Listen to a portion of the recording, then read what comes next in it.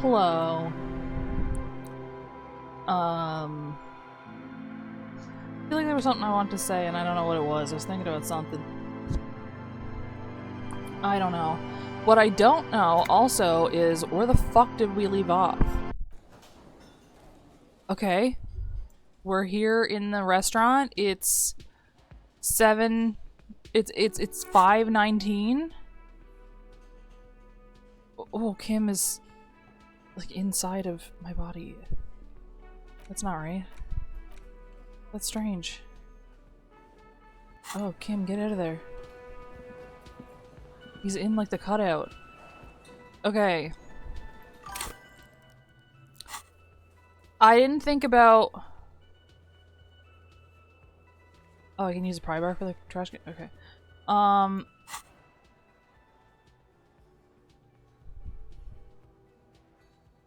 I mean, we can do it if you want, but I did it earlier, so...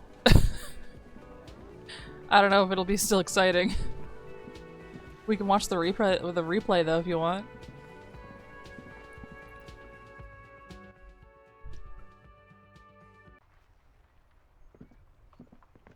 Okay. I want to see about opening the thing. I saw that and I don't understand why people are talking about it. This trash container is locked. The sliding lid. I can't open that. Do I have the key? Crack, the lock pops open. It should now be possible to simply raise the lid. I have the key apparently. I couldn't remember. I was gonna open it with the pry bar. Don't. Maybe you shouldn't. What? What's up? I don't know. I don't know where we're at right now. I can't remember what the fuck we're doing. I guess I'm opening the trash bin though. You can't do a replay of it? Oh, you know what it is? I think that you can't view it until after the CM is done, but I don't know that for sure. Because I did see it play. And now it's not in my thing. But I don't think that means anything yet. Okay, maybe I shouldn't do it. Didn't I just have a premonition that there's something in there? There is, but you won't like it. Sweat forms on your brow. Your hand is still on the lid. I did meet the muscle racist dude. You're right. Open the lid. The smell of rotten food rises to greet you.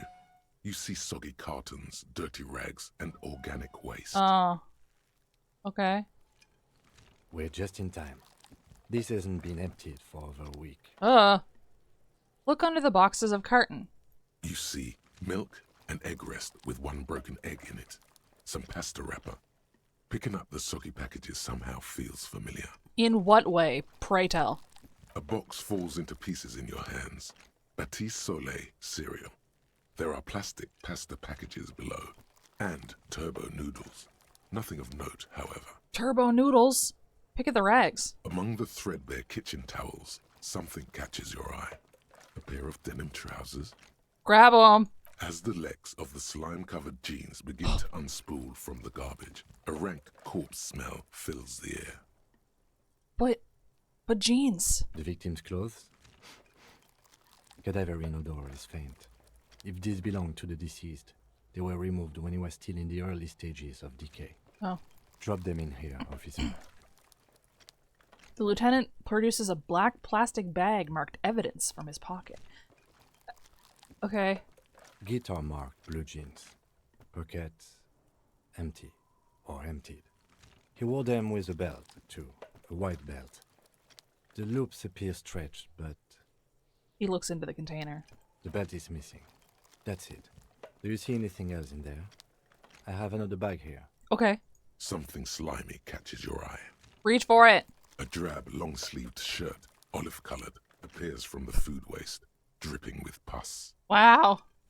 Bag the shirt. This is a military-type overgarment. No label or serial number. This is the kind of ribbed shirt that's worn over light armor to conceal it in an urban scenario. Anything more? I don't know, man. The rest of the rags are just kitchen variety waste. A yellow old mug that catches your eye. But other than that... Thrown out towel, a mug. That's all. All right. We should go to Gart again and ask if he knows who put the clothes in the trash. It could be as simple as someone from the hostel cleaning the yard. Or that one. I'd advise against confronting that force. Yeah, I don't want to talk to Kuna right now. What about the mug? You think somebody from the Whirling might have been involved? Not really. All we know is the victim's clothes are in the trash. The lid was locked, and his establishment had the key. That's true. It's just a small loose thread. We need to ask kids who put them here. The fuck's he on about? Kids? You hear that, Kuno? He thinks you're an infant or something. I do, yeah. See? Kim. Okay. The lieutenant nods, then looks back into the trash container. Oh, I get to keep looking. Search the food waste. It's just organic waste, cold and slimy on your hands. Apple and potato peels. This is mostly. crazy. Unidentified sludge, and the occasional chicken bone thrown in for good measure. But hey, nothing. It's nothing. Nothing more to see here. Nothing. What's this? Oh, what? A blue piece of plastic sticks out from the apple peels. It's shiny. Looks like the corner of something. This is so exciting. It's like a gacha. Something larger. A clipboard. A blue plastic clipboard with moist papers hanging from it. They look badly damaged, but you can still make out forms and notes, written in a man's handwriting. Okay. Officer, is that your paperwork? I don't know what this is. It is. Look, the plastic has the RCM street grid on it. You've even got an autopsy form in there. Oh my god. A miserable looking slip of paper sticks to the board. Secret task complete. Yeah. If you don't mind my asking, how could you have let your paperwork end up in the trash? I literally don't know, man. What do we... Maybe I needed to lose it for the great bloodletting to begin. Dude, any little fucking crumb of dopamine that I can get, give it to me. I think I didn't want to be a cop anymore. That's why I tried to flush my cop life down the toilet. Well, He doesn't know what to say. His eyes express a rare condolence. Then he picks it up. Oh, lucky we found it. You should take stock of what remains, just to be sure some has not made it into the hands of the RCM's adversaries. Organized crime and the like. enemies. There might have been police secrets in your notes. Sounds like an Okay. It would also not hurt to start taking notes on the case. Now, tell me what your eagle eyes see. Or are we finished? I'm like the, like an elf in the Lord of the Rings. Do you know that in the Lord of the Rings, the planet is round, but for elves, it's flat. That's why they can see so far. Some items, such as the ledger you found, are interactable. Isn't that Go crazy? to your inventory and select the Interact tab to Okay. read your paperwork. I'm getting the mug, also. You pick out a broken mug with an oddly racist depiction of the yellow man frolicking in saffron. The yellow man. An antique? Only in its social sensibility. Pick the mug. The lieutenant briefly glances to the mug, then returns his sight to the trash. Close the lid. container sounds a muffled gong. Sick. That's one thing off the list. I think we got it all. Open the lid again. The smell of rotten food rises to Why greet not? You see soggy cartons, dirty rags, and organic waste. The container Oh. sounds a muffled gong. Okay. I did mean to close it again, so that's good. That's fine. Leave. How does what work? Oh, the ledger. It's the ledger you found in the trash. A pitiful cabbage of white and yellow papers hanging from plastic board, barely held together by a metal clip. This sad display is made complete by the faint smell of urinal cleaner. That's a crazy way to say that word. Oh, the elves. Yeah. I don't know. I think it has something to do with like them being like an older species or something. I don't remember what the explanation was, but the world is flat for them. I think that's part of it. Has to do with the fact that they can also go to like that like secondary like afterlife type land. I haven't touched the Lord of the Rings in like 20 years. Anything else? There's a piece of toilet paper, or is it cleaning tissue? No, it's toilet paper. Desperately sticking to the back of the blue plastic clipboard. Okay. It's a metaphor for you. Ugh. That's not nice. Below the pathetics, terror. Do not look into its blue heart. I want to look into the blue heart. Inspect the toilet paper. It's just toilet paper sticking to the back of the plastic clipboard. You can take it off if you want. Leave it there. It's cool. Way cool. It's talking to me.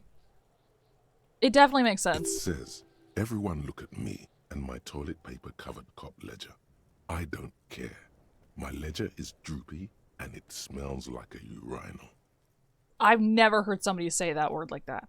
Inspect the clip. An aluminium block runs the width of the board, biting down on the paperwork. Its crocodile teeth are the only thing keeping the papers together. A regular pencil, the tip worn down to nothing, has been attached to the clip. Touch the aluminum. The surface is interrupted by a silvery sticker. Oh, It's rectangular, sparkling with iridescence. You don't know how you didn't notice it before. a sticker?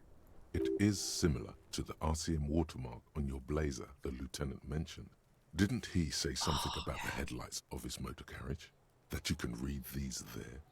Lieutenant, is this one of the hologram watermarks you mentioned? Point to the sticker. What? Yes, halogen watermark used for adding information to RCM property. So not hologram, halogen. How can I read it? Any capable light with the right wavelength will do. You mentioned the headlights of your Kinema? Yes, RCM vehicles have headlights tuned especially to reveal halogen watermarks. Whoa, no way. That's kind of sick. This means you can read the watermarks if you just turn the lights on. Yeah, I figured that. What kind of information? It depends. Aside from an anti-counterfeiting stamp, mine has my station number and address. The information varies by date of issue. Your home address or your station address? Because that's different. Maybe yours will have how many cases you've solved. Oh, maybe. That would be incredible. How many years you've been on the force, he's thinking. It'll have that. Yeah, that's true. That's all, thank you. Okay. He returns to his neatly kept notes. While a bunch of sodden papers sag from the clipboard in your hand. It's a sorry sight. He's so patient with me, and there's no reason for him to be.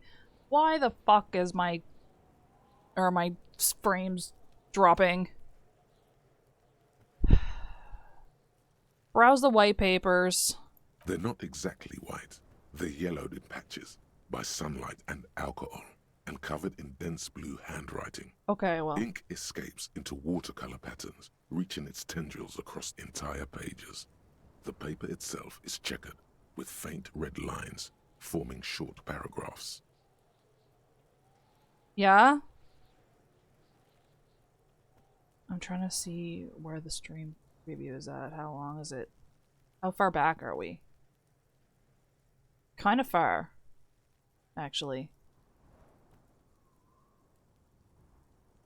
Okay. Once in a while, there's a red stamp that exclaims, "Case files commit to paper." Oh. The case files themselves are plenty. You count more than 100 sodden, crumpled up, earmarked pages falling apart in your hands. They appear to be sufficiently organized and extremely dense, if mostly illegible. They're impossible to read. Why are we dropping frames, though? And connection, also. Like, why is this happening to me right now?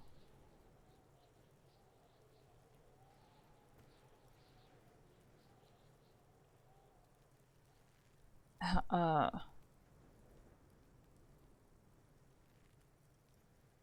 trying to see where we're at.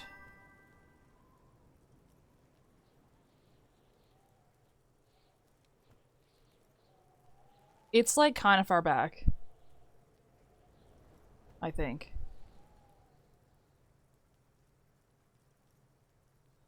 I'm waiting for it to chill out. It's not dropping frames right now?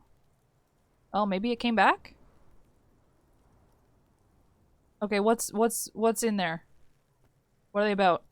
Work, strife, poverty, the Jamrock Quarter. These are handwritten logs of investigations dating back to January 51, this year. The exact number is hard to estimate due to missing pages and an odd naming convention. But there are at least 20, maybe 30 cases undertaken, not completed, mind you. Oh. It's the middle of March. You have attempted 2 cases a week on average. That seems like a decent amount, I think. Is 2 cases a week a good caseload, Lieutenant? He's gonna say no. Huh? 2 complex cases to undertake is a lot, yes. You really have to push yourself. I would not suggest it, lest you start making mistakes. Okay. 2 cases a week. Yeah, I don't know if, I also didn't see it. I also did not see the message you sent on the screen. 2 cases a week was the limit. 2? That's a lot. I didn't mean to say you are making mistakes, by the way. That was presumptuous of me. Yeah, it seems like it's not too far back, I think. I don't know. That was presumptuous of him. I'm sure I made plenty of mistakes. It's okay. We all make mistakes. Is it okay in copying? God knows I've made my share. He tries not to think of them.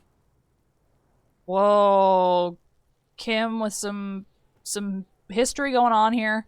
Like a fan of gills, the checkered papers dry in your hand. The handwriting is extremely dense, if mostly illegible. There was mention of a naming convention here? Yes, it appears you employ a, shall we say, robust yet literary system. Oh. Each investigation has its case number written on the margins. Yet, still more tellingly, most are accompanied by a name. A name. Okay. A title, one might say even. One that draws inspiration from snoop fiction and vespertine cop show staples. Oh my, and they're written in capital letters too. Yes, all caps. One is called The Next World Mural. Another, The Square Bullet Hole Murders. Another yet, The Unsolvable Case. More? Others appear more light-hearted. The guys on a couch in an unexpected location, and the murder at the Ukar Parlor. Even the rare article-free collapsing tenement. Wow. Murder features prominently throughout. There's a lot of murder going on. It's going to take an effort to piece these case files together, but it can be done. Once you're done inspecting them up close. Okay. Kim, my cases appear to employ some kind of naming convention. You mean the alphanumeric? Officer, precinct, time of arrival at the scene? No. I mean a non-numeric one with titles. Oh, you mean the titular? Yes, well, so do I. In our defense, almost everyone in the RCM does. I don't think they do it the way I do it. It's just, why is that? It's a holdover from the early days of the RCM, right after the revolution, when the organization had little idea how to do things. Yeah, It show me the persists Steel in Samurai. an unofficial capacity. Officers use these titles to refer to their work among themselves. The Light? I seem to have named a case The Square Bullet Hole Murders. Again, in your defense, I seem to have named one I the seem man to with have- the hole in his head. That was a real person. His death was real. Still, I named it that, to amuse myself. Well, I mean, I guess. I pray his loved ones never find out. What happened to him? Rail spiked through the head. Oh, He died. It was a workplace accident. Phineas Gage, but died. I have to open an official case. Is there room? There is, for precisely one more. Oh. 15 pages near the end remain untouched by the damage. That's a lot. A checkered grid forms a structure of passages, breaking the case into subtasks to accomplish. Once all the tasks are accomplished, the case is complete. I see. Commit to paper. Sadly, the ledger only comes with an old, worn-down lead pencil. It's unfitting of this monumental event. Oh. Kim, you got a pen? The lieutenant looks at his blue notebook. 2 fat, shiny pens hang from the binder, like large caliber bullets on an ammo belt. 2 pens! It's downright incriminating. He has little choice but to give you one, although he really does not want to. It's okay, I'll give it back. He is not really saying anything, just standing there, looking at them. Can I have one? Know that I give this to you with resentment. Oh, blue oblong pen.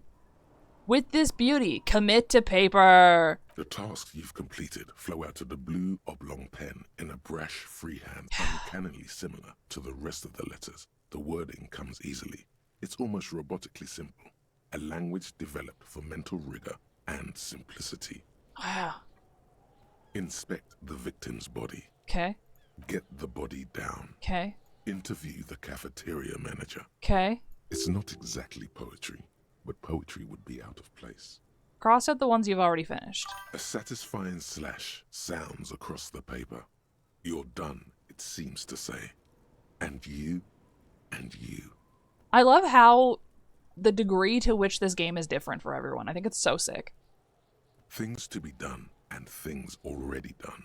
The composition of reality. This is an extremely useful tool for a detective of the Citizens Militia. Now all that remains is to name the case. Okay. Lieutenant, have you by any chance named our case? No, actually. Oh. Any ideas? No. Okay. These are good names. This one though, the Furies are at home in the mirror. That's the beginning of the game. Furies. Yes, well, I don't know. He doesn't like to it. be honest, I'm not experiencing the internal strife that refers to. And also, He furrows his brow. could you make it less poetic somehow? Just a normal case name, you know? Oh. Think, what would that be? A good normal name. He doesn't like it. Yes, you know what that normal name is, but it's so plain.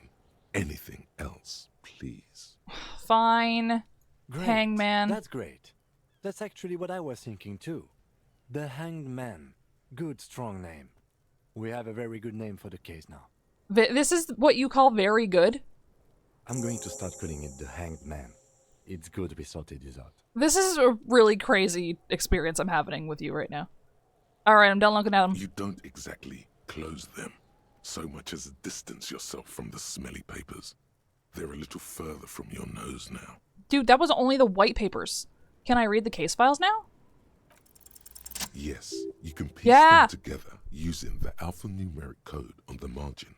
It always begins with HDB 41, then date of initialization and time of arrival on the scene, followed by the title. For example, HDB 41120111700, the Next World Mural. Oh. It kind of is like the tarot card, that's right. It just feels kind of boring. Wait, HDB41? Weren't those officer precinct? Why, yes, your precinct number is 41. And HDB? Every last alphanumeric in the files begins with it. And these are your case files. Yes. It's safe to say HDB are your initials. Oh. These are really good names. Ram Darjan Binzonkin? Yeah, no. How long does it take to read a case? It takes about half an hour to piece one together, using the system you've devised. Where do you want to start? That's so long. Okay, I'll come back later for that. Not much has changed in the meanwhile. A bunch of sodden papers still sags from the clipboard. Crazy, I know. Look at the yellow paper. In the back, you see thin, translucent copy paper. We are the Some fool, yes. neon yellow, some bright red, all covered in boxes, like marching armies. These look like official forms, waiting to be filled out. Oh, they're like transfer paper? Then rip them from the binder and hand them out, according to type of form.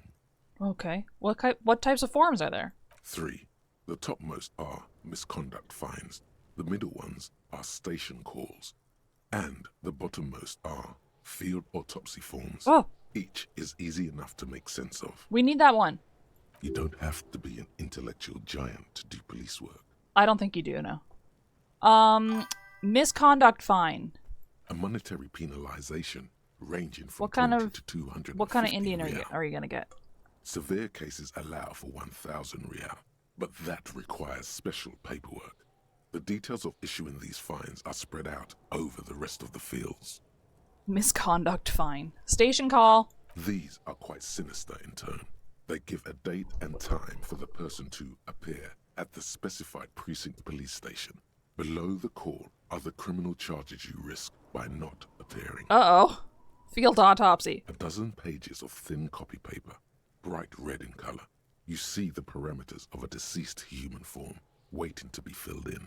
Age, sex, condition of internal organs. Okay, well.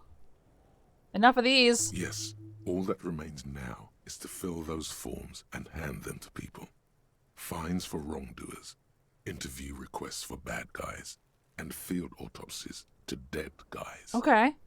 I can do that. The rest of the stinking cellulose is much worse for wear. Being sandwiched between the board and the rest of the paperwork must have spared the fragile copier paper. Look at the clipboard. It's made of dark blue plastic, hard enough to beat someone to submission with. The edges are rounded, however. The U4 size board feels thick and heavy in your hand. You can't like just say shivers on that. its wet surface. On What the back, kind? You see the embossed letters RCM. I need to know. What kind? What is U4? I know what A4 and A3 are, but what is U4? What is U? Shake the ledger. Something rattles inside, ever so lightly. Is there a hidden compartment? Whoa! No fucking way! Permeables. It's not hidden per se. The compartment is made for permeable materials that would get damaged if something happened to it. I love butter chicken so much. I'm so basic, but I just fucking love it. I love butter chicken and I love tikka masala. I'm the most fucking basic person there's ever been. Peek inside. The plastic shimmers like lapis lazuli. But Yeah, I it think is you do the not band. see-through. You cannot see to its center. Okay. What did you say the color was? Blue. Okay. The blue heart. Don't look into it. Why? How would I open it? With your hands, U4 sized pages hang from the clip screwed to the top of the board. Okay. What is... Oh, it's because I'm still thinking about this. I'm getting a minus on this thought. Smell the ledger. The acidic stench of rotting food is rubbed off on the cellulose. It now forms the base of the experience. Wow. This base surrounded by a faint air of spoiled meat, the stuff of death itself, and then sprinkled liberally with the citrus zest of toilet cleaner. Okay, let's put it away. Yeah. Blue is scary, apparently. Yellow man mug. Great. This broken-eared mug somehow made its way into the whirling in rags dumpster. It depicts a person of Samaran descent frolicking in a field of saffron flowers, buck-toothed and grinning feeble-mindedly. It seemed to be a cheap knockoff of some colonial-era antique. Honestly, this description was, like, bad to read. What is this? Oh, the pen! Kim's pen! Comes with a side order of resentment. Yeah, I didn't order that. Let's look at the mug. It's just a racist mug. What's there to read here? Not much. There's quite a lot to read into here. Look at all this content. Oh boy, here we go. Dude, that What sounds are incredible. you going to say about a broken, tossed-away mug that you dug out of the garbage? I genuinely think that Indian takeout is like the best form of takeout. Like, it travels so well. It's perfect. Okay. What are we gonna say about the broken racist mug? I'm gonna push this into the face of every merchant I find and tell them this is your inane ideology. How? What So does that again, mean? you dug it out of the trash. Why? It wasn't going to offend anyone there. Why don't you just get back to your case? Yeah, but it was a yellow mug and it looked interesting. Can I look at it again? It's just a racist mug. I want to get But into the mug talk. It will not happen. The mug talk is exhausted. Oh, It is time to return to work. fuck. Okay. Well, like, it's like 6 p.m. Yes? Hey. You seem to be following me as the funniest dialogue option. I think you should know that I can't remember anything. No response. He just arches his brow. I feel I must repeat this. I don't remember anything. There was heavy drinking involved. Have you tried concentrating on something other than your personal affairs? Whoa! Shot to the fucking heart. There is a sudden, harsh edge to his voice, like he's tired of hearing about your personal affairs. I'm afraid this is a medical situation. Bro wants me to shut the fuck up. I'm completely lacking in basic information about even this organization we're in. Fine. We should get through this day first. Okay. Off hours begin at 9 p.m.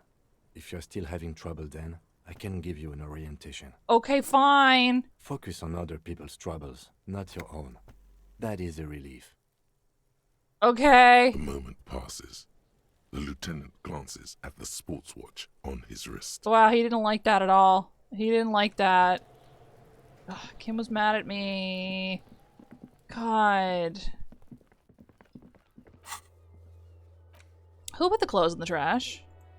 Oh, we have to fucking ask. We have to ask Kuno about the fucking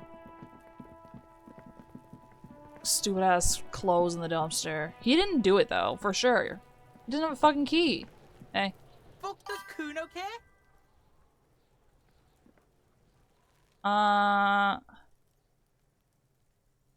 I talked to Manana about the armor. So?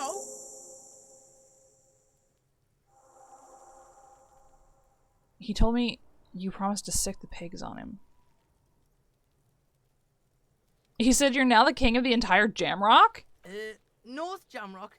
Kuno meant everything north of 881. Oh. The rooster fucked Kuno's words up. Kuno doesn't do south. Doesn't fuck with the madre. Okay. Kuno appreciates you recognizing him as the sovereign of Jamrock, though North Jamrock, that is. Just north. Kuno sent your fat ass running around like jello. Oh my god. Look, pig. Kuno sent you to rough some people up. Kuno played you. That happened. Now you and Kuno should move on. You're so annoying. Good idea. I will remember this, Kuno. Okay? Yeah, that's what Kuno said. Don't be saying what Kuno said back to Kuno. Get the fuck out of here, Patterson Kuno. After this shit, you better have something real interesting to say if you want to stay in Kuno's face. Yeah. Yeah, real interesting. I have more questions with the crime scene. Yeah? The kingdom of Kuno? The fuck do you want with it?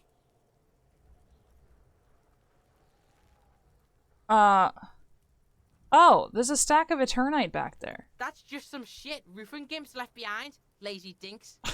There it is. That strange feeling again. As if there was more than meets the eye about that pile of roofing material. Don't I have a single normal thing to say? No. We are way beyond normal already. We are in the Star Chamber. The Star Chamber. Better not to bother the lieutenant with my Star Chamber. He wouldn't understand. Are you having a seizure in Kuno's yard now? Oh. I have to say one of these things to him? So you say, but I saw past the veil. The fucking well! The fuck are you talking about? Ask me a normal question, pig! Okay. Trying to make you feel stupid, Kuno. Can you, like, shut the fuck up for once? You glance again at the roofing material in front of the shack. Yes, you should go back there. I'm not even talking to her. What's in the greenhouse? Dunno. Kipta's gardener used to work there. Kipt is a pejorative term used to describe people of South Seminese or Erie-Uppergite descent. It used to be a common first name among the Erie-Uppergites of Ilmara. Not so much anymore. Erie-Uppergites. Yeah, as soon as he said... When he said kipped ass, I was like, this is... As an adjective, I was like, this is some kind of a minor slur. I have played Night in the Woods, but not recently. So we could play that. I played it like... Shit, when did I fucking play it? Hang on. I need to know now. Where's...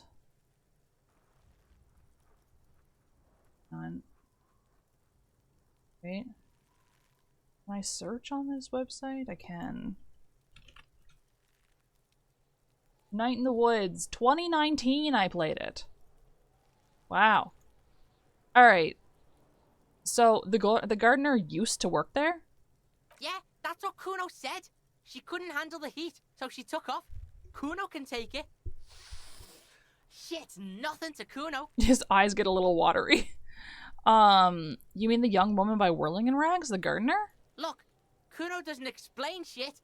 Kuno just says shit. He looks to you in the eye and nods, as if agreeing with himself. Yeah. Well, it was November. So it was a little before that.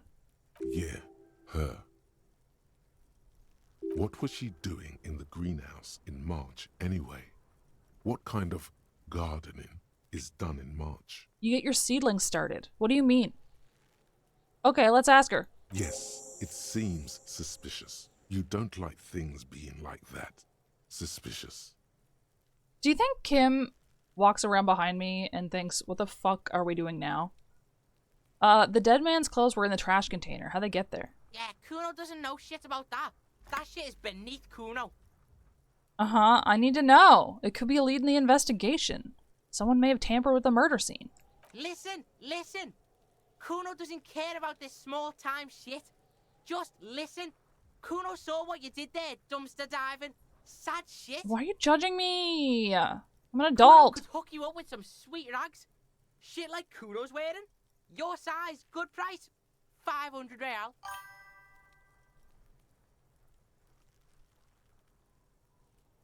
You must, right? Wait, I asked you what happened to his clothes. You must have seen them lying around. He's... Everyone's here judging me. Look, Kuno ain't seen shit lying around, except for that up there. Now, you want performance gear or not, Grandpa? Performance gear. The lieutenant remains silent, but his expression couldn't say, "I told you so," any louder. I already have pants. Whatever. Kuno was trying to help you, but you're too fat for fouling anyway, pig. Okay. There was also a mug in the trash. The fuck? A mug in the trash? Is this about the fucking clothes again?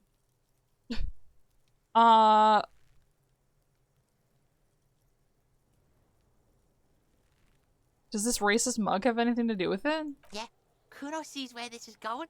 Kuno's got that fast brain. You saying you picked it after the mug fucker, cause he's the clothes fucker? Yeah, that's what I'm saying, man, yeah. I can't hear you, Kuno. Speak louder, Kuno. That's exactly what I'm saying, Kuno. Someone has tampered with the crime scene, cleaned some of it up. Shit, that's tense. Someone's going to the beat-down basement, huh? Mug guy gonna get tied to the radiator. He nods in approval. This kid is fucking crazy. Kuno doesn't know who put that shit in there. And if he did, he wouldn't squeal. Huh. But if you find out, maybe you can... Tell the Kuno who it was. He's curious. He likes putting 2 and 2 together here. Kuno loves adding. Stop turning into a pig, Kuno. They're trying to get you hooked on the snitching.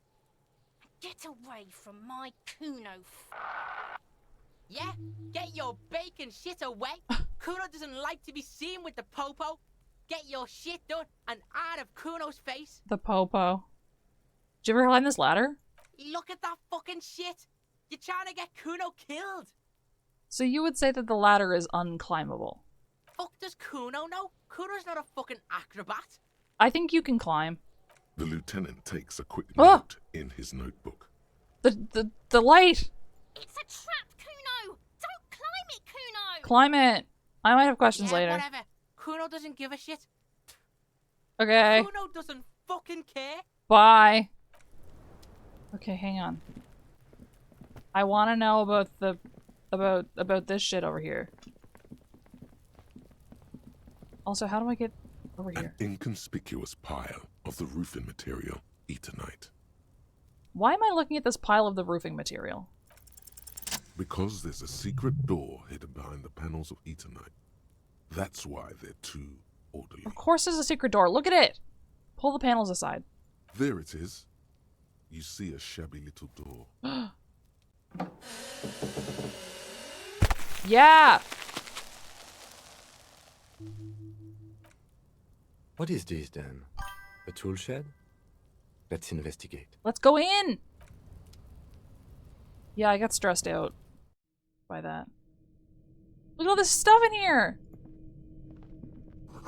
An empty tube of magnesolum magnesium supplement. But it's empty? That sucks. A silver plate with traces of bone yellow powder. Be still, my beating heart. Oh, It's amphetamine. Sweet amphetamine. I see. The lieutenant isn't studying the powder in the mirror. He's studying you. I heard amphetamines make you a really good detective. Are you a really good detective? No, I'm just a regular detective, thank you very much. Kim, do you want to take drugs with me? Someone has taken narcotics here. Perhaps the police should interfere. Why are you rhyming? Perhaps not. This is below our pay grade, detective. However, He points to the ladder in the corner. see that ladder there? It's probably another way into the industrial harbor, no? A secret path the local kids use. Whoa! Kim's so smart. The poster says, "Get out of the way or get fucked up." Cured pig's head. It looks mummified. What's this? Money! Yes. He's thinking about something? Maybe? Oh shit! What's this? Oh, we're... Oh. Wait. This doorway is gonna collapse soon. Restoration pillars keep the ruins together. Oh. Yeah, but like how... What's this? Nose of bed.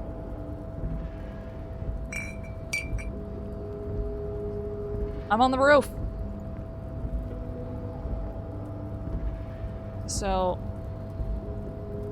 Looks like someone left his tarpaulin cloak hanging on the railing here. Look, Lieutenant! Someone left his cloak behind! Look at that! Yes, it's probably yours. It bears the RCM insignia, and you have a habit of being careless with your equipment. Oh, is that what it is? You could probably make the jump. You look like you've done some track and field in your day. I don't think I could make the jump, frankly. Low 8%. What? Do you really think this cloak is mine? Should I go for it? Jump? The cloak? I do think it's yours, yes. As to whether you should go for it, He looks over the ledge at the coal pavement below. well, it doesn't seem too dangerous. 2 meter stops. Whenever you're ready to do it, I'll be right behind you. To push me? The cloak looks like a bag of goodies floating in the wind. Oh, that's Who true. I can knows change my what its clothes. pockets may hide. Yeah, not right now. Okay. What do I have here? Conceptualization. Oh, my pants. Horse. Oh, and my shoes.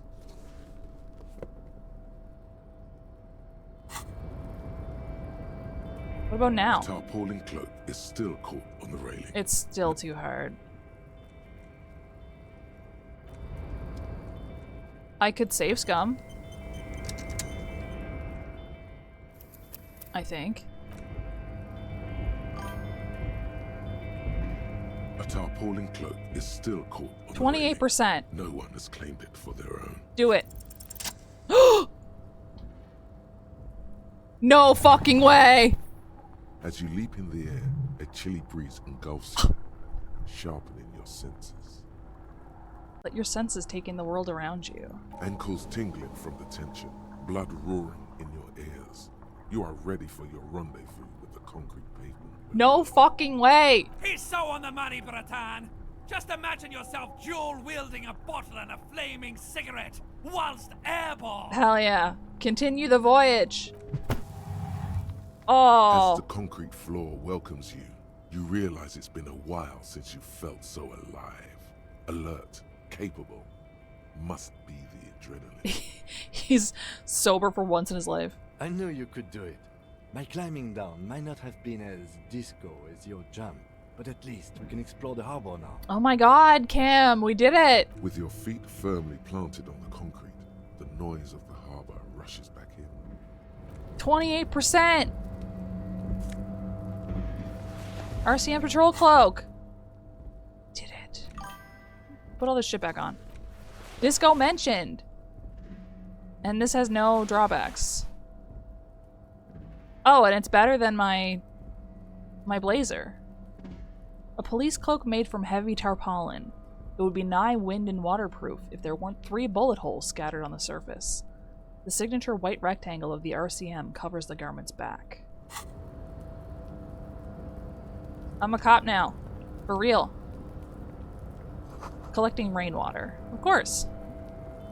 Disco mentioned, title drop. Oh, all around you, great machines in quiescence. That's a word. It's a good word. At least 3 packs worth of cigarette butts. Numerous empty bottles of Commodore Red and potent Pilsner. Snow is quietly covering the numerous wine bottles and cigarette butts on the ground. Someone partied really hard here.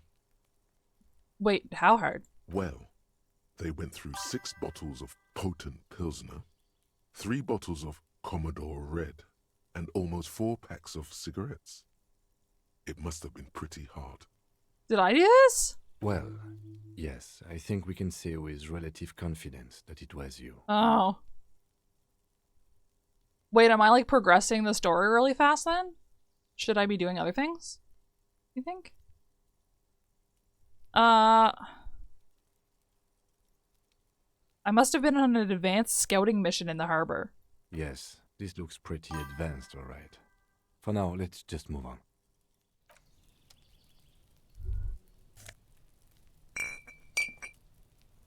There's no order, okay. Can I press take all without... I can press enter to do it. Look at all this fucking money. That's money, Kim. Kim, you're in the way. Kim? Man. We can't reach these right now. What's that? This is the night watchman's booth. The name on the door reads, René Arnaud. Oh, Renee is the old man that I threw his bull away? So this is where Renee works. I'm gonna look around. If you must. But please hurry. We are pretty easy to spot up here. Yeah, that's a good idea. Nothing incriminating catches your eye. The cabinets are clean and their sparse contents meticulously organized. There's a framed photograph on the table. My options are take the picture and leave the picture alone. Why can't I, like, just pick it up and look at it and put it back down? I want to look at it. It's a black and white photo of a young couple out in a street fair. The man, René, is dressed in a Royal Carabinier uniform. The girl is young and very pretty. She is smiling playfully at the camera. Rene looks like he's about to smile. This photo must be tied to some good memories. Why did you take that picture of René? I'm making an artistic photo collage. I'm gonna ask him. You're really interested in that old soldier. Not sure I understand your fascination, but sure. As long as it doesn't take up a whole lot of time. Okay. Thanks, Cam. Wait. There's more bottles. I'm gonna make enough money yet.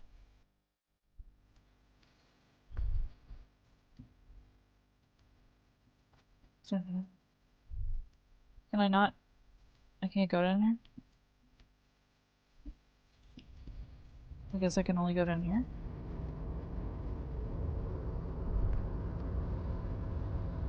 He's considering things?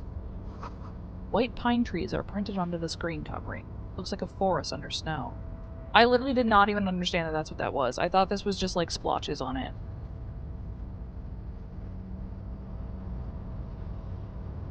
Yeah, the stat check would say.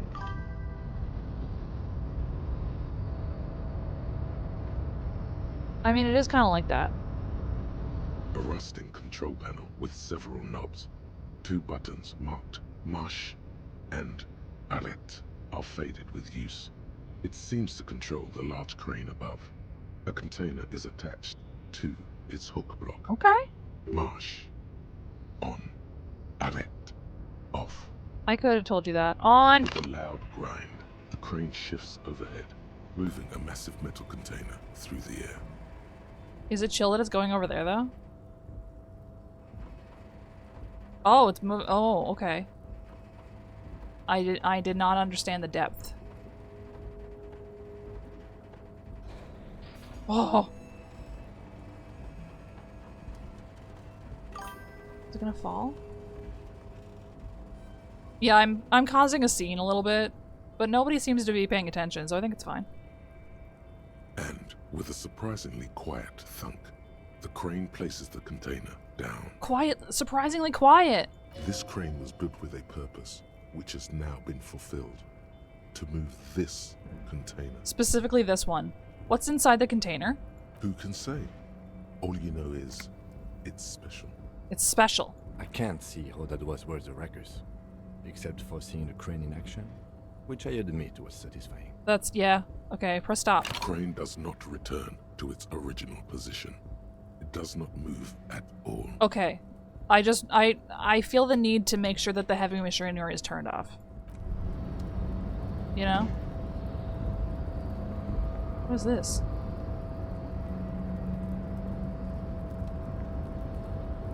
What is this? And this? Oh my god, it's money! And more drugs for my nose. You see faded industrial lettering on the platform. Gvalsund. Okay. I'm gonna save the game because I feel like it's special. It said it was Before special. you stands a cargo container. Just one of many in the yard. Lieutenant, I think there's something special about this container. You do? Because I don't. What? Why not? There are 1 million containers here. Why are you fixating on this one? Maybe there's contraband in there? There may very well be, but we are not here to look for that. Well, come on, Kim. We are not here to interact with containers. We are here to get the body down from the tree. Have some whimsy. Knock on the door. No reply. Open the door. You attempt to turn the handle, to no avail. The doors seem to be mechanically locked. Okay. To your left, the lieutenant considers your actions with some puzzlement. Persuade the door to open. Okay. Do I have... I think I might have a level I could put into this.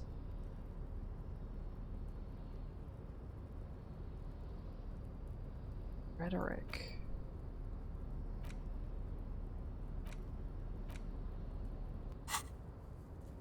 Look at all my fucking stuff. Wow.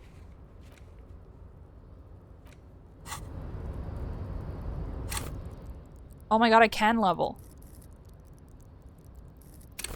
I can't believe I need more rhetoric for this. Level. Accept. Save video game. Hello, You're back door? Before the cargo container. Its drawer has not lessened since you were last here. It didn't If even anything, it change a seems little to have bit. grown slightly. Do you think? We get 2d6. We roll a 12, we fucking win it. Okay? We fucking win it with a 12.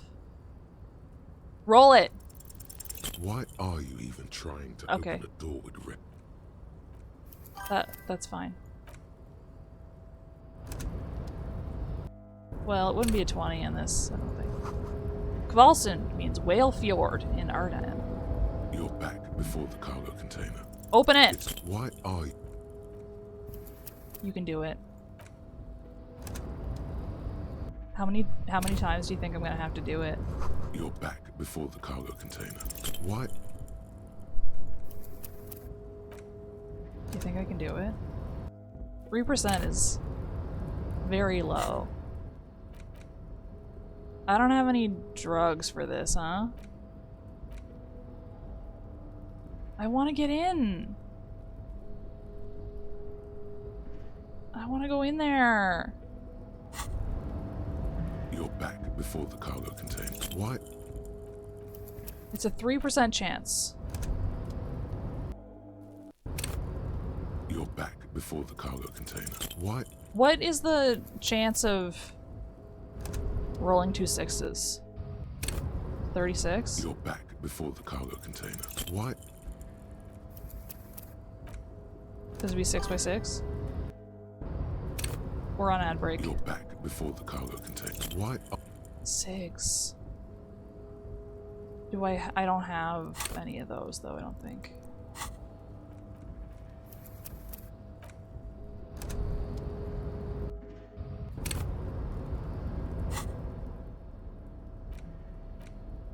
I don't have any of those.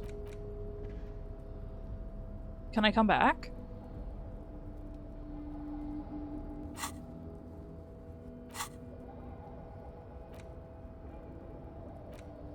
Authority, logic, visual calculus.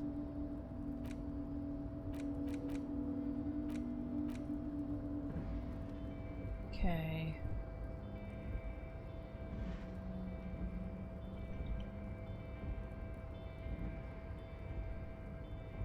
Thought cabinet.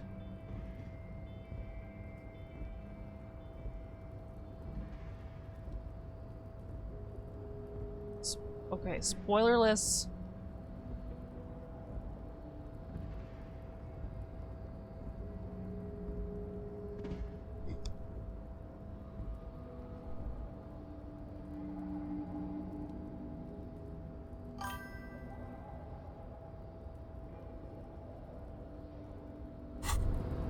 Well, you know. Don't be afraid to say weird things.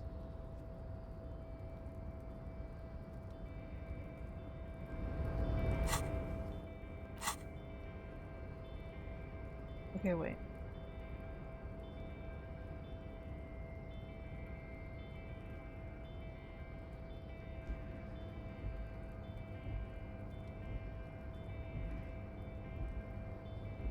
I want to know what the thoughts I have do.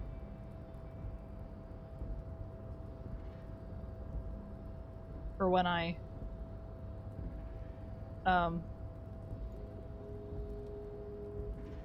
For when I... Well, for after I internalize them.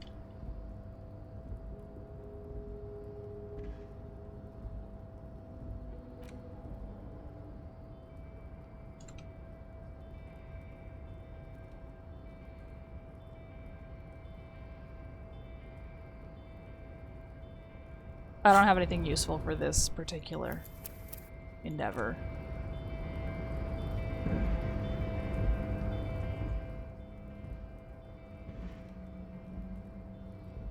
It's crazy that I can't use the pry bar on this. Before the cargo container. Its draw has not lessened since you were last here. If anything, it seems to have grown slightly. We might. Why are you even? Okay. Fine. I'll come back. Is this gonna get, like, locked off from me forever?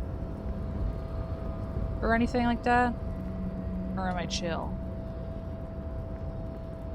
Dude, where the fuck am I? The shipyard ahead is oddly quiet. The great machines are sleeping. This speaker tower is silent. There is no work to organize in the air below.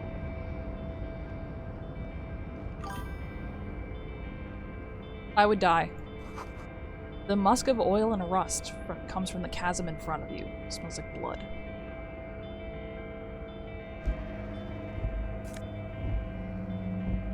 Oh! New gloves.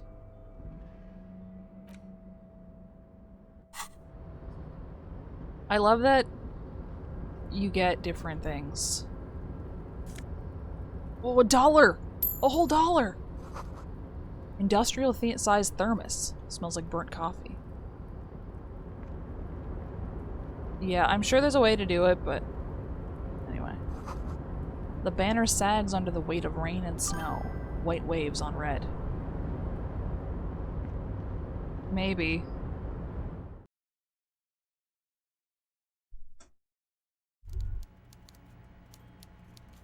What's the sound I'm hearing? Where the fuck am I? The coffee in the giant thermoses is still lukewarm. A stair made of pallets leading up. Hello? Hello? A taxidermy fish that tells time.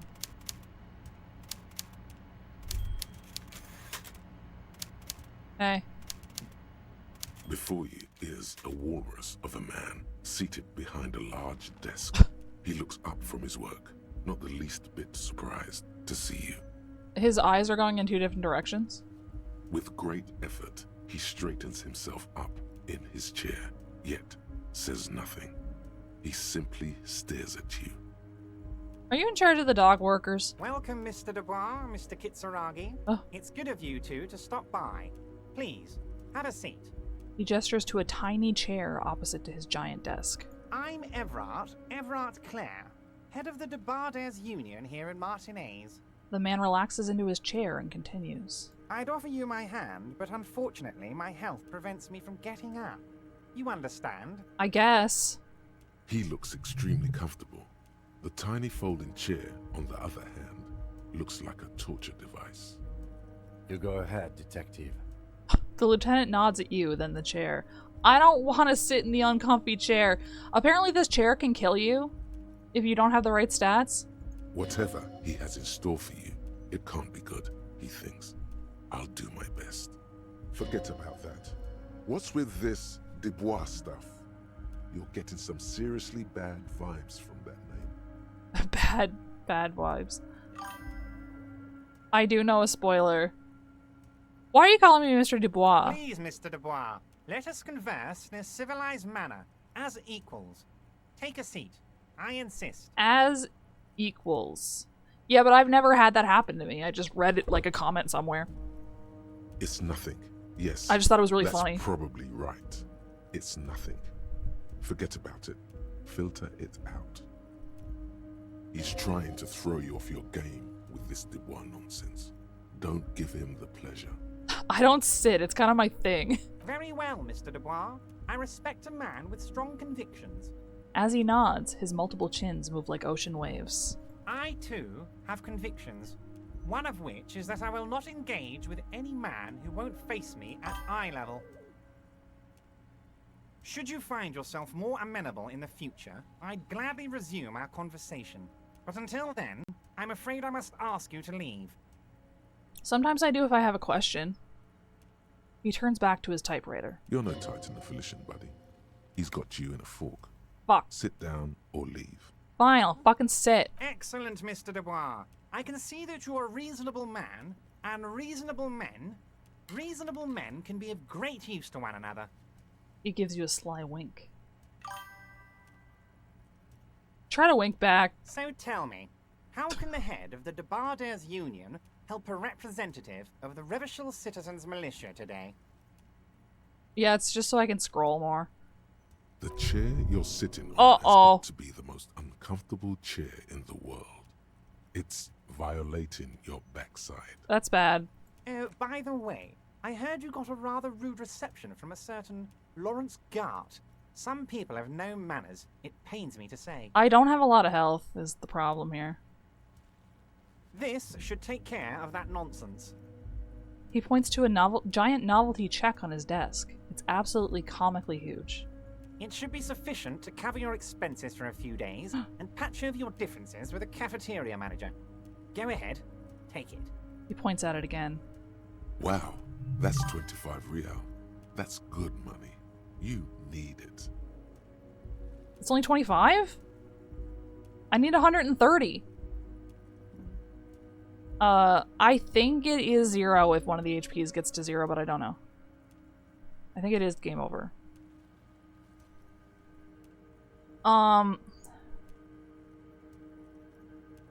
Wait, you know Gert? Yes, I know Lawrence. He's a real character. No union man in him. A real piece of work, that boy is. With a grin, he points to the checker game. It's like you're on a game show. At least, don't thank him for it. Okay. Well, here's the problem, is that if I take the check that I'm indebted to this man, I feel like. But I also need the money. So it's like, fuck.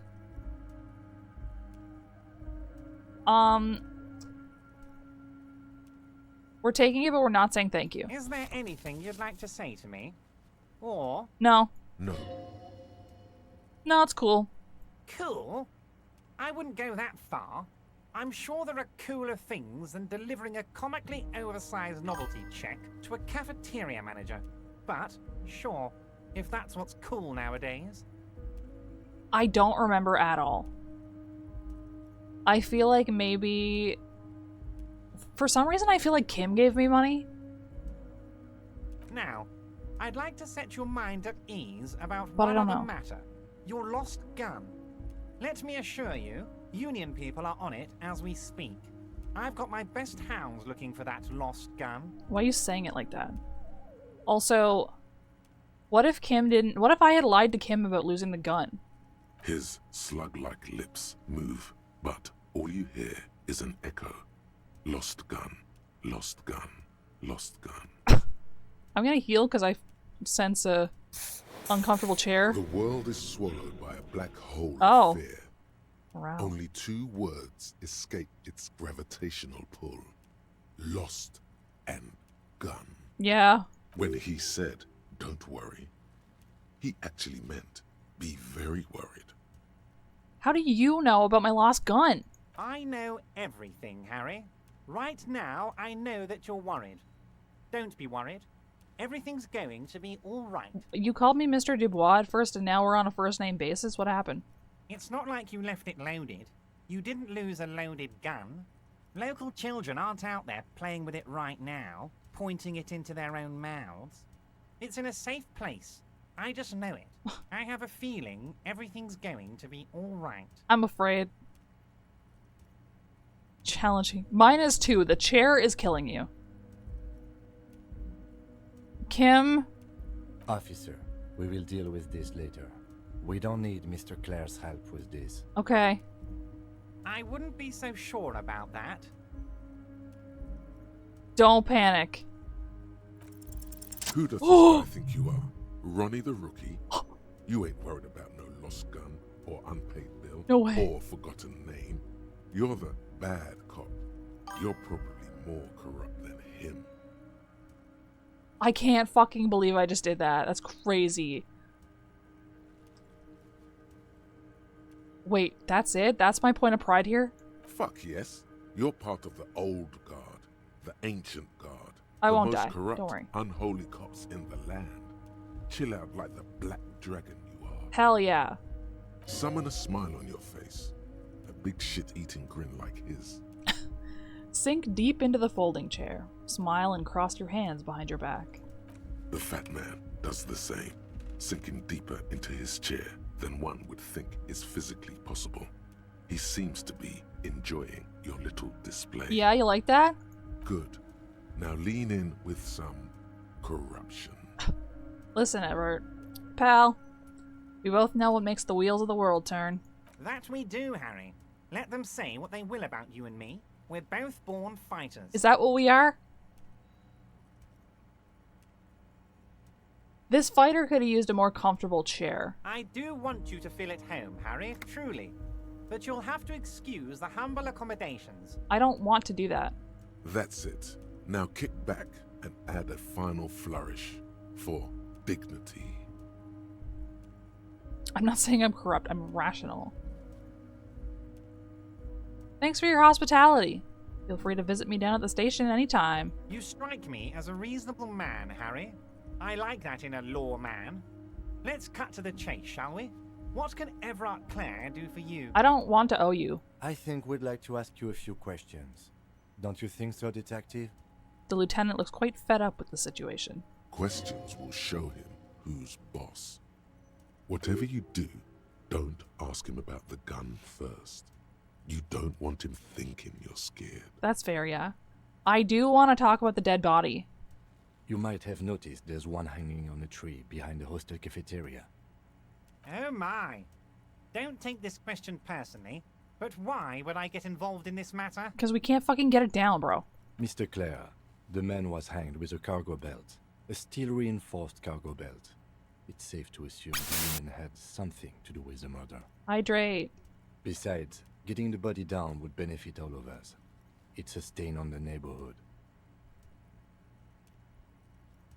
Yeah, the belt thing. You are a community leader. Help your community out. The belt thing. I can certainly see how having him up there might start affecting some real estate values. He licks his fat lips and smiles. But of course, all joking aside, I am going to help you. He picks up the handset of a radio phone to his right, then clicks a button. Jean-Luc, my boy, I'm sending 2 police officers down.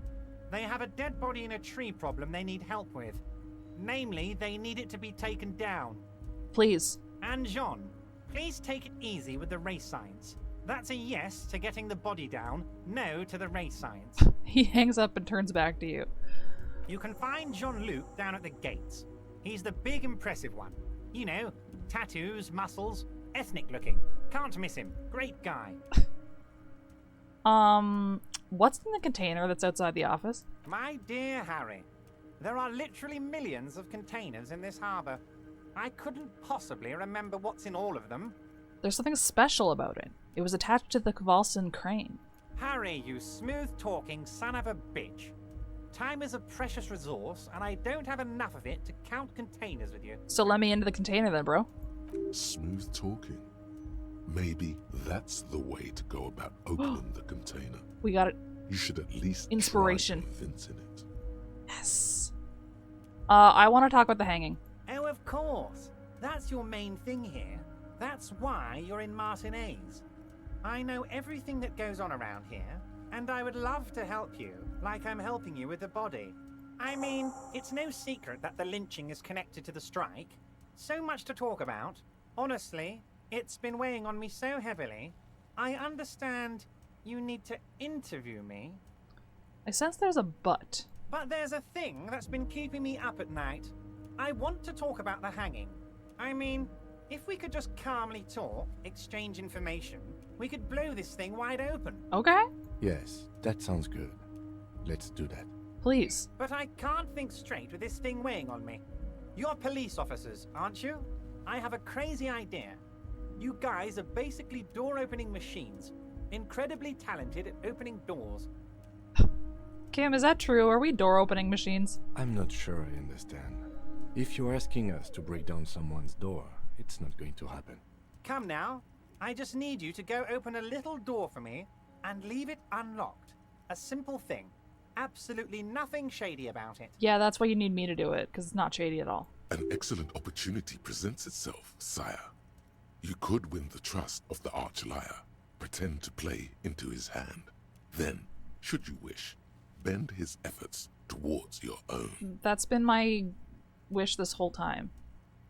Why don't you just open it yourself? Harry, I'm a very busy man, and more importantly, I don't have that extraordinary physique you do.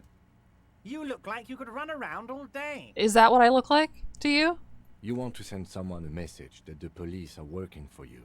I repeat, I'm a very, very busy man, Mr. Kitsuragi, and therefore I must occasionally enlist outside help. So what will it be, Harry? Whose door is it? Oh, no one's. It's just a weasel. A weasel lives there. Nothing for you to worry about. Okay. What do you mean by a weasel? A loud blabbering weasel. When weasels feel no one is watching, they start acting foolishly. He removes his glasses and rubs his nose. Just go there, unlock the door, and leave it open. It's been such a burden on me, Harry. I just want this to be over so I can discuss business with you. He puts his glasses back on. I bet you don't even know anything about the hanging. Harry, my dear friend, I am what people call a local bigwig. I know everything that goes on in Martinez.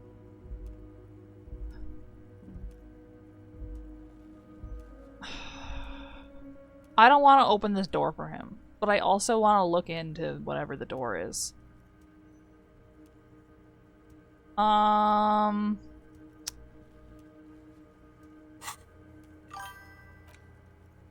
Yeah, well, here's the thing about this, though, is if I can't save right now, I'm in a discussion.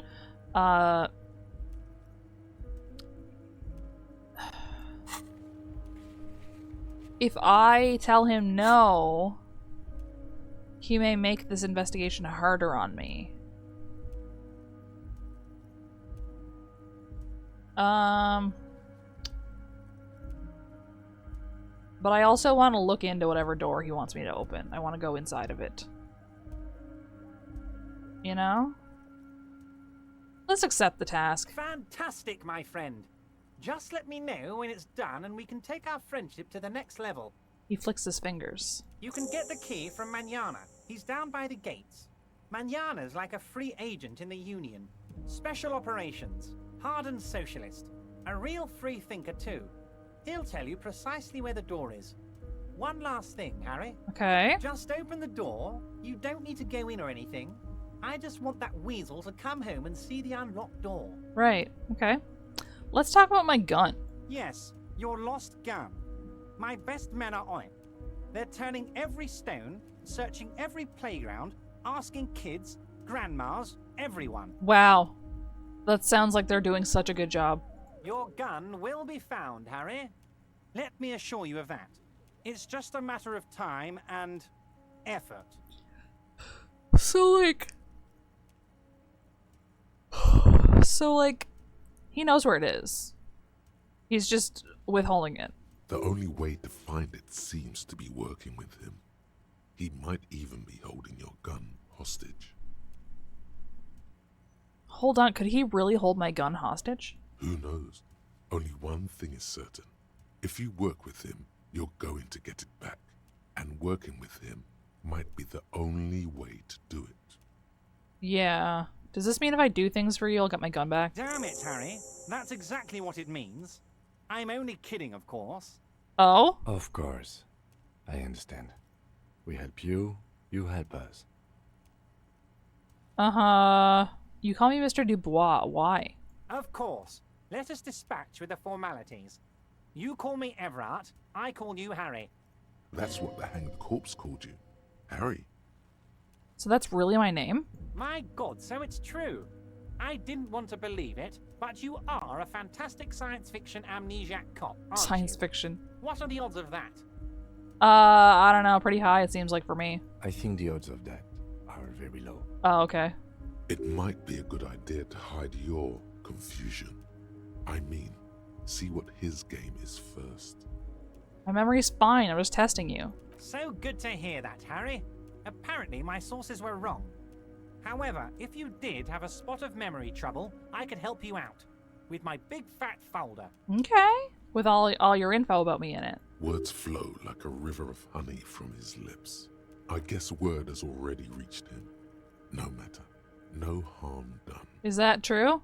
Are you trying to tell me you've gotten hold of some of our documents? The lieutenant inspects Everett over his spectacles. Mr. Kitsuragi, would you mind? Me and Harry are talking about his lost identity right now. You are so cringe. Don't just jump to the folder. That's not smart. Shows you're on the edge. Do some probing first. Okay. Where did you get that folder? Ah, this?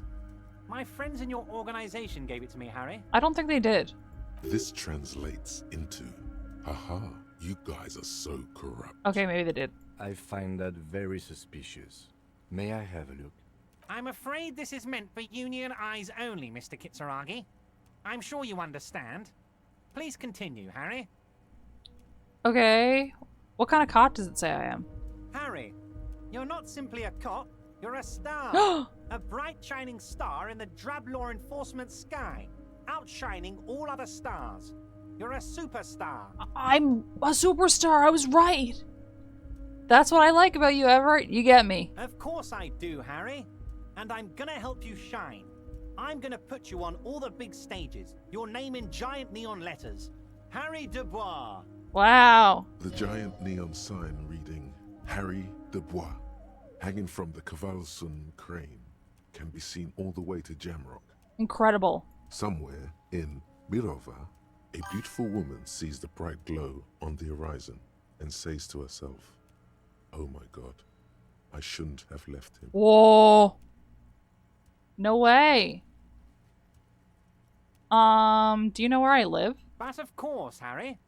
Your precinct is the 41st and you live in Jamrock. Butter You're a chicken. Jamrock boy.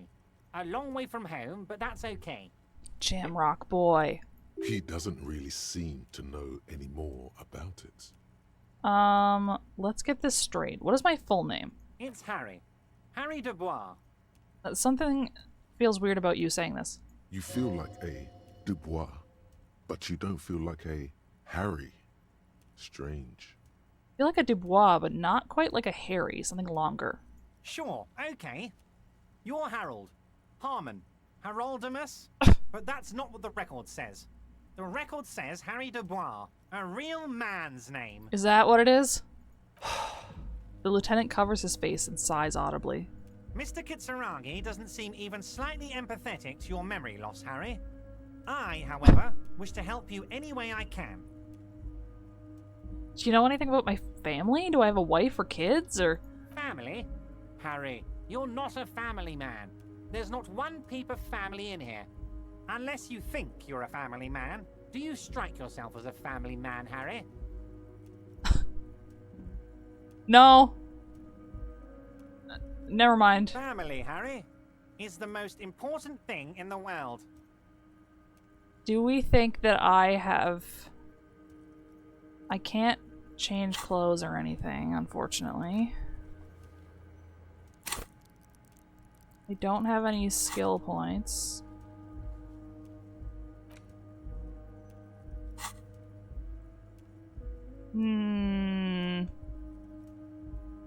Let me go back out for a minute. Harry, of course. Let's not linger on personal details and amnesia. You wanted something from me. Are you gonna ask me how I got in? Harry, honestly, I'm just relieved you didn't get a hernia. A man your age... You told me I looked so cool earlier. I too am surprised by the resilience and athleticism of this tool I've been provided with. Tap your chest. You did look like you were gonna collapse and die when I told you about your lost gun. Don't judge me. Anyway, I assure you, I am a very well-informed man. Information reaches me before I even get the chance to request it. Wow.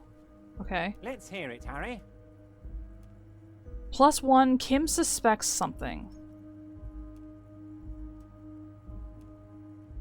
I guess we run it, we can't...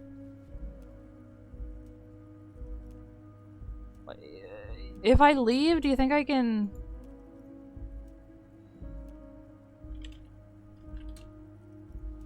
I'm Googling it. If it's in a dialogue, you can come back.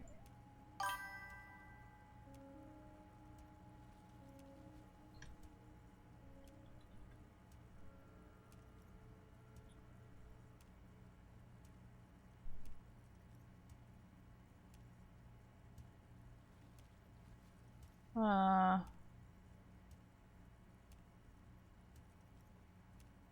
don't know.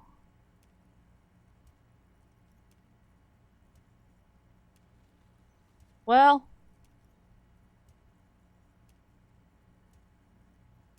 Send it. Everard's large hands are covering the folder, but the look on his No. face says, I know everything about you, Harry. I got nothing to hide. Oh, Harry. Oh, wow. This is Critical really something. failure. Holy fuck. I'm sure it's not that bad. At worst, he has an old RCM folder, and I very much doubt even that. So how about it, Uh-huh. Harry? You need assistance, I presume? I Of don't. course, Harry, of course. I'm gonna It should go. wait. You need this to get in and out through the gate. Thanks. I was wondering how I was supposed to get out. Here, you're one of us now. A real red and white union man. Take care, Harry. Okay, so will they tell me about what they did then? I can't believe I fucking failed it. I'm so pissed. Here's my giant check.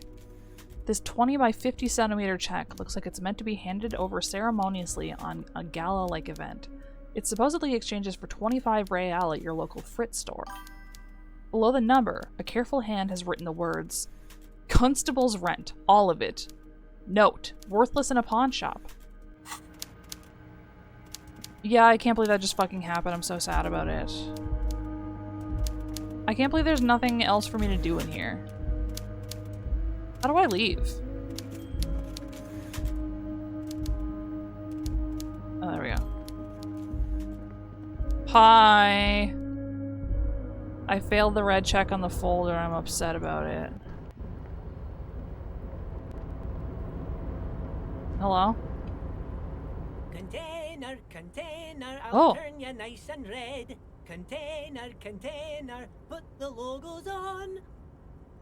I don't know, because I was deep in the conversation and I just didn't... I didn't do it. The lyrics to this container song are being made up as he goes along. I'm in pain about it. It was a 70% chance of succession. The accent is so thick, it's impossible not to notice he's Ubi, from the vanishing peninsula of Ubisunt on Muindi. Yeah. I wasn't sure if that specific conversation... Container, container, used to be Wild Pines. Container, container, now belongs to Everard. The tiny man is so engaged in his work he doesn't notice you. Hi. Everard, Everard, Everard, he looks after everyone. Huh? Well, hey there. How can I help you, mister? He has like no accent. The look in his deep blue eyes is as sincere as you've ever seen. Kind of makes you feel like an arsehole for no apparent reason. Oh. I see you are not a union man, mister. Did you get lost? You're not one of them scabs, are you? What is it with you people in scabs? I mean, I don't personally mind. Folks is just folks, you know, and folks gotta eat. He doesn't seem to be waiting for you to answer. Just some of the other guys don't look too kindly on the scabbing kind, if you know what I mean, mister. That's so fair, yeah. The head pat redeem, yeah. What? It's in that container over there? Oh, that one. That should be empty as far as I know. Lots of containers here have nothing in them. They're just waiting to be loaded up. Okay. Told you. I don't... No, there's something else in there for sure. You're Ubi, right? Oh, yes. Born and raised in Irish, mister. Mum had to leave my dad after he got a bit violent. Took us here to the new world. I was about 10 then. Too old to lose my accent then. People say us Ubis are up to all sorts of trouble with sheep and other animals and whatnot. I just want you to know there was never any of that where I come from. No, sir. Those are just nasty rumors. Jesus. Thank you for clarifying that, sir. Yeah, I didn't need him to do that. Okay. Bye-bye now. Thanks. Oh. Cups. Money. There was a whole $1 in there. Okay, anyway. Oh. I thought it was cups, but I don't think it was. I have a whole $8 now. Okay. Let me look at this again. You're back before the cargo container. Its drawer has not lessened since you were last here. If anything, it seems to have grown slightly. Okay. A composite eye of halogen lights watches you, emitting a low buzz. How did I get here? There is a lot of spare change, and I'm very grateful for that, because I'm poor as fuck. What's that up there?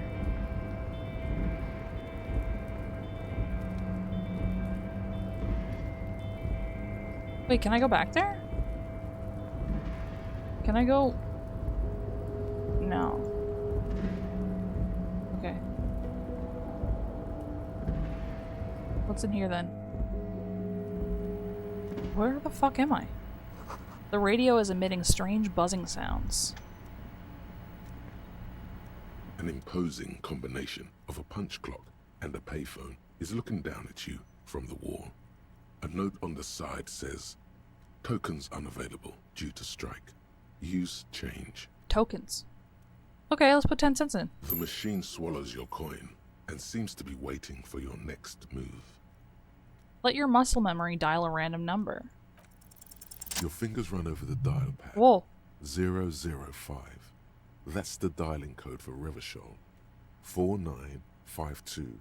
And a moment of hesitation before entering the final numbers. 993. I did it. Calling. Calling. Still calling. Then. Video Revachol, 24-hour video rental.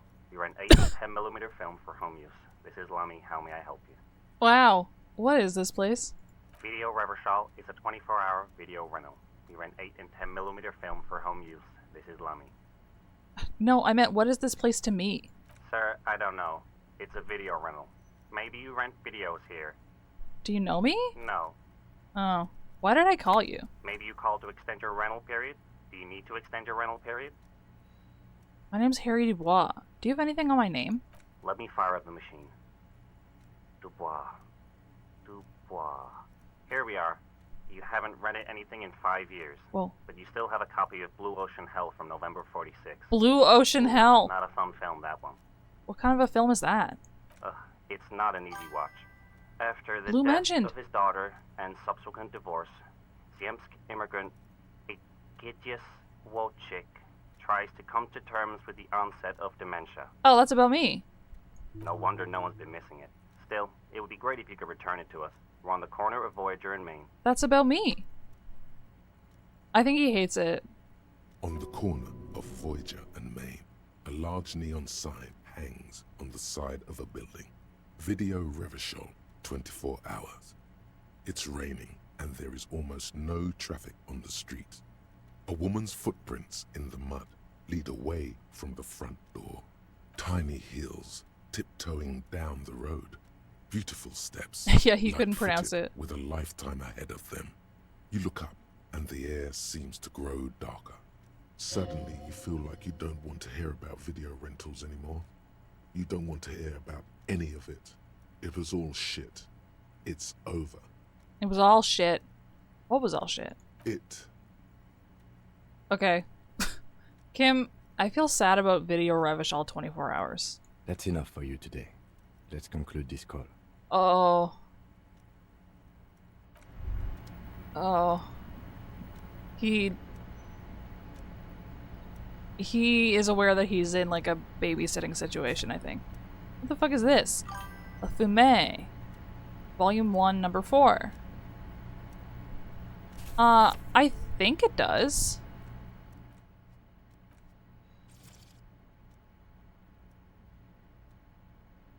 Yeah, voiceover language.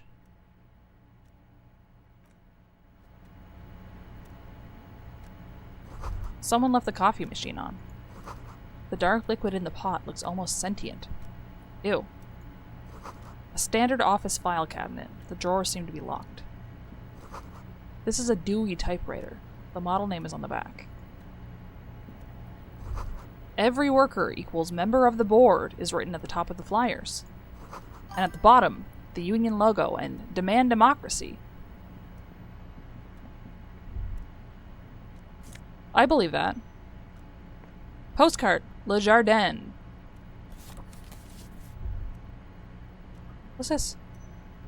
On second glance, someone has forgotten to properly close one of the drawers. Well, well. It's unfortunate for the Union to just leave their paperwork lying around like this. Unfortunate. Let's see what's inside, he thinks. Open the drawer. The drawer opens smoothly. Inside is a well-organized selection of brown folders. Nice. Browse through the folders. Hundreds of documents containing logistical data. Two kinds of transactions stand out. Materials coming into Revachol from the outside world, from Muindi, Grad, and even Ilmara. I think this game is like a... not quite the same type of game as like a Baldur's Gate, obviously, but like that type of like top-down literary type shit. And the same materials being handed over to companies inside Revachol. Kuron, Coal City, La Delta, and Jamrock are listed among the many districts where the imports are being sold. Anything interesting? It's hard to make sense of this thicket of company names, dates, quantities, and percentages. You try to focus, but the lines are getting blurry. Ugh. Volition. The drawer slides shut. Do I have... wait. My thought. Lonesome, long way home. My thought is done. Here we go. Home awaits. Walk past Station 41 and through the market, past the Boogie Street spearhead to the other side of the lake, the frozen eye at the center of the district. Then past the video rental store on the corner. There, at the end of a street lined with pine trees, a small house no larger than a matchbox. 11 Voyager Road. You no longer live there. Those times are gone. And so are those people. Why did you come here? Why are you still here? And where's the dealer? You have to get back to work. That's all you have now. Okay. Learning cap for perception raised to 5. Speed gives 1 psi. Okay. Wow. It's in my brains now. Volition. Right?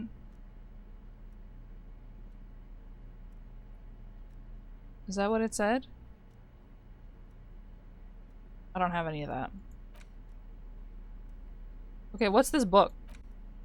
The leading intellectual organ of Martinez communism offers a radical Mazovian perspective on a range of contemporary issues. The cover features a stylized portrait of the late King Fristle with a pair of white antlers growing out of his head. I feel like the playthrough leaned communist, but that's all I remember. +1 morale. Oh! Office shades!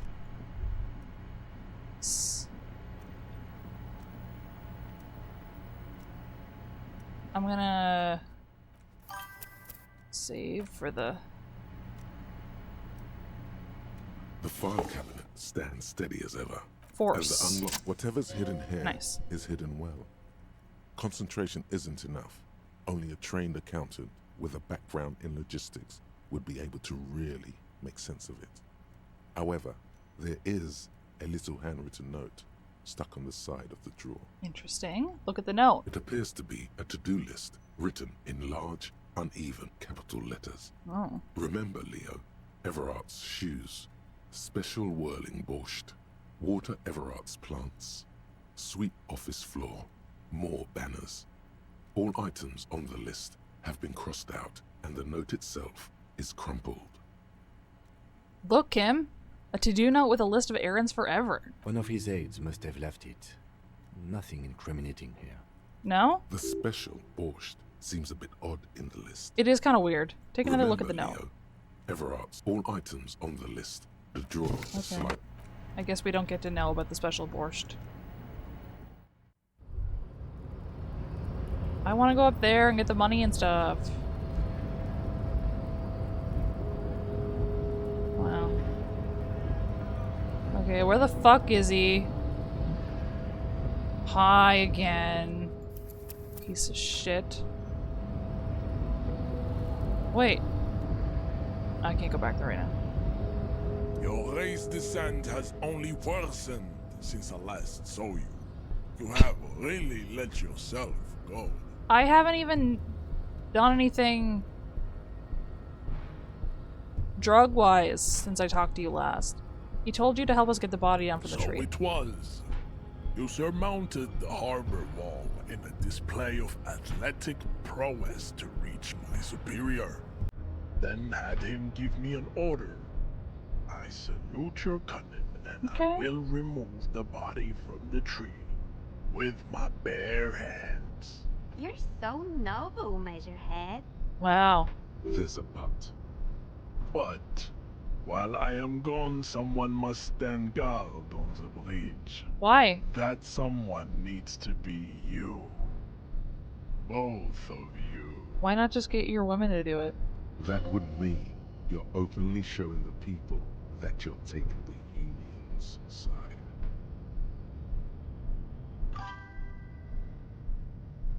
8 minutes of militia. What if we don't want to do that? This is the uncomfortable result of not taking it on ourselves. I can live with a compromise. Okay. Listen to your little friend. He is wise in his childlike way. His mysterious race may yet prove fierce competition to my heroic haplogroup. God, you're weird. If Kim is chill with it, then I guess it's fine. That means showing everyone that we're taking orders from the Union. Yes. That is precisely what it means, homunculus. Damn, okay. This is not going to happen any other way. Okay. Hey, see that they stay here the whole time. Whatever, man.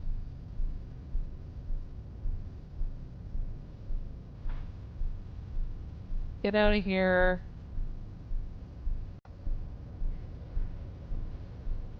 The woman's gaze follows Measurehead as he leaves. Uh-huh. So, you guys are like cops or something? Yeah. Why are you with Measurehead? Look at him. His craniometric perfection. Are you cops or what? We're just trying to keep things from going to shit. Have you ever thought that maybe things should go to shit? I'm Katya, by the way. I didn't ask. You hear that? That sound. He's breaking something. It sounds like the tree. Yeah, Jean-Luc must be really tearing it up over there. I wish I could see it. I also wish I could see it. Look at you! RCM rent-a-cops! Guarding that bridge like Everott's lapdogs! Is this where it's at now? The RCM is for sale! I'm so tired of you. And who are you? What is your business here? Why are your clothes 4 sizes too small for you? I'll work with whoever I want. Fuck up. A shrill laughter interrupts you, echoing across Martinez. It's Kuno. Kuno? Then, the man turns to look behind him at the behemoth appearing around the corner, approaching him, walking past him.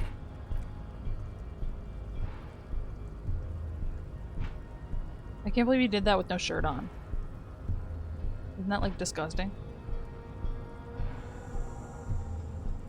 The corpse has been removed from the tree.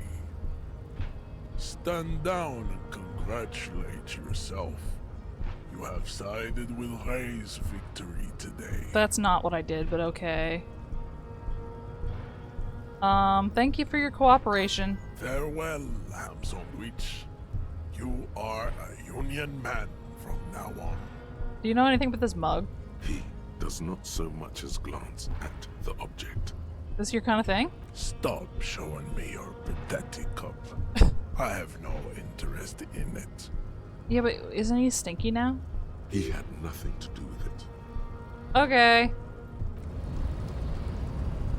Can I get... I still can't get that, huh? I still am not allowed past. Okay. Okay, whatever. See if I fucking care or whatever. 3 T's! How idiomatic. Brit! So, how'd you like our harbor? I don't know, man. You've been in there, he means. Talked to the boss man too, probably. It was nice enough. It's but a rest area on the path leading across open plains. He notes solemnly, then turns to you, a wide smile adorning his face. Right. You talk to the boss, eye to eye, like men of the plain. If you have any more questions, I'm set to talk. Okay. He said you have a key to a door. A key, huh? What door is this key supposed to open? He said it belonged to a weasel. Oh, say no more. I got you. He taps the side of his nose with a little wink. I got that key right here. And let me tell you, it's mighty good of you to help us out during the strike. Working class solidarity, as they say. Uh-huh. I'm not really doing this for political reasons. Oh, so the none of the above type, are you? I get it, I get it. It's 8 I like to p.m. keep my It's distance almost too. 9. But it doesn't matter. It's a good thing you're doing. Thanks. What you're looking for is a 8:47. basement door behind the greenhouse. That's behind the whirling in rags. That's all I know. Our organization Oh, is no. what you call compartmentalized. Means we keep out of each other's business. You're so right. Shit. Okay, but where did you get the key from? The janitor gave it to me.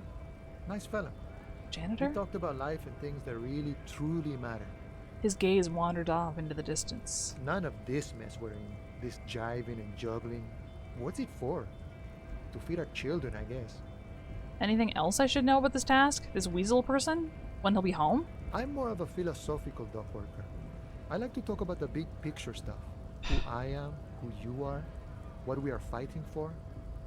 The man takes a big sip from his flask. He means he's not going to tell you cause he doesn't know. But he will shoot his mouth off with you now that you're working for Everard. Uh-huh. Who he is and what they're fighting for. This is interesting. Okay, well, who... do you know who killed the hand guy? The mercenary, eh? Who could have killed him? That's indeed the question. Why even do such a thing? The merc was hanged with a very specific type of a cargo belt. One often used in heavy transport areas, for example, harbors. What a thought. Why would noble workers resort to such a thing? Unless they were pushed, of course. Pushed? Pushed how? Your dead guy was an enemy combatant.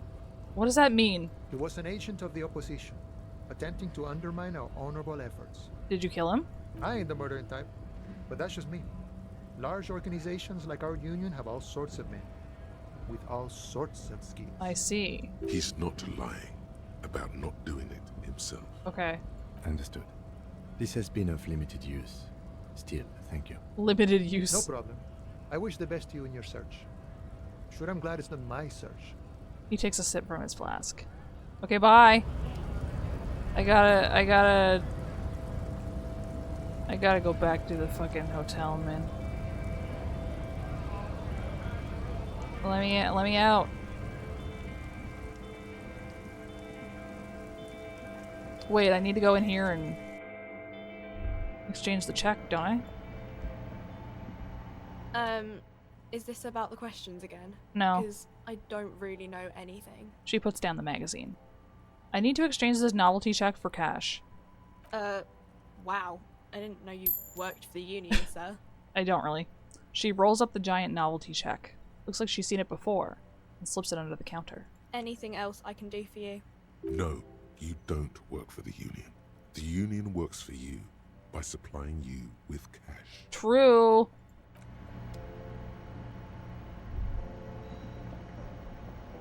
A small cabinet on the wall is filled with various medicine bottles, Whoa. nasal sprays, and blister packs. They all bear the Saint Baptiste Pharmaceutics logo. Their logo is the bloodless rose, pure Bloodless white, rose. untouched by harm. See. Just ask me if you need anything from Saint Baptiste. we don't stock prescription meds, but we do have Nosafed, Duramine, Magnesium, and Hypnogamma. Okay. I don't think I care about that. What's that thing up there? A colorful display of cigarettes and alcohol bottles line the shop wall, inviting you closer. Cigarettes. There, in that dark green glass, all in vain. The great flowing river of warmth, wine, alcohol, beer, Okay. alcohol, love, alcohol. Never mind. Let's see The how much tin money we can machine get. stands in your bottles clunk into the machine. Whoa! And the money appeared. I got $1.70 out of that. That's so much. Okay, what's going on here?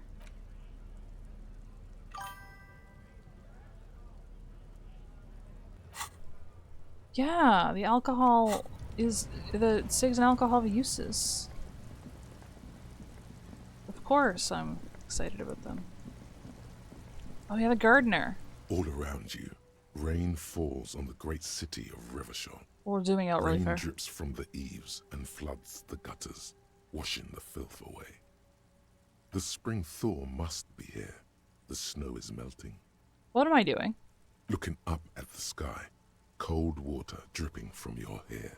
What do I see? Grey sky like great battleships, clouds colliding with one another. Rain falls down on the world. How does it feel? Humid. Your coat shields you from the rain while the city shivers around you. What's in the west? Sheets of rain over the water. Mostly a just flight rain. of stairs leading into the ocean. Wave after wave washing the coast of Martinez, with its motorboats and gently swaying reeds. The ruins of a half-sunken sea fort crumble on an inlet beyond the Bay of Revachol. Ghosts rise into the sky. Yeah, if I didn't have a coat on, that's a good question. What's down the shore? Urban coastline, rain dripping off Eternite-covered roofs. Cinder blocks left over from half-finished construction. A defunct research and development building, once seized by revolutionaries. An R&D, old huh? wooden church stands on stilts above the water. And beyond that, Coal City, end of all lines. run your fingers through your dampened hair. Your hair is an oily mess flecked with ash from neighboring coal plants. Ew. Smokestacks rise somewhere in the distance. What's in the east? The great gates of the industrial harbor are locked. A chill runs down your back. You shudder like an animal trying to shake water from its hide. Shake your shoulders again. You shudder, looking down at your feet. Dirty rainwater runs veins into the plaza's snow. Two green snakeskin shoes stand at attention on the mosaic paving of the plaza. What's below? Collapsed storm drains, old sewage systems flooded with rainwater. Hidden weapon caches from the revolution, doors leading down to Le Royaume. The catacombs to which, for 3 centuries, they delivered the blue-blooded dead. Yeah, I guess it could be worse than oily, huh? Capeside apartments. The north. Tower blocks crowd one another. 4.46mm bullets still lodged in their war-torn stone walls. Wow. Hallways collapse from the mortar hits of a war that was lost long ago. Clotheslines go to waste in the rain. Radios play. The evening news. And closer to here? A yard. Rain falls onto the roof of a woodshed. Coal leaks into a puddle beneath a dead man's feet. He swings from a tree, bloated. Droplets of rain slip from his cold cheeks. I mean, that shouldn't be the case anymore, right? What's in the south? A traffic jam. Rain thrumming on the roofs of motor vehicles. Inside, drivers watch water streaming down their windshields. The statue of a king shudders. He too is cold. The canal bridge has been raised. What's on the other side? The road ascends. A raised motorway loops above the ghetto. Beneath its concrete columns, a sea of rooftops, woodwork, and tar stretches northward. 4-story buildings as far as the rain can fall. The snows melt in Jamrock. What is tar? Like, actually? I realized I don't know. I just know it's sticky and black and they use it in construction, but I don't know why. Is it just because it's sticky? Why am I not there? To be in Martinez, where no one goes, at the runoff point of a long-forgotten canal, in the whitest part of town, in the shadow of the day the revolution fell. Kim is just standing here waiting for me to be done. What am I doing here? Standing in the rain, looking north, where Jamrock Rock City stretches inland. Where the hood at? Have a brother in the cut. Where the hood at? Ha! Shudder, look further. In the rain-swept distance, above the rooftops of Jamrock, a repurposed silk mill stands perched above the motorway exit. A silk mill? Precinct 41 hunches in the rain. Your vision blurs. You wipe your face with your hand. The rain stings your eyes, making you look up and blink. What's above? Coalition aerostatics hang like apparitions under the cloud cover. Way up there, where rain forms, rotors flutter silently. Your sight clears. Motherfucker. This rain will not let up anytime soon. At least we are dressed for it. Let's keep moving. Okay. And that was so long. Will she be here tomorrow? Hello again, officer. How are things? What are you doing in the greenhouse in March? Well, this might be the last snow we get. At least I hope so. Snow has nutrients in it. Helps everything green up in the spring. At least that's what my grandma always told me. She smiles shyly. Is this true? Yes, think about the cute grandma, not the weird snow. Disingenuous grandma. What nutrients? Nitrogen and sulfur mostly. And whatever factories and aerostatics exhale too, I guess. The grandma's a bit much. A bit much? What are you talking about? That's what my grandma told me, okay? She feels interrogated now. It's hard to say if she's lying. Okay, I'm gonna get up, refill my water. Shame there's no music to be had right now, but anyway. I'll be right back. Okay. Ugh. I'm asking her questions and she's not into it. Relax, miss. This is not an interrogation. We are just checking some facts. Okay. I think maybe I can pass that. Visual calculus.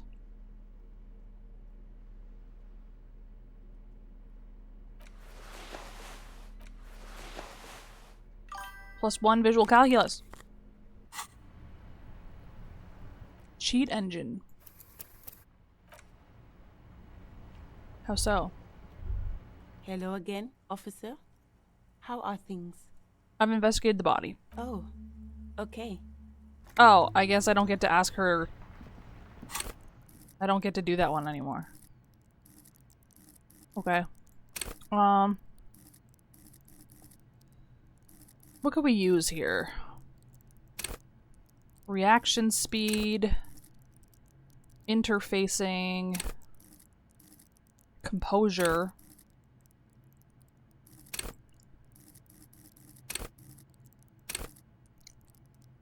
Enjoy healthy organs.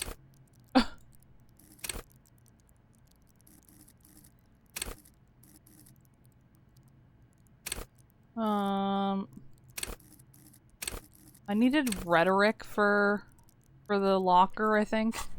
I'll leave it for now. No, I fucking stopped to save and stuff, and then when I talked to her again, the option was gone. Wait, so you can use it just on anything? Oh boy. Oh, we've walked into something here. Hello again, sweetie. I'm not gonna ask her for money. That would be fucking awful of me, I think. That's interesting. Hey, Gart. Can I help you? Here's your trash container key. Thanks. I hope you found what you were looking for. I found the victim's clothes. How strange. I certainly didn't put them there. Why did you say it like that? Who else has keys to the trash container? The trash collection service? CS Municipal. I don't see why they would put anything in the trash, though. Ah, the elusive CS Municipal. I doubt we'll be able to track down who was sent here last and when. This will have to be one of those little threads that solves itself down the road. What are you hinting at right now? On Clinton Street, near the Boogie Street Diamond, a small truck rattles down an alleyway. It stops by a rusted trash container. Two men, their faces rough and swollen, jump out. They look at the container despondently. CSM is written on their backs. Okay.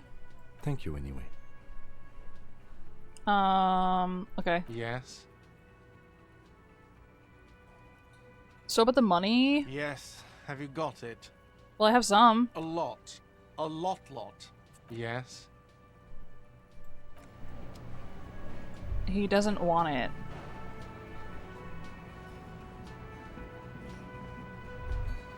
He doesn't want my money.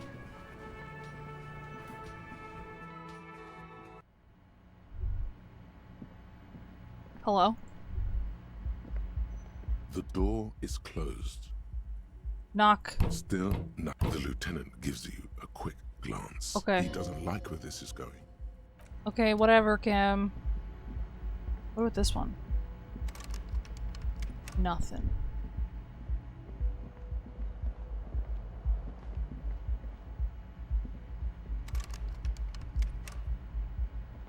I can't get in here anymore either. Fuck. Kim,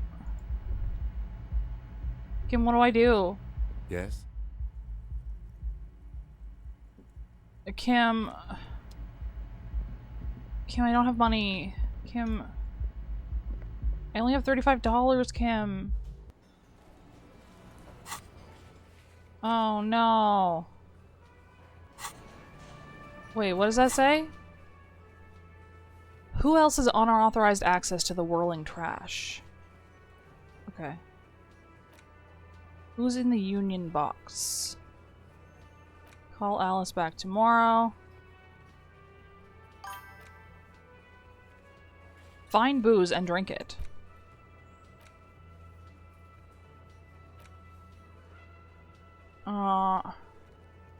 Ask around for money.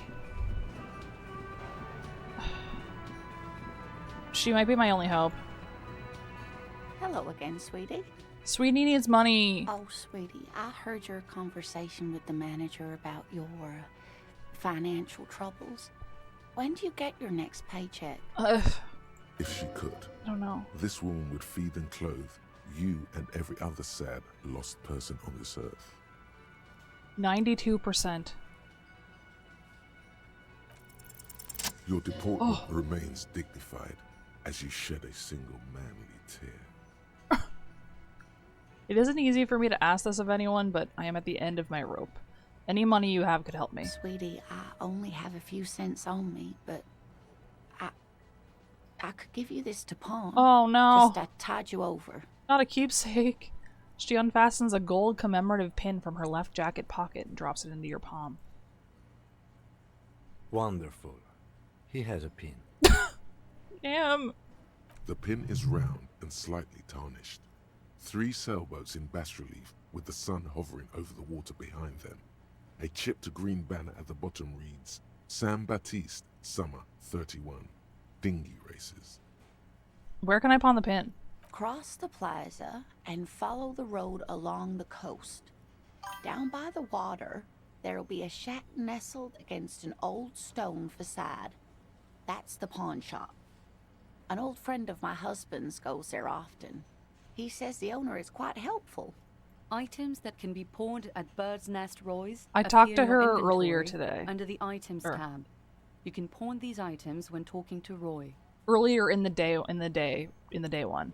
I'll buy it back for you. Oh, it's not an ancient family heirloom or anything, but I suppose it would be nice to get it back. About your pin? I hope you were able to pawn that old trinket. She smiles up at you earnestly. Oh. Of course, dear. Okay.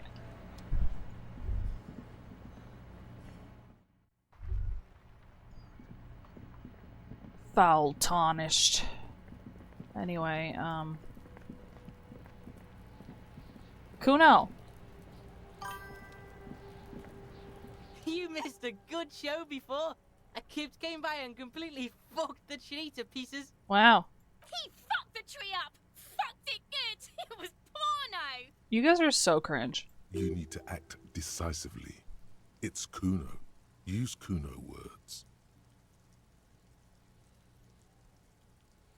There's another person. Okay. Don't you mean Desert Kipped? Watch out, Kuno! He's trying to crawl up your ass! Kuno knows which Kipt Kuno meant. Okay. Kuno knows all the Kipts. Kuno's dad's a Kipt expert. Says Kipt every day. 100 times a day. Okay. Kuno's dad doesn't give a shit about anything. I don't care about that. Try to crawl out of Kuno's ass now. Yeah? The fuck did you want anyway? You got your fuck bag down? I found your shack. You found Kuno's secret door to Kuno's secret shack. It was closed for 5,000 years. How the fuck did you get in? I face shifted. Shit. Get the fuck out of here. You can't do that. Yes, I can. I did it. He can't do that, Kuno. He's trying to fuck at you again.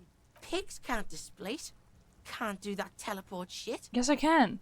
He says to himself, then turns to you. How did you like it in there, pig old boy? Kuno's got a lot of cool shit there, right? What's with the pig head? Oh, that? Kuno decapitates pigs. That's just a Kuno demo tape. Wow. Like a musician? Yeah. Kuno plays on snuff radio, fucks pigs, live, fucks their heads off. Kuno's a cop killer. Okay. What's with the tomb of Magnus Alam? It's a vitamin pig. Don't you know anything? He looks at you like you just pointed at the sun and asked what it was. I don't, honestly. You could use some. It's magnesium, right? Yeah, it's the mag. You fucking need that shit to stay on top of your game. Kuno goes through like a tube a day, rips mag like a motherfucker, and you could use a battle. Don't judge me. Oh, don't teach him, Kuno. He's gonna use it against you, Kuno. I know all about magnesium. I rock it all the time. You're not getting this, pig. It completely takes away the hangover. It's like you didn't do anything. Like you stayed home playing with your choo-choo. He looks at you, eyes bulging. Is this true? Does magnesium help with a hangover? Fuck you, pig. Don't do mag. You're gonna OD and you're gonna fucking die. I found a plate covered with powder residue. You know anything about that? That's where Kuno gets his daily hit of electric. Kuno Shazam. Whoa. Kuno rides the fucking lightning in there, pig. No way. Bet you'd like to ride the lightning too, wouldn't you?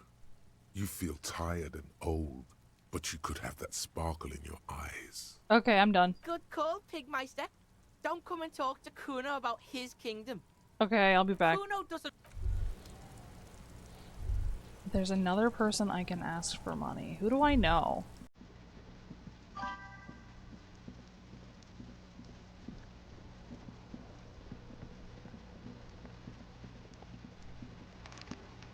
They're closed. It's past 9 o'clock. Doesn't... I don't... I kind of don't think so. Mailbox greets you with its... Good mailbox. Pats it with my plastic bag. The box seems happy.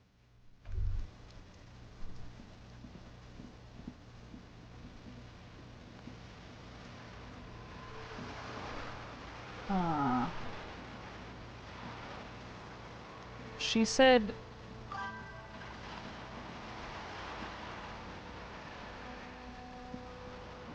She gave me directions, but she didn't really... They weren't very good ones.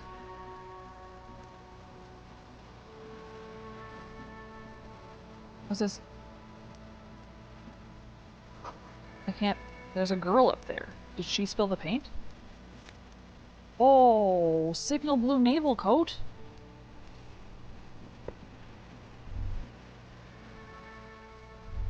They're available 24/7, okay.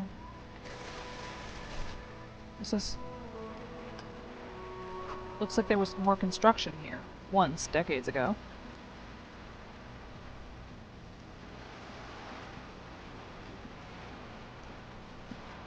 Docking reserved for residents of Rue de Saint Ghislain, 33A.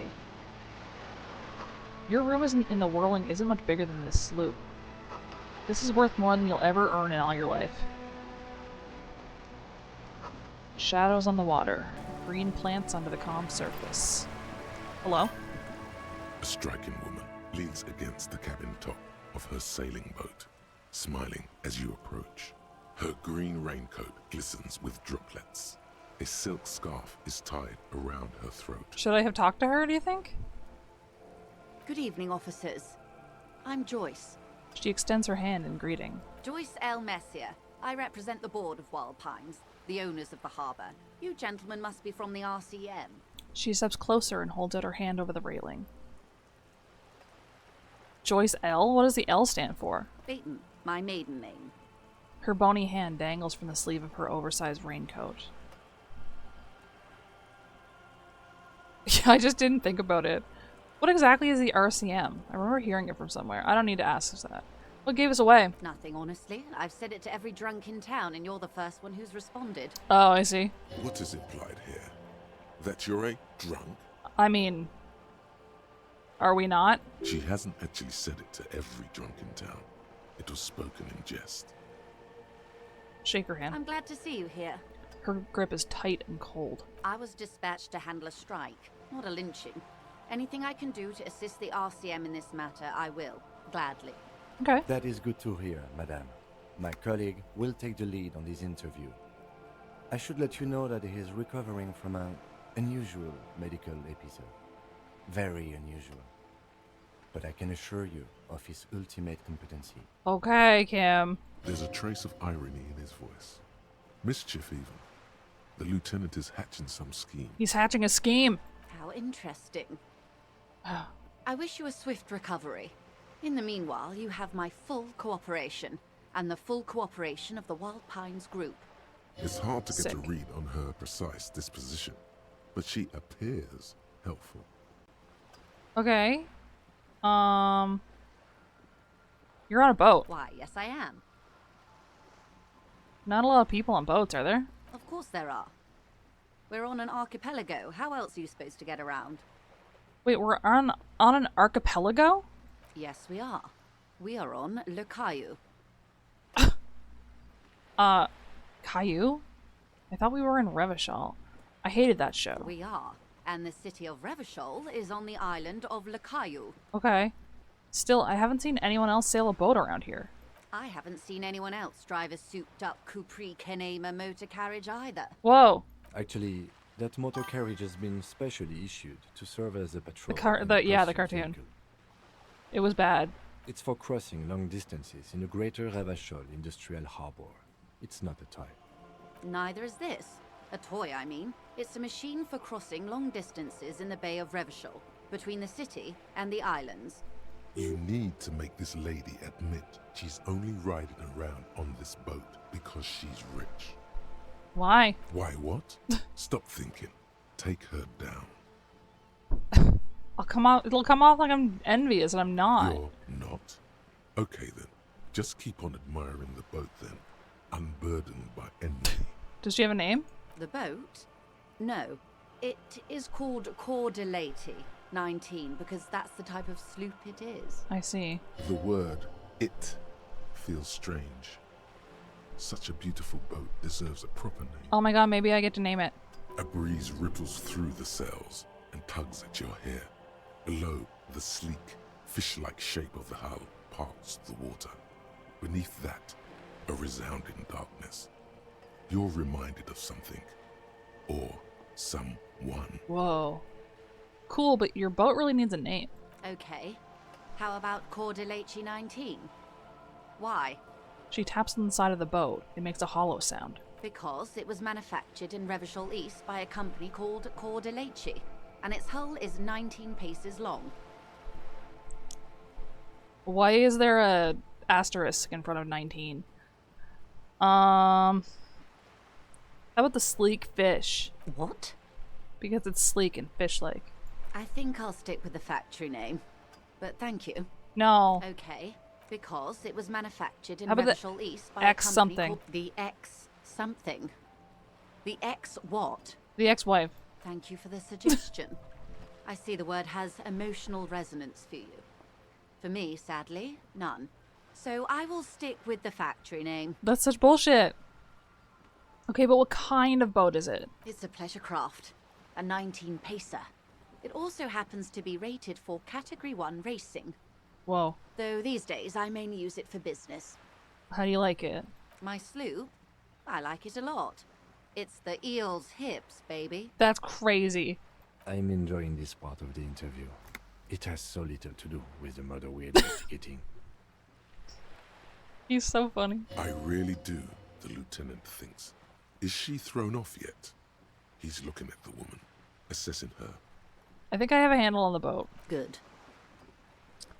What can you tell me? What do you do, actually? What we do? I'm afraid I don't speak for Wild Pines as a whole. It's a giant undertaking. Okay, but what's your job? There was a touch of discomfort there. She wants to merely represent. So what do they do? The Pines' core competency is logistics. Container shipping, freight, that sort of thing. See those airships there, blinking? Those are the shipping side of things. And that is the terminal. Another subdivision deals with energy, oil and gas exploration, offshore platforms. The Wild Pines Group is one of the original Revacholian Indo-tribes.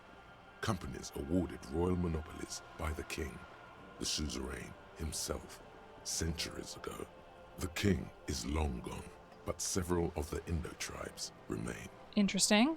Who are the other Indo-tribes? Saint-Baptiste, ELYSIUM, an unknown entity known as Brightest Star. Brightest Star. You're in good company, it seems. Why, thank you. She does not register the real meaning of the remark. How much money do they have? Why do I care about that? She nods. What can you tell me about the strike? Everything. Right up to, but not including, trade secrets. Wait, what if I want to hear about the trade secrets? First, you'd have to repeal the Emergencies Act of Trade in Elements. That gives me the right to silence. It's quite the octopus. An octopus, I will slay it, is really funny. Good luck is only kept in place by the vested interests of half the civilized world, including your own. Well, what the ma'am means is that the Emergencies Act and the RCM both get their authority from the coalition government. Oh, we're half-brothers. You'd be shooting yourself in the foot, in other words. I will slay the octopus. But I am derailing us. You wanted to know about the strike. What's your role in this, precisely? I believe the official title is Senior Labor Negotiator. In practice, I'm a grocery clerk. I relay the union's demands to Wild Pines and return with Wild Pines' counteroffer. Uh-huh. And how are the talks going? They're not.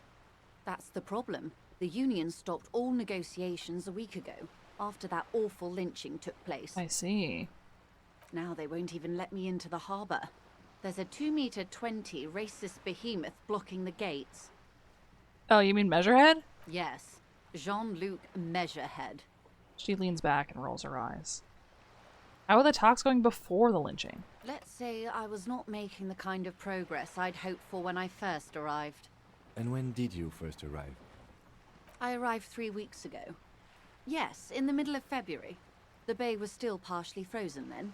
I prefer to do these things on site, like the RCM. But the strike began in December. He looks at his notes. I wasn't the original negotiator here. I took over after Mr. Gaumont hit a wall with Mr. Clare, the union boss. Mr. Clare refused to speak with Gaumont despite concessions he'd granted the union in prior negotiations. Interesting. This isn't the first time the union has gone on strike.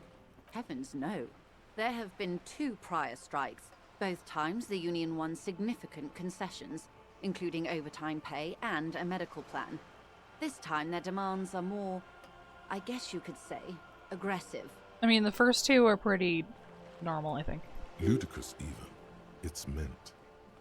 What happened to him? Mr. Clare told him to... How did he put it? She pauses to compose herself. Fuck off, midget. Gaumont is short of stature, you see. Oh, okay. Yes. Keep in mind, this is a negotiator Mr. Clare has worked with before, and who was more than fair with him and the union. I see. Sounds like usual aggressive posturing. Okay, so what are their demands? There are leaflets everywhere, and banners. What did they say again? Oh yes. Every worker, a member of the board. Yeah. Most of the workers probably don't know what that means. Really? I like that. Then you might also like their other slogan. Demand democracy. That's okay. Personally, I don't think it has the same pizazzo as every worker, a member of the board. Pizazzo. What do they mean by it, though? What's the demand? It's quite simple, you see. Every time the Wild Pines group makes a decision about what? About anything, really, it needs the signature of each of the 2,200 workers in its Martinez terminal. Just so you understand, this is but one of 22 terminals owned by Wild Pines. Essentially, not only are they kings of the company, they are also kings of the 72,000 employees of Wild Pines Group. Damn, okay. So what are you gonna do? I'm not sure. Naturally, I assume that was just their opening position. A hard-nosed tactic with a side of mockery. But there's been no follow-up, just the same nonsensical slogan repeated over and over again. And now, people are getting lynched, I hear. Behind the whirling in rags. A disastrous situation if there ever was one. Indeed. Excuse me, from whom did you hear about this lynching? I first heard it from the boyer at the gates. The one whose very name advertises his aversion to work. I think he said it was, "Call me mañana."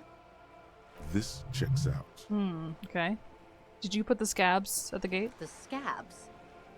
You mean the huddled masses of Jamrock, come to plead for work where the union refuses to? Yes, the scabs. If they were organized by Wild Pines or its affiliates, then it would be a company secret. I could not share it with you.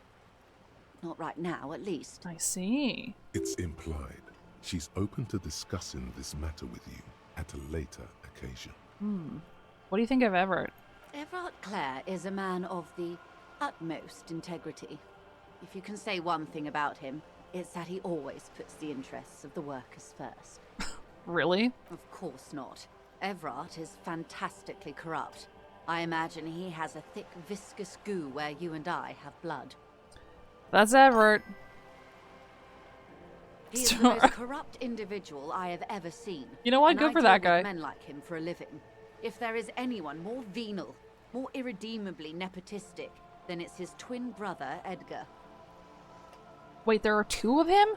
Yes. Edgar looks exactly like his brother, except for that lazy eye. He also talks exactly like Everard does. And when one's term as foreman is up, the other takes over. Okay. It's how they circumvent the term limits, you see, with a funny little switcheroo. While in office, they've embezzled God knows how much of their workers' dues. Okay. What about the union itself? The Débardeurs Union was once a perfectly normal institution. 20 years ago, anyway. It must not have been easy to establish under the Emergency Act, but they did it. I can respect that. Organized labor at its best, as they say. Then something happened in the local chapter elections. The brothers Clare came and transformed it into a... how do you say? She hesitates, looking for the right expression. A mob. The Débardeurs are a crime syndicate. Sad as it may be, we are forced to cooperate with them. Refreshingly honest, officer.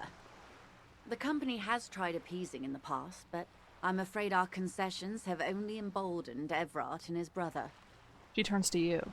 And your opinion, detective, if I may ask. I'm a curious and talkative person, you see. Would you say the Débardeurs Union is...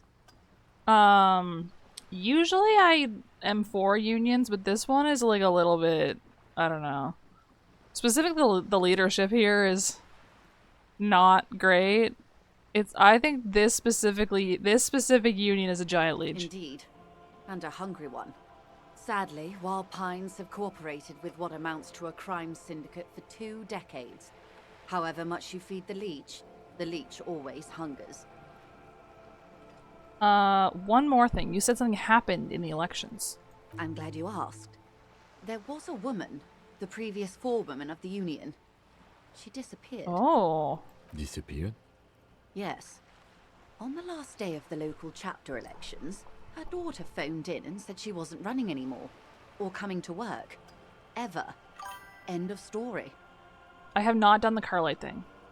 Some kind of extortion, probably. Indeed. I kind of forgot about it, to be honest. Suspects foul play, but there's nothing they could do. It was a union matter. The point of the presentation is, these kinds of things happen around the Clares. Watch out when you're dealing with him. Thank you for your concern, ma'am. We'll be just fine. Okay. Of course. Thanks. How else can I help? What can you tell me about the lynching? Quite a few things, I'm afraid. She falls silent for a moment, contemplating something. The information I'm to share with you includes sensitive trade secrets. For the sake of my employer, I have to ask for your names and badge numbers. Fuck. Of course, ma'am. We should have introduced ourselves. I am Lieutenant Kitsuragi from Precinct 57. And this is my colleague from Precinct 41, Detective Dubois. I'm afraid Harry doesn't have his badge at the moment. I hope mine will suffice. Are you telling me you knew my name the whole time, Kim? Oh. And what happened to yours, Detective? She returns the lieutenant's badge and turns to you. Awkwardness washes over the conversation.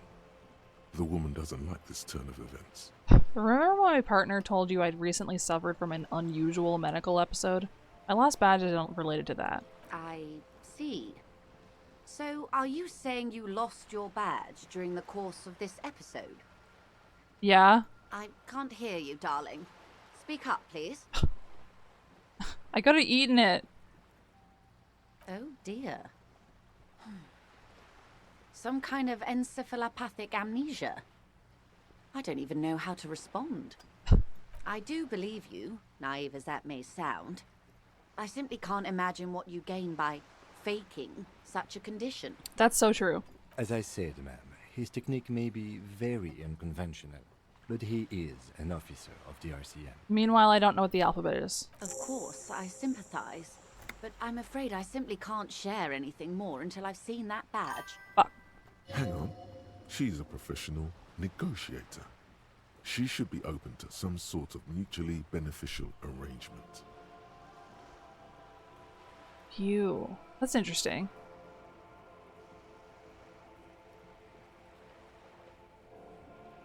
Okay, what kind of arrangement? I mean, favors for favors. A dirty alliance of some sort. We're getting into alliances here quite a bit. Consider this. Perhaps she has been planning it all along. That you convince yourself into colluding with her. Okay, well, I'll find it. Of course. But before we do, officers, let me be perfectly clear. The situation is extremely volatile. The sooner we can speak about this lynching business, the better for all of us. I see. Do you know something about these tattoos? That's the man who was killed. I'm afraid this is a discussion for once we've cleared the lynching question. So you know something about the tattoos? Better not tie the fourth day to the bat's day on this. I hope there is something else I can help you with. The fourth day to the She back's wants day. to answer the question. Protocol keeps her from it. Do you think she'll laugh at me if I ask for money? Is what you want to say, but it isn't that easy, is it? Why? Look at that lady. Take a gander. Squint your eyes, bub. What nice fabrics. Why, yes. Tucked away under that sturdy green raincoat, almost rustic in its simplicity, a silk shirt and matching scarf around her gentle throat, while dull orange pearls hang from her earlobes, red from the cold. Her light green eyes scan you, full of knowledge and worry. Wealth and all its possibilities. These are the kind eyes of the rich man that seem to say everything is possible. Is that what it is? Within reason. Yeah, so? Now look at you. You misery-clad simian. Barely able to tie your own laces. Your armpits are lakes. A scythe of booze precedes you. Your hair sticks to your forehead and your underwear feels uncomfortable. Bro is a fucking mess. You're poor. Poor as balls. You can't ask this person for money. You're too...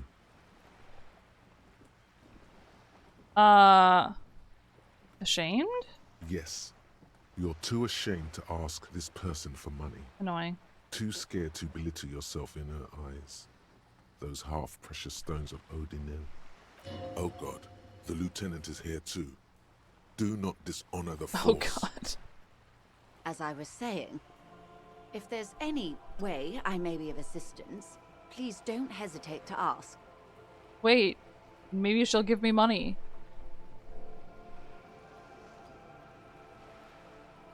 Volition.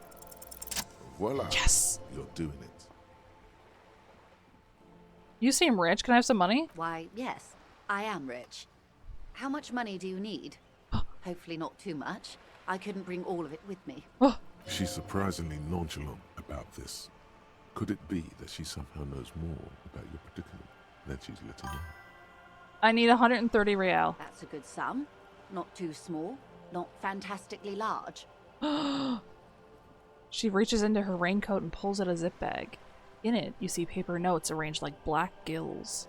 She removes a few notes and hands them to you. Yes, yes. The paper is cold and oily to the touch. Yes, dog. Yes. Whoa, whoa. Did you see how easy that was? Ask her for more. Toot toot. Train to Moneytown. Okay, fuck off. Nay, it would be dishonorable, and mine honor is my life. Can you eat honor? Are you an omnivore? Yes. Give me a break. Of course I am. So, I hope I didn't just bribe you, officer. It may not be technically illegal under the Emergency Act, but still. She has me on retainer now. The negotiations are going well, I think.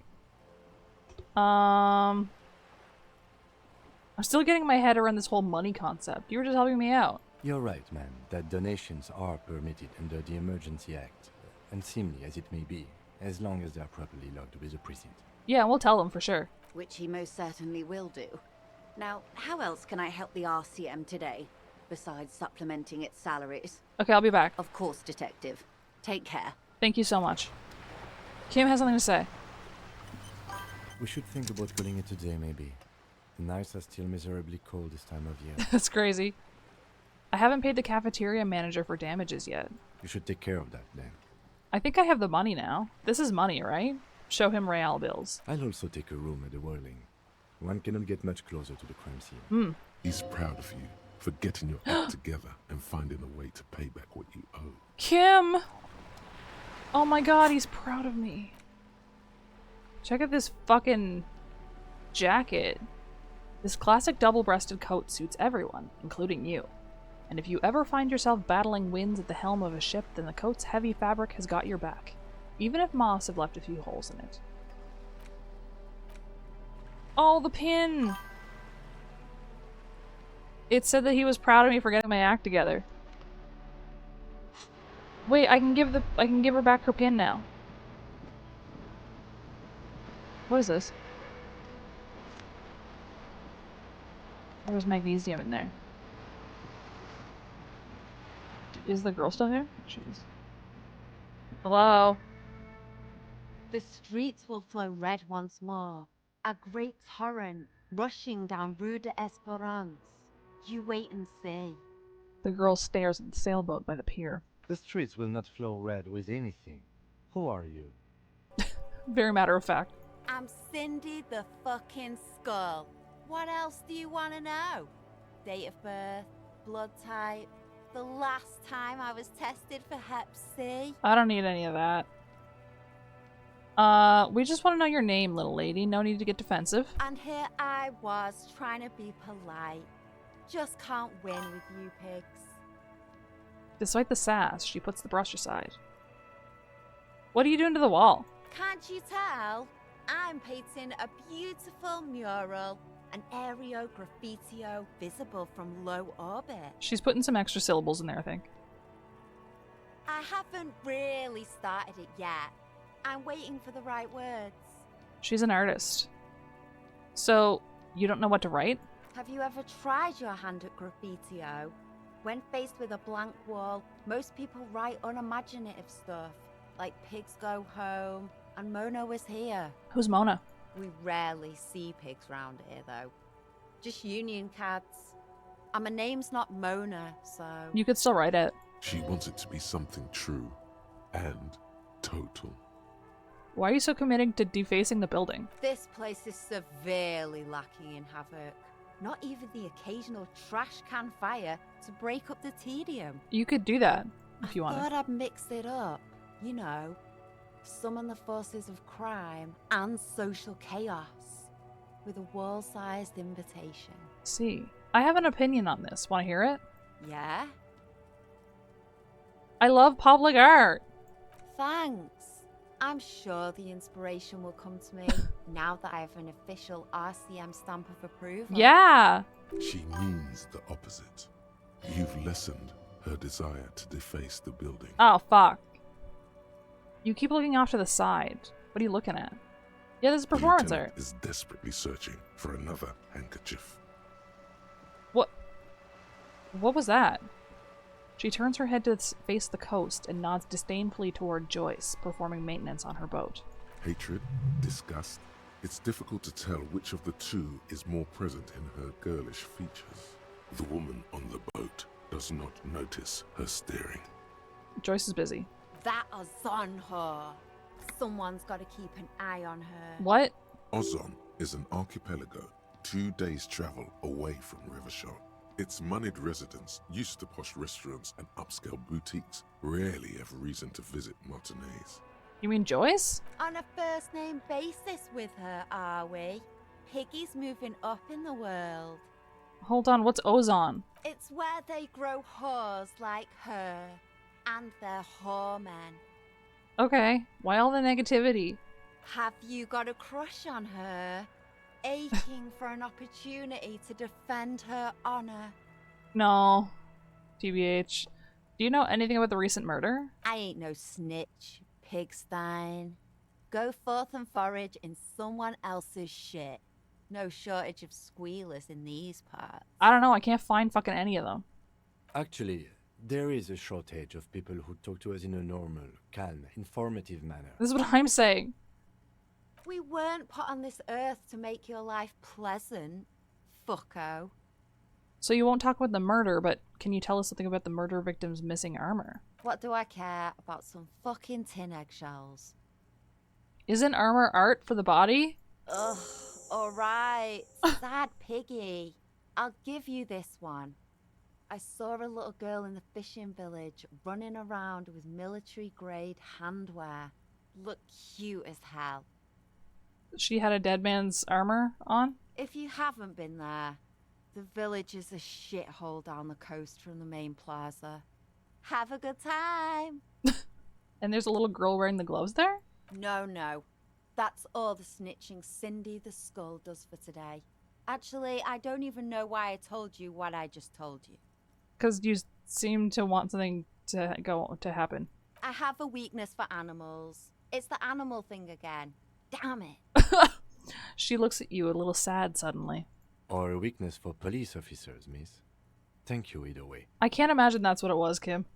Catch you later, Cindy. Watch your back, ungulate. You've got eyes on you. Are pigs ungulates? I didn't think pigs were ungulates.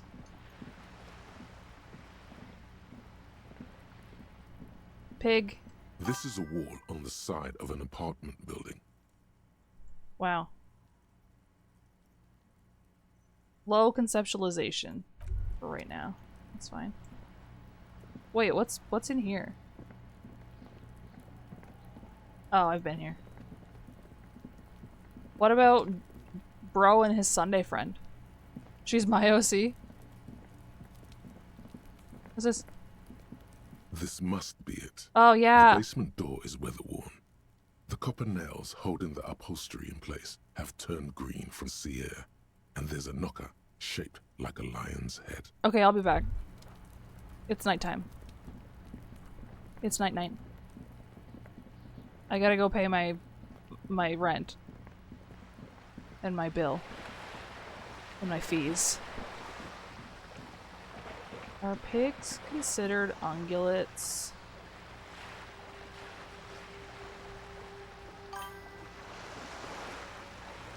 Yeah, well I got 25 from Everett. Wait. Ungulate. Wikipedia. What's in there? Oh, they are ungulates! Wow! Fun fact about pigs, they can get sunburned.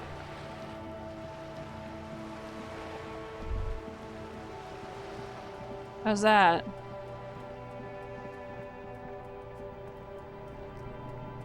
Okay, let's do this and then we'll go and... Inside, you see a set of steering levers, a radio microphone, a pull-out toolbox, and the soft glow of the fuel preheater gauge. Kim, how do I turn on the headlights? All Yeah, right. it's a type of animal. Ready? I turn, you press start. It's next to the preheater. They have hoofs. I didn't realize pigs were considered to have hooves, but I guess they do. Okay, he's gonna... He's downplaying his excitement. The lieutenant is more than happy to show off his precious carriage. Press engine start. The dashboard lights up with orange glow. The rounds per minute gauge jumps, and the engine of the Caprice Canadian comes to life with a whiny growl. That sound effect was so loud. Press the button labeled headlights. The lights unfold with a little click, casting electrical light onto the ground before the vehicle. There you go. I'll turn them off from the remote once you're done. We just need to stand in front of the machine now. Okay.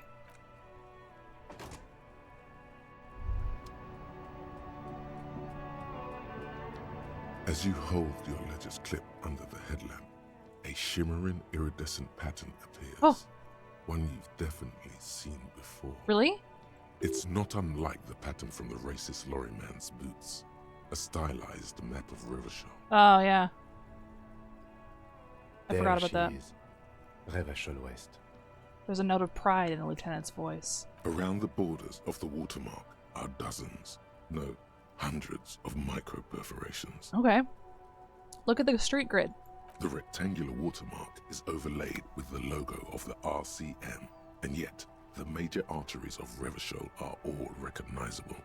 They shimmer in the Kanema's headlights. Wait, look around you. You catch a faint glimmer from a broken beer bottle in the distance. Sounds. Two men engaged in a drunken argument, followed by the closing of some distant window. Okay. In the middle of a broken plaza, illuminated in a cone of light, two men, one slim, the other sturdy. They are on the city stage, but only one of them knows his lines. Poetic. Ah, Martinez at night. He smells the air and says, "What does this have to do with any of this? Where are we on this?" Let me see. He takes the ledger for a moment and inspects it. Right here. He says, his finger near the top of the map, on a segment of coast jutting out into the great ocean. Seems nice. No, it does not. Oh. Look at the perforations. There are many of them, and they are divided into 3 separate rows. Tally them up. The first row has 18 dots. Not bad. Not bad for what? You don't even know what it means yet. I don't know. It's a lot of dots. What about the next one? The next is the longest. It runs all the way around the border, and then some. Count them individually. You count 216 perforations. Whoa. Considering that nice, large number, a wave of pride washes over you. Though you can't say why, precisely. That's so many. What about the last row? The last row has 3 perforations. 3, that's it? That's it.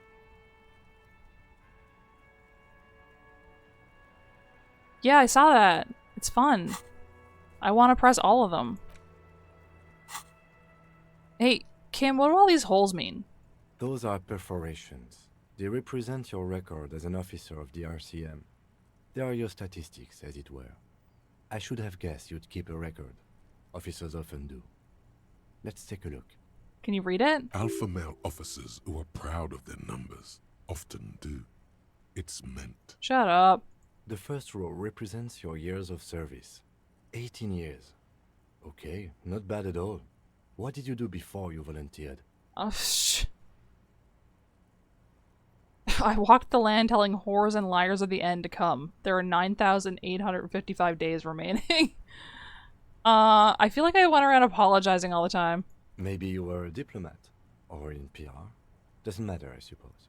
Let's move on, shall we? Okay. This next row, the one that wraps all the way around, is your number of closed cases. Closed is good. It means finished. You've got, let's see... That's a lot. Wow, more than 200. 216 to be exact. It's quite a lot, even for someone who's been on the force for nearly 2 decades. Usually, clearing more than 10 cases a year puts you in the 90th percentile of all RCM officers. I'm so cool.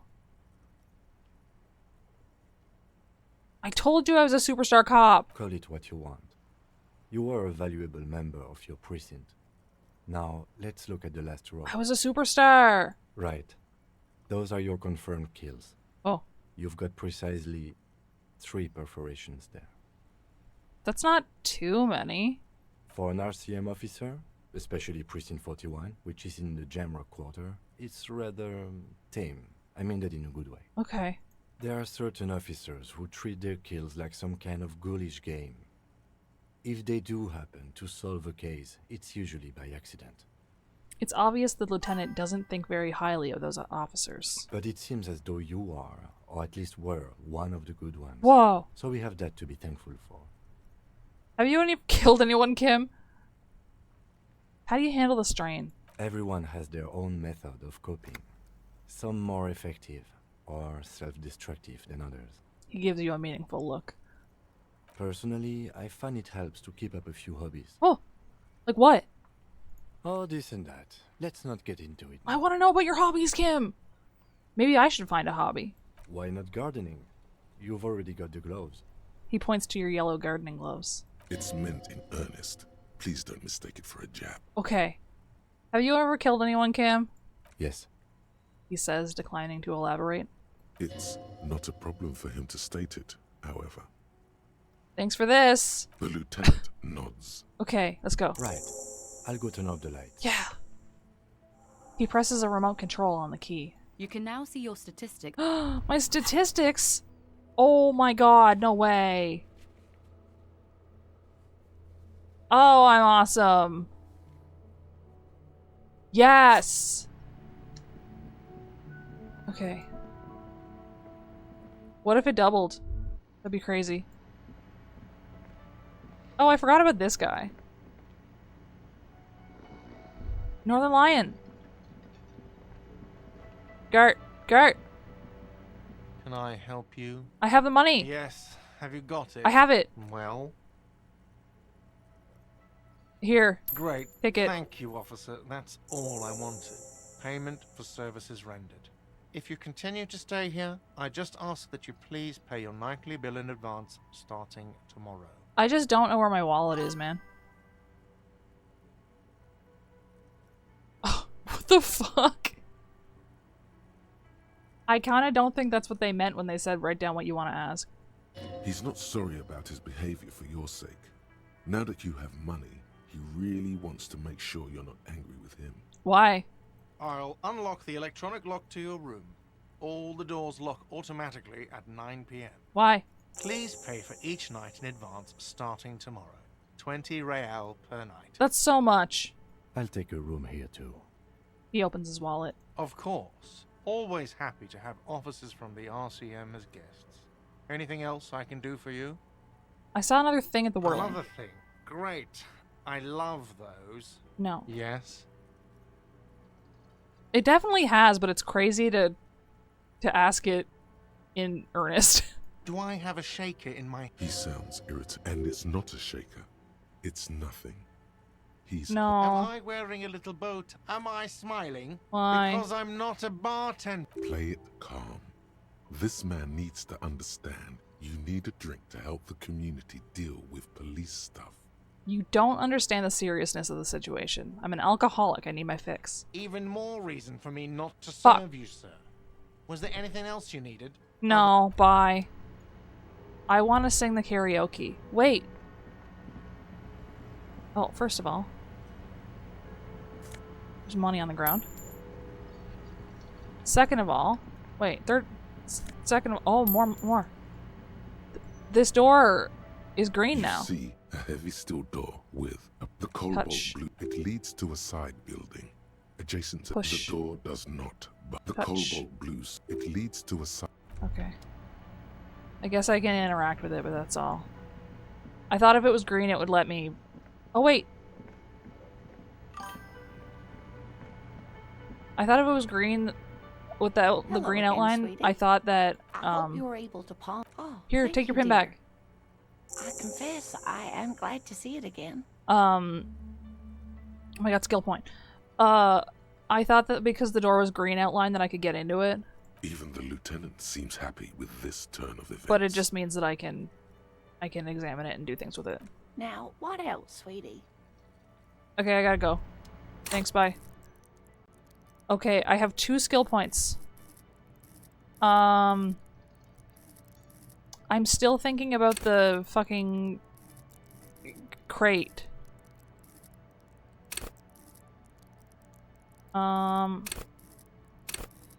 Perception, hand-eye coordination. Interfacing sounds useful to me. Trying to think of things that I failed at recently. Volition. Authority. I don't care about authority. Visual calculus. Conceptualization.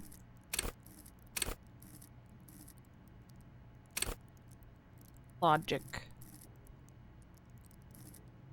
What if we... Let's put one into conceptualization. Sure. I want to be the Brainiac cop.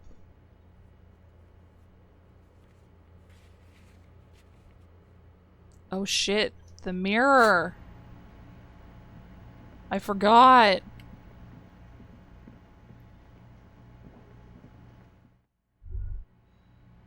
I forgot. That's Kim's room. This is the door to the room you redecorated. Good night, Lieutenant. Just a moment. You had some questions earlier, I believe. And besides, we should discuss our progress on the investigation. Let's go out to the balcony. Okay. Let's go. We gotta go. The air outside is brisk. The lieutenant is silent for a moment. He listens to the traffic hum. Are they really? Then, where shall we begin? We should talk about the investigation, first and foremost. But I also remember you wanting to discuss the RCM? He lights a cigarette. I didn't know you smoke, Kim. I have a cigarette every night when I go over my notes. It's something of a ritual. Honestly, things like this are amazing to me. I love shit like this. I have a thing where on nights that I don't stream, I make popcorn and I have some kind of a beverage, alcoholic or not, and then I play a video game, and it's incredible. Something about the ritual of it is so good. oh man, he looks so devastatingly cool with that cigarette. Hell yeah! How did you get so cool, Kim? You mean this? This isn't cool. It's an unnecessary trial of will and unhealthy. No, it's cool as fuck. Okay, I'm gonna mute.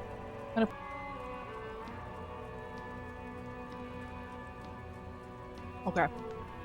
I'm done eating the crackers.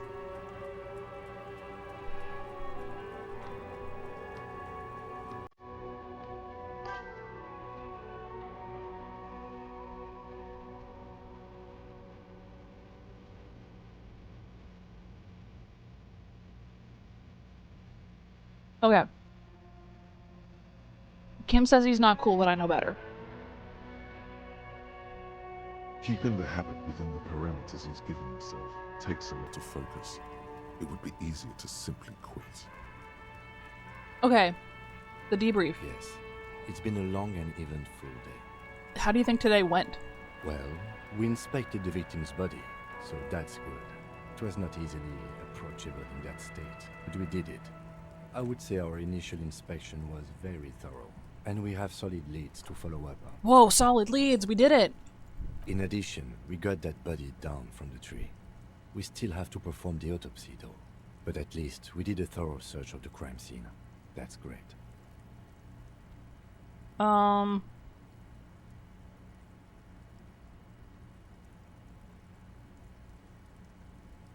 He didn't say anything about the interviews. And all of my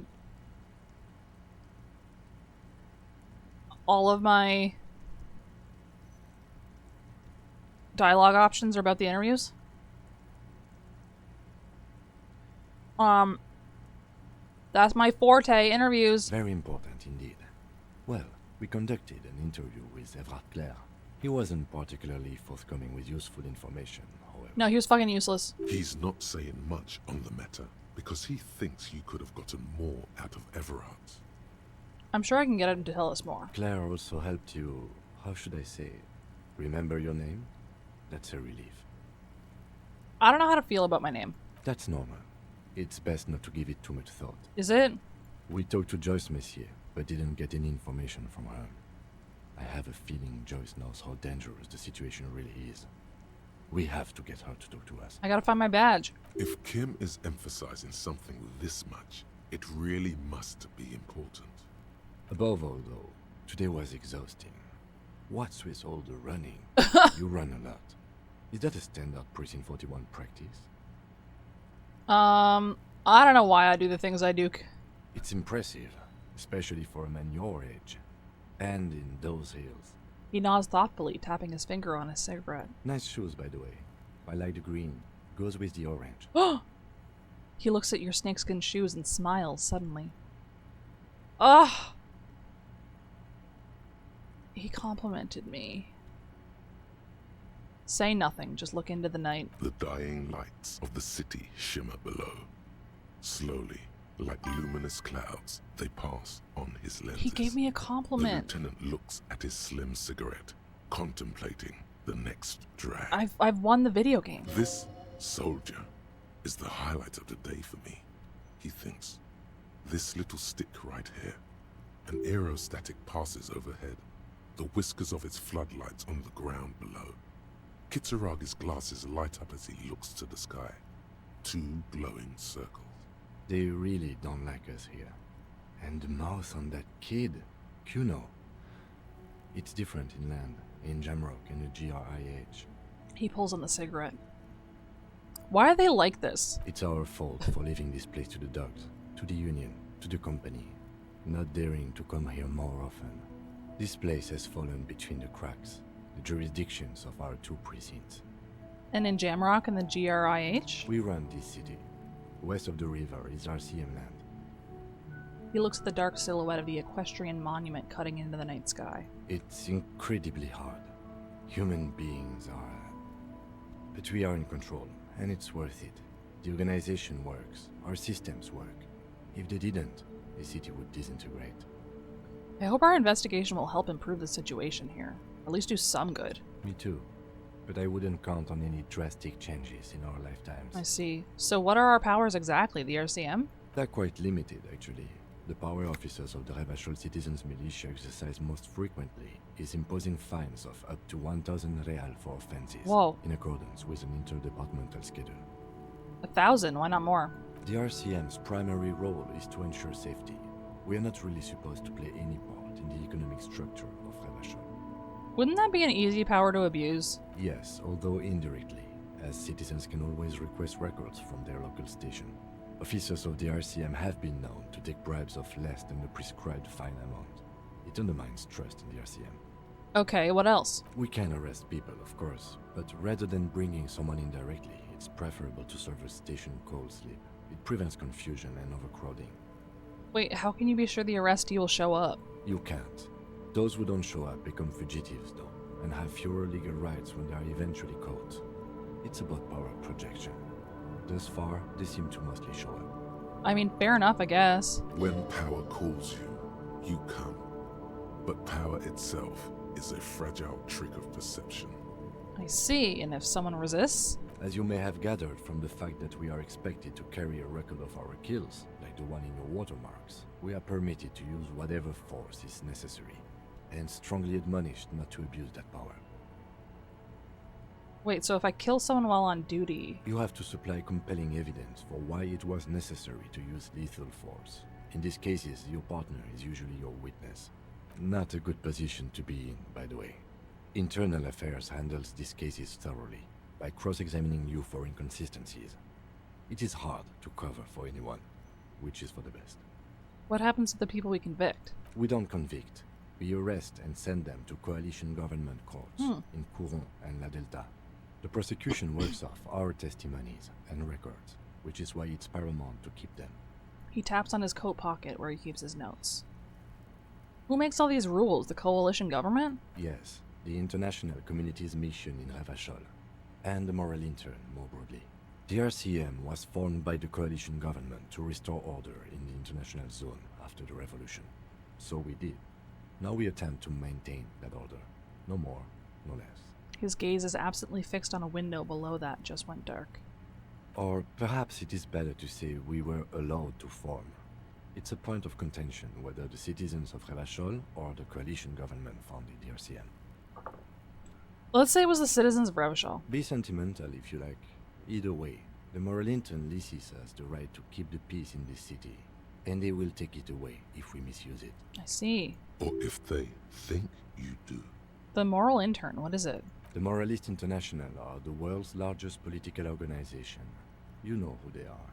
They have been running this place after the revolution failed. If I didn't know, how would you describe them?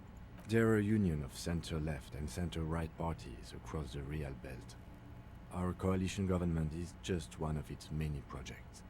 They also run the ICP, EPIS, most intergovernmental organizations in the world.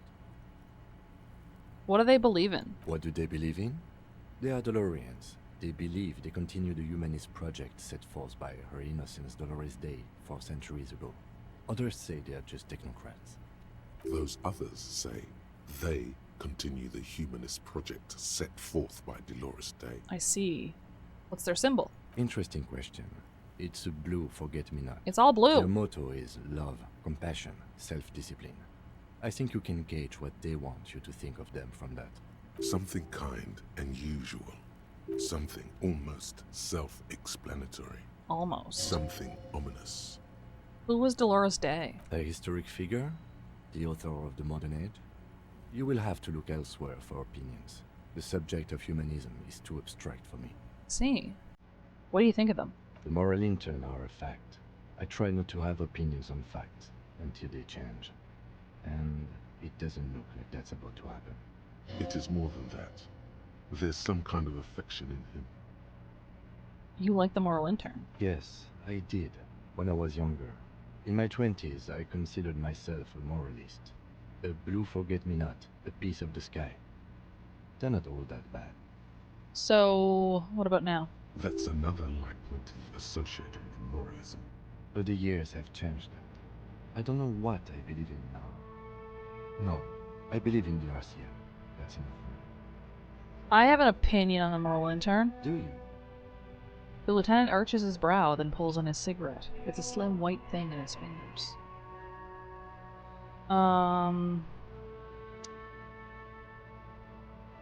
This is the fact that you could just be like the worst human alive is crazy.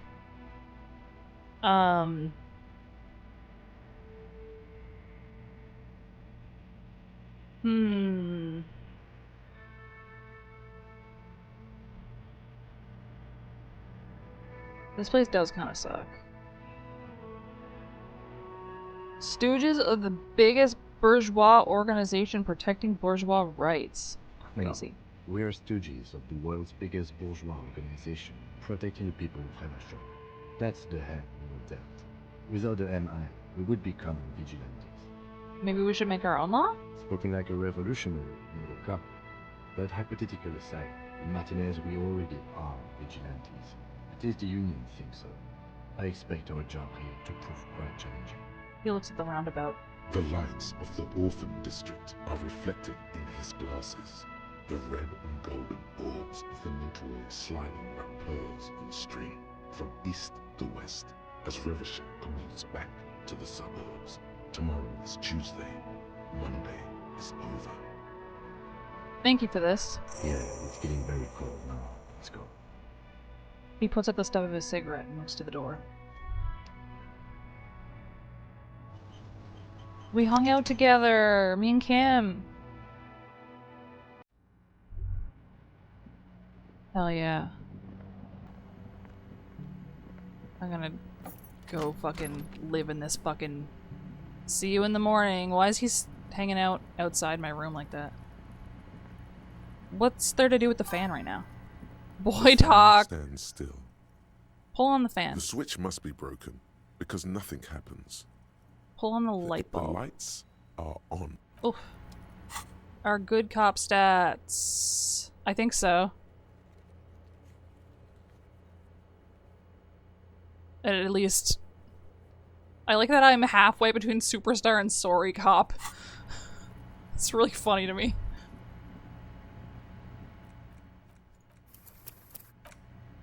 I want to see if I can rid myself of the expression.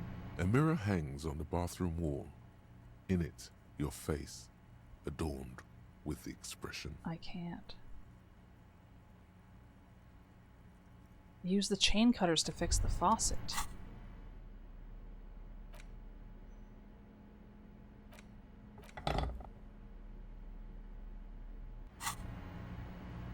A mirror hangs on the bathroom wall.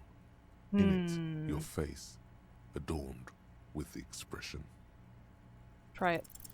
The chain cutters slip out of your hands as you attempt to twist the faucet into place. Well, you know one thing for sure. It's not, like... It's kind of a difficult one. But it's not that bad. Hang on, let me... equip this and then save.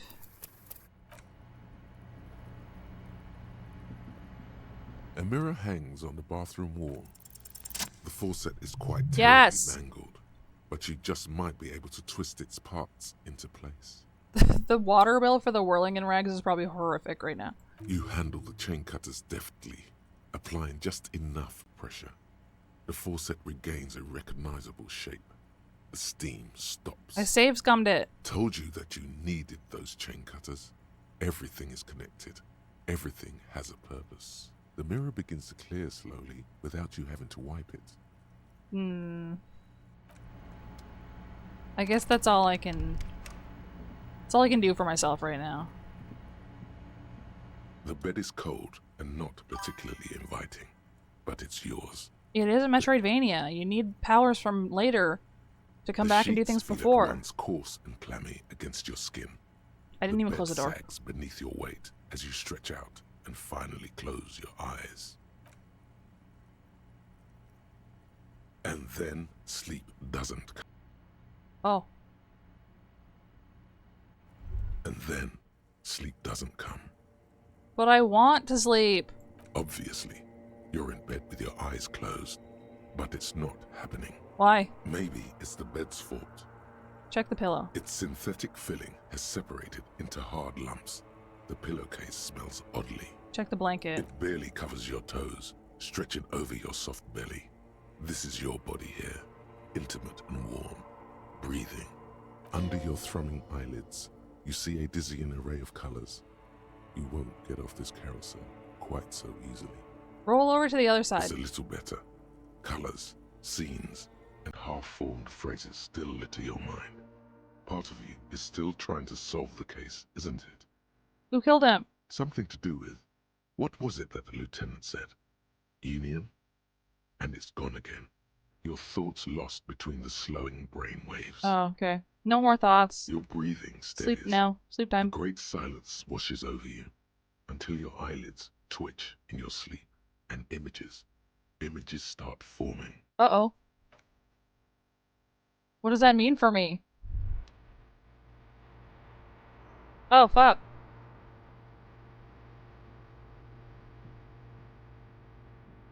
Oh, shit. It's dark. Oh, the disco. It's here. It's me. Do you remember the scent of your childhood? I was born in a hospital where people usually go to die. You're not kidding anyone, Harry. You don't remember shit. Tell me, do you remember your wife's hand on your face? You said who? Do you remember the warmth of her thighs, between her legs and in her mouth? I left. Oh no, Funky baby, you stayed. It was the rest of it that left. Or you just stood there, with one hand on the bottle and the other on your dick, watching it go. Wait, you're kind of right. Tell me, where are your friends? Human beings have friends, Harry boy. Where the hell are yours? Kim's inside. I don't want to come back. They were only cramping your descent into the abyss. Now they're gone. 3 times gone and never coming back. All of it. You failed. You failed me. You failed Elysium. What is Elysium? Everything. The Pale and the Isolus. On the surface. The outer magnetosphere. Whoa. Burning, furious truth. 8,000 years of written history. You really dropped the ball, Harry.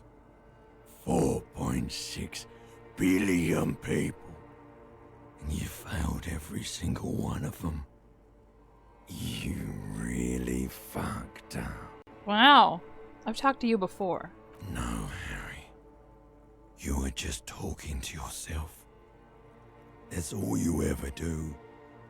Even in your dreams. Title drop. And the actor's wearing thin. The spots of the disco ball fade around you. Halfway title drop anyway. You'll be back in those cold snakeskins in no time. Sweating up the bed. Stinky boy. I can come back from this. You're not coming back from shit. Thrashing around in that high conductivity state of yours. Bumping into things and acting like a clown. Who are you kidding? I'm trying to solve this case. You're trying to what? I can't hear you. This is just a word dream now. Jumbled up garbage. The pictures are gone. The bed rises to meet you. A thin, sleep-like state. More glass than velvet. Grinding in your head. So something is wrong. Sleep shouldn't be this bad, this dry, this unnourishing. There's something wrong with your thoughts. Some kind of new type of hangover. Limbic system sounds like salad fingers. God, there's another type? Oh yes, party boy, and it's worse than the one before. Just think of the shit you saw. Here it comes too. So soon already. A silent alarm goes off in your head like clockwork. Barely let you sleep at all. Time to get those clothes on, Harry. Time to go to work in the shit factory. It rhymed a little bit. Bro is not doing well. Well. Better get going, man. Good going, buddy. Is that how it's gonna be now when I close my eyes? Yes. Wait till you see the one with the chick in it. It's gonna be a good one. You feel even worse this morning than you did last night. What chick? You don't know?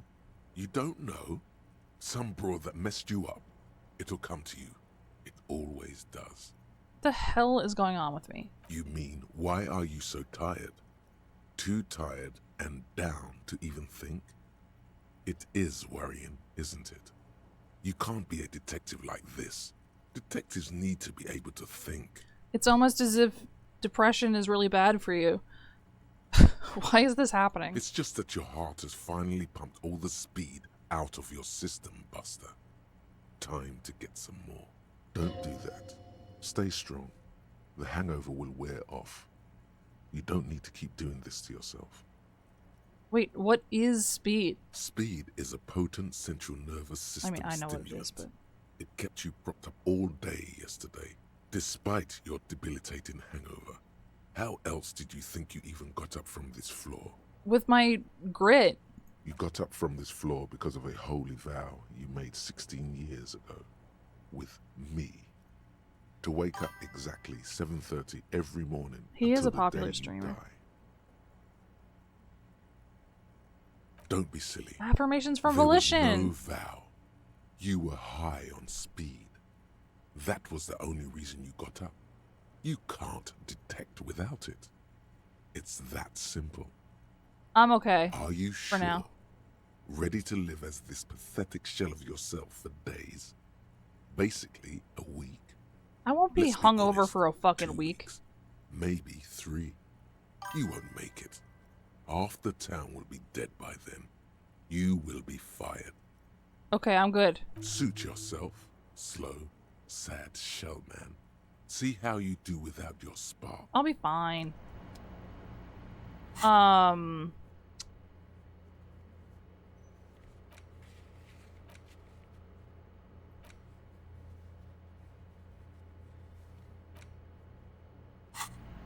We gotta get a place that's not a hotel, man.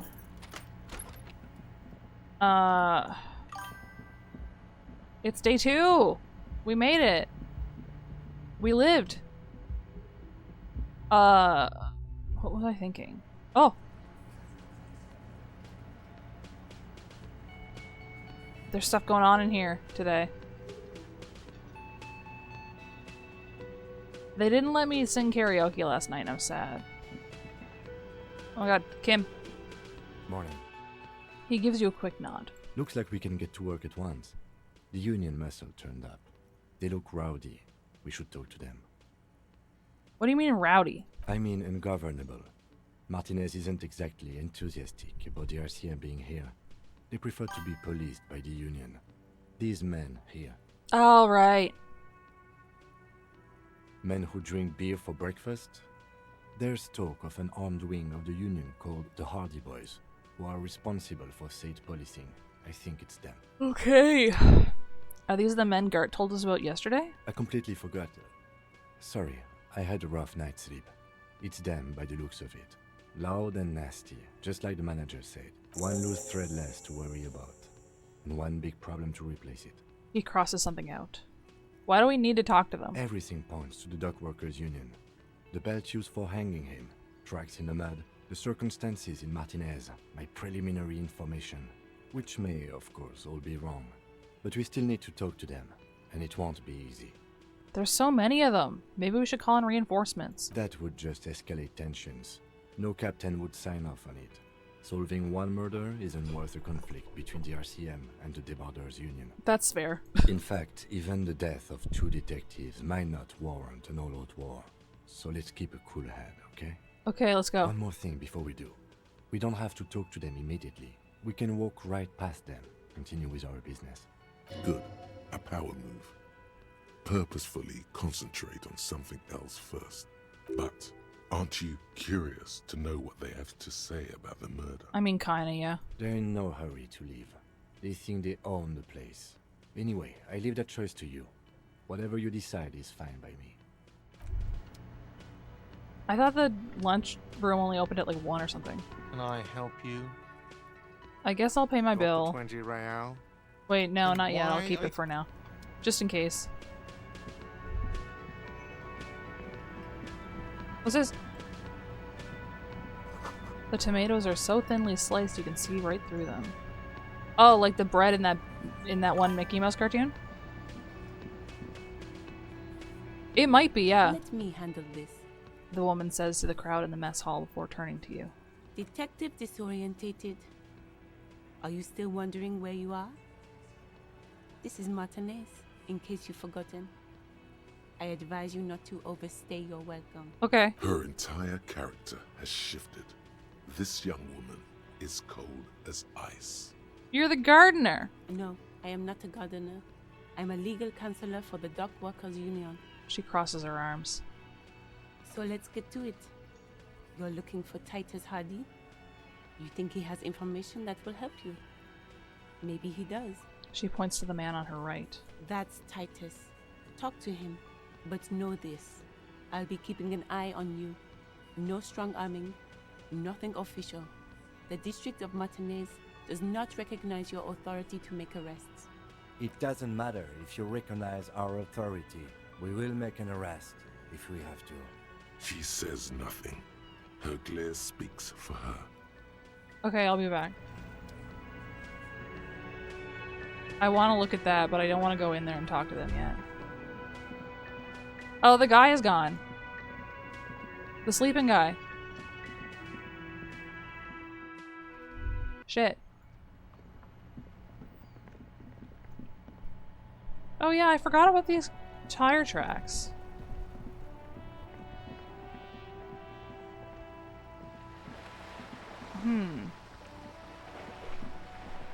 Where do they go after?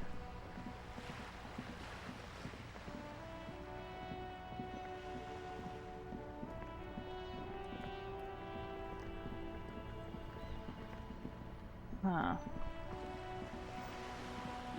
The bulls! Oh. The spirited chirps and clicks of swallows fill the air. What is... Tire tracks leading onto the roof. The slush and rain has almost washed them off. Onto the roof? Excuse me? An ancient fountain. It doesn't pump water anymore. There's a tree in it. Let me see. Oh. Wait. Go. Why does he keep turning around when I gotta run? A sewer grate. A gateway to the river of filth. Indeed. Love that. Roy's Pawn Shop. Fast cash for faster times. He's got a trash bin too. What's this? Fingerless gloves, electrochemistry. Oh. What that? It's a bottle. For my tear. Water lock out of order until Wednesday, 7:15 a.m. I don't know what day it is. Good morning to you, officers. Hey. A burly man hangs out by the waterlock, carving up a generous serving of salami with an old hunter's knife. Oh. His eyes are fixed on a man stranded on the other side of the waterlock and on an enormous billboard that has fallen down into the canal between them. Do you know what caused this wreckage? I wasn't here to witness it, but those look like tire tracks on that sign. Weird, huh? Then again, plenty of daredevil drivers in Rivershoal. Oh, it's like that, is it? The words daredevil driver sound ominous to you. For probably good reason, I think. Too bad it also takes a year and a day to repair anything around here. Especially a waterlock. The rest of the coast is closed off till then. Do you know what's further down the coast? Well, there's the fishing village, an abandoned fish market, a bizarro church. Not much use to the congregation, though. There always seems to be something wrong with it. He thinks for a moment. Yeah, not really much else. Just bombed out ruins. Can I have some of your salami? Sure thing. He cuts off a slice. Want some too, officer? He turns to the lieutenant. Why not? The lieutenant ponders the offer for a moment, then decides to go for it. He takes a slice of salami from the man and chews on it. Bye! Did I really get salami? Does not appear that way. A couple of indicator lights are missing from this control panel. Look at this shit. Loose wires dangle from the now vacant holes. In the middle is a lever. Beneath it, a small metal plaque. This panel usually closes the waterlock, turning it into a bridge that lets you cross the canal. But there's a crashed salmon and butter sign in the way. Pulling the lever probably won't do anything. Pull it. You pull the lever all the way up until the metal clicks against the contact pins. You hear a soft clunk. Then, nothing happens. Push it. Nothing happens. A cold gust of wind blowing in from the sea interrupts the silence of the situation. You just gotta push it harder, clearly. Mm-hmm. Lieutenant hums to himself while staring at your activities. Release the lever. Brings the lever back to its original position. You still need to close the waterlock to get across the canal. Some other way. Okay. Wasn't there a sign over there saying functionality will be restored on Wednesday morning? Yeah, but I don't know what day it is. Can I go down here? Ah! Let's go in the pawn shop. I do need to hydrate. Whoa, look at it in here. Bro's got everything. Some kind of machine. An antique cash register? A bust of a woman. The plaque simply says day. In the dark, a film projector is whirring away. Oh yeah, it said Monday is over. Tomorrow's Tuesday or something. So now it's Tuesday, I guess. Mostly military wear, with a few more eccentric fashions thrown in. A typical Martinez streetlight sits among assorted floor and table lamps. What the fuck? Let your gaze run over the streetlight. The light pole has been carefully cut, and the wiring has been redone and attached to a standard indoor plug. The light buzzes faintly, but persistently. This would make quite a statement in your living room. I don't think we need that. Is that a streetlight? Yes, officer. As you see, it's in perfect working order. Where'd you get this? It was brought to me to be altered. We are not here to investigate the theft of city property. He leans in so the pawnbroker doesn't hear him. You have to admit it's rather clever what he's done with it. He pauses, studying the light. How much for the streetlight? 700 real. A bargain, I dare say. 700 sounds about right. Can't imagine it wasn't easy sawing off that street lamp. Hey, I don't know where it came from, but it's not every day you get to buy and sell something so extraordinary. I don't have 700.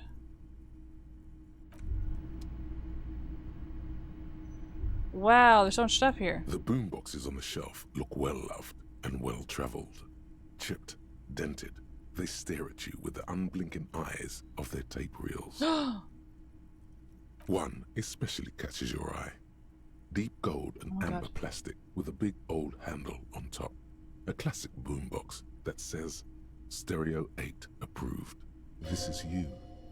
Golden orange. A sunset suite. Wow. Just make sure it works before you buy it. Shopkeep, this Stereo 8 approved machine here? Is the Harman Welsh W2. Made in Vespa.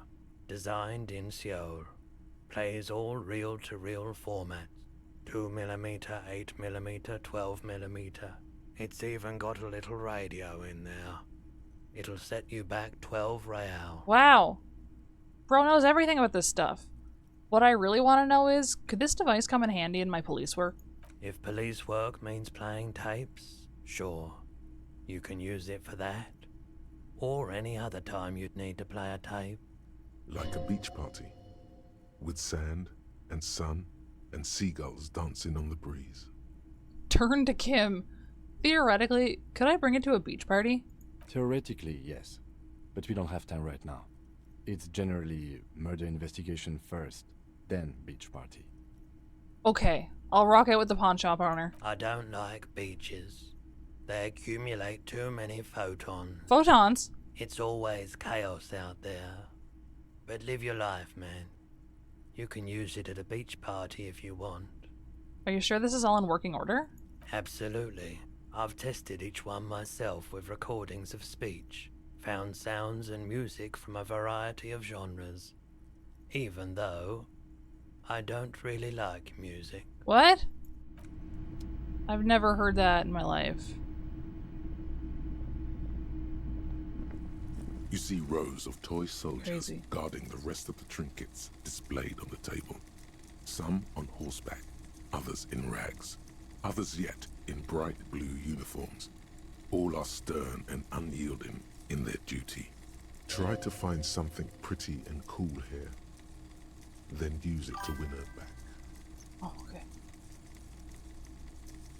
Dude. I believe it.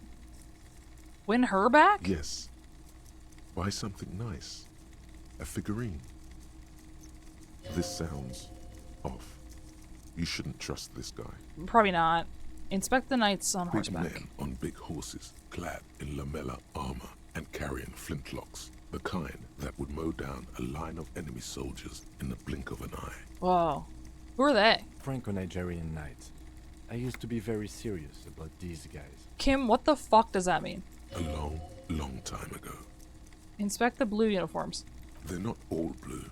These figurines also wear gold coats and caps, complemented by orange trousers. They are variously posed, wielding swords and rifles with bayonets. What is the clicking sound effect going on? Wait, this looks like Renee, the old guy who's playing petanque. This is what the loyalists looked like, yes, at first. Then they wised up and got camouflage. I mean, Kim did say he had a hobby, but he wouldn't tell me what it was. What exactly are these? Which ones? Ah, royalist soldiers from the time of the revolution. The uniforms are painted a bit too brightly, I suppose. Rags. This set of soldiers isn't meant to look impressive. A few have rifles, but most of them carry pistols. Some even shovels and tall sticks. Are these even soldiers? You're probably talking about the revolutionaries, yes? Yes, they are soldiers. Revolutionary soldiers. Okay. I think their poverty has been exaggerated for effect. Oh. When you place them next to the royalists, it doesn't seem like they could possibly win. I wish it was more nuanced.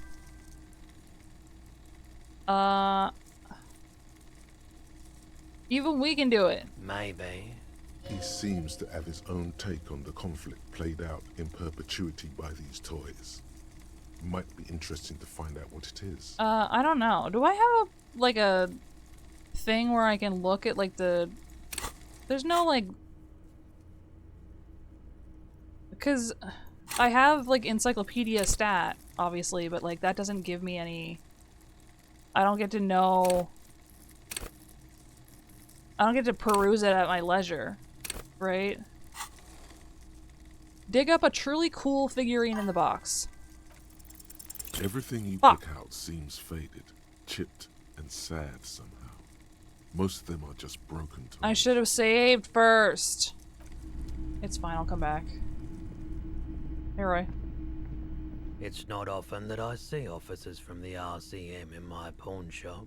The man at the counter turns to you slowly. What can I do for you? Yes. His courtesy is not insincere, but he prefers being alone with his projector, just watching the movement of light across the walls of the shop. I like that. Sorry, I feel like I'm interrupting you. Oh no, not at all. I guess I haven't had many customers It was lately. hubris, you're right. RCM or otherwise. Who are your customers usually? Yeah, but I wish I could like see the stuff that it gave me trivia on, you know? All kinds of people come I guess I could look through it up here. elsewhere. Locals, travelers, people looking for a deal, people looking for a keepsake, people who are terminally bored. As you can see, I have a wide selection of goods for everyone to choose from. Quite the collection indeed. It keeps me entertained.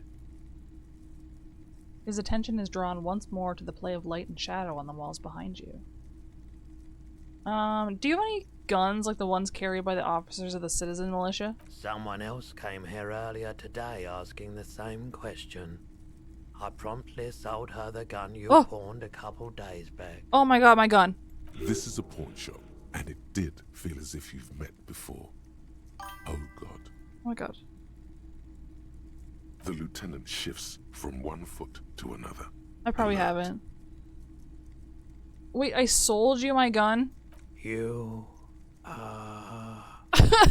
were adamant about getting rid of it, officer.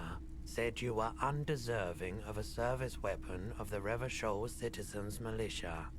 And I don't like keeping guns around the shop for long. Off the charts photon emissions. The unhealthy kind. Bro needs a space blanket like in Better Call Saul? He's not telling you the whole story. It seems he's trying to spare you. I feel like there's something you're not telling me. You weren't quite yourself, officer. What was I like? You were very distraught. You said the gun was a threat to your life and that you can't trust yourself with it tonight. and that you need the money. Wait, where did the money go? When I said that I don't normally buy firearms, you put the gun barrel in your mouth and sort of sucked on it. Then I agreed to take it. Bro. Well, how much did I sell the gun for? 15 real. Oh my god, I didn't even have that. The lieutenant looks from you to Roy, and then back to you. It's clear that he hopes this tableau might still turn out to be a bad dream.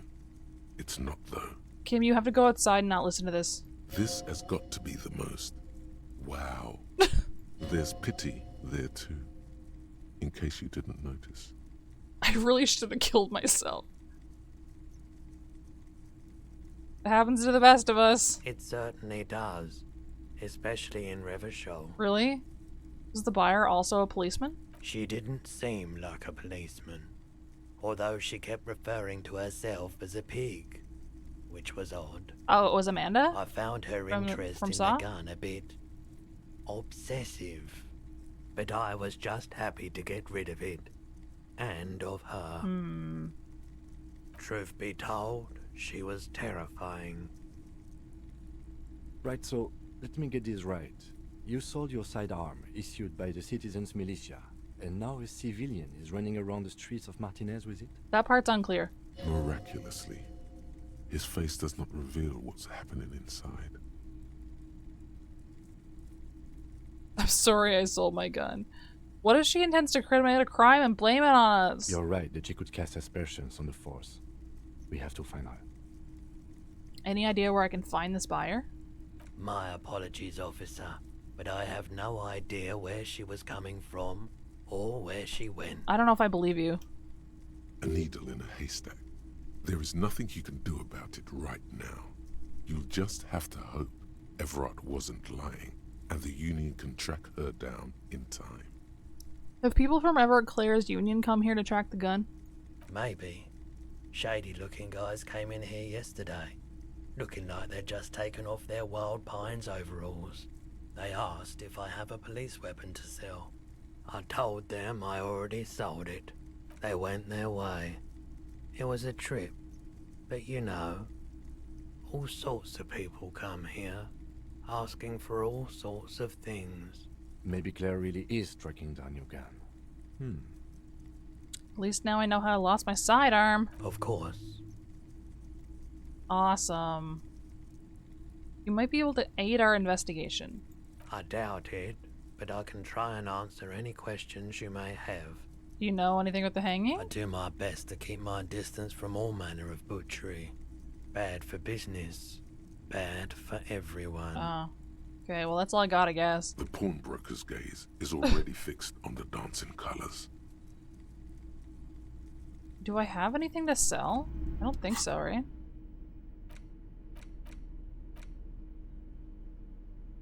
Unless I sold some of this stuff, but like why would I do that? There's no real need to do that. Okay. I'll be back. Thanks, Roy.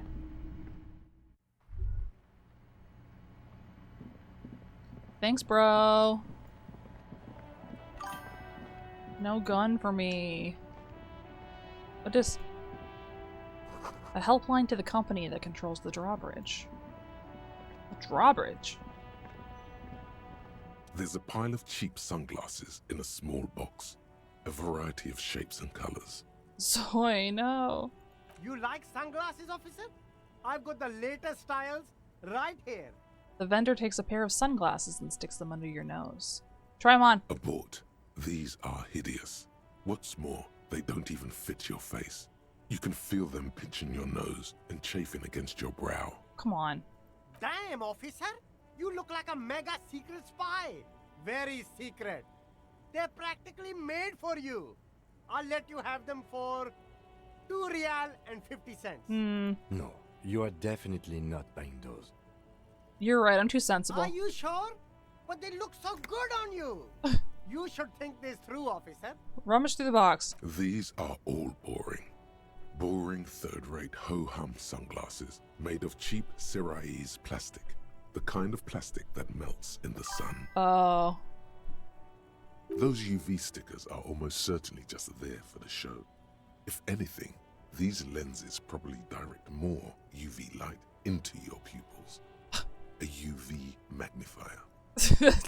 That is drama. That is a dramatic thing to say. These are all first-rate sunglasses. Premium design, super material, very cool. UV resistant. Very cool. These will definitely keep your eyes safe and cool while doing your dangerous police work. I don't think I need them right now. What else do you have here? You see two lowly, defeated speakers, thralls, slaves basically. Yeah, those ones are kind of ugly, I perched think. atop them like conquerors surveying the land. A pair of found, durable wear sneakers, ultra series. Sneakers! I can see you with taste for luxury, officer. Can't keep your eyes off those sneakers?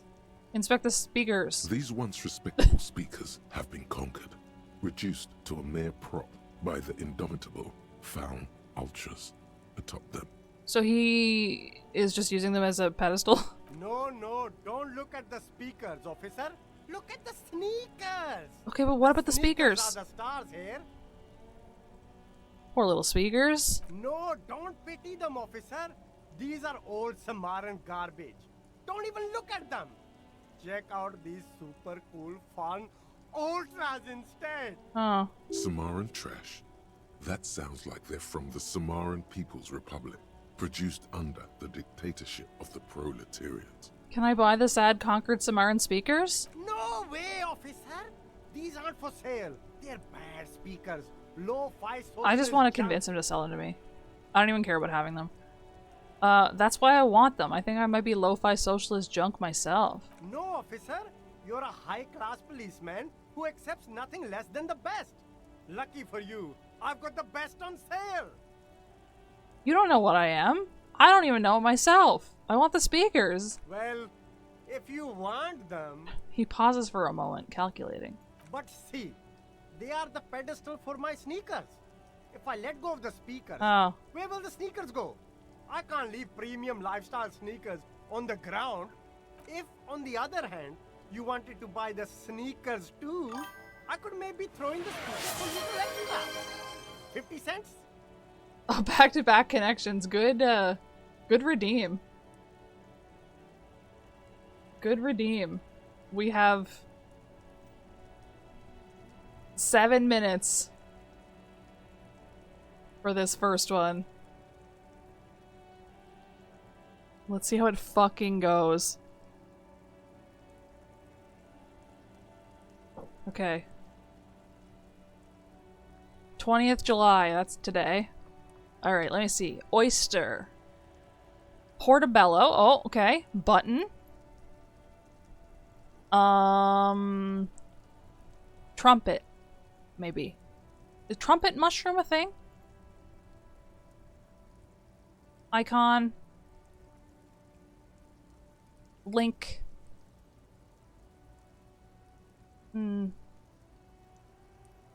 Bubble tea.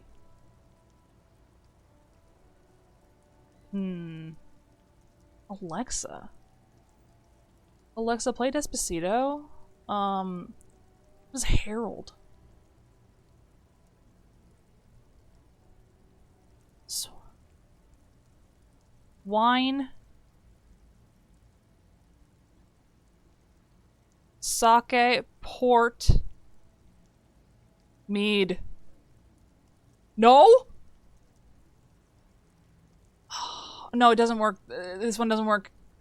Because it would be starting with the liquor. It wouldn't be... Oh my god. That would have been so sick, though. Wisdom. Herald. Wait. Trumpet, herald, sound, blare. Announce. Fuck yeah. Alright. Meadow.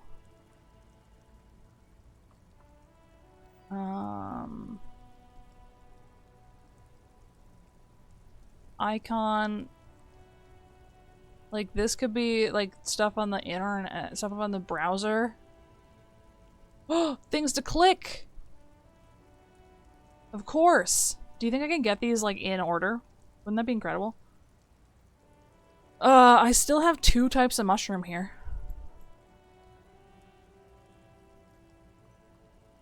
Bubble tea. Meadow. Wisdom.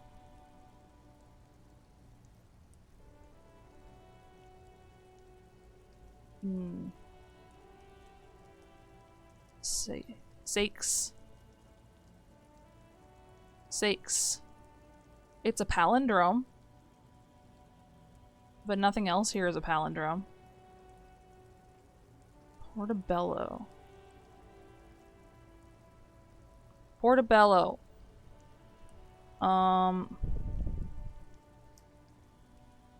Okay.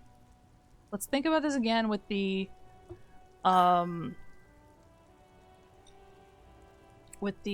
wordplay aspect.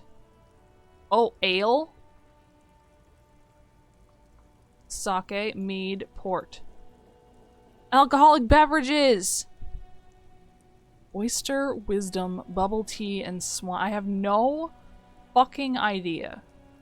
I have no clue what this is. Associated with pearls. What? Swine?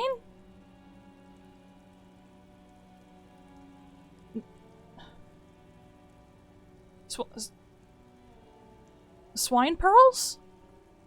What the fuck are they? What are they saying? What does that mean?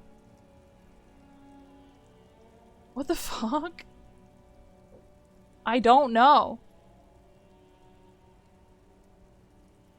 I super don't know.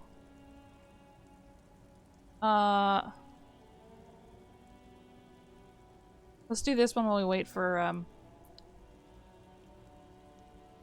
for midnight to hit and also the ad. Tie, stalemate, draw. A tied game. I don't think you should be able to use the word tied when tie is the, you know? Sketch, draw, doodle. Raffle, lottery, draw. I find this one is a lot easier than connections. Personally. Foot, draw, suspension. Types of bridges.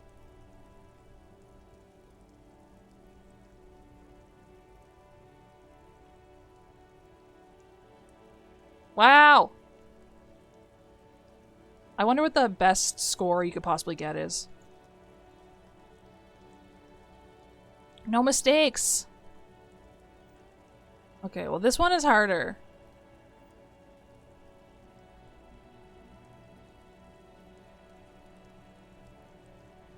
This one you have to make words out of the letters, but you can only use each letter 5 times total in the whole puzzle. And there's one word that uses all of the letters. Alpaca. There's too many A's. It works, but I would never have gotten that. Pearls before swine. What the fuck does that even mean?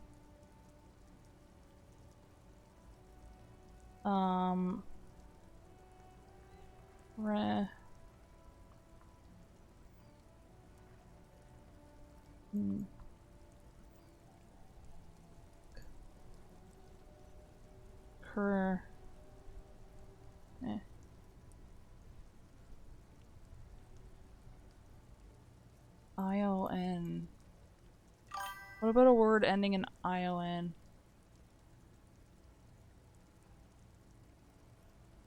Oh. I don't know this at all. Airplane. It doesn't use all the words, all the letters, but it does give me a decent amount of stuff.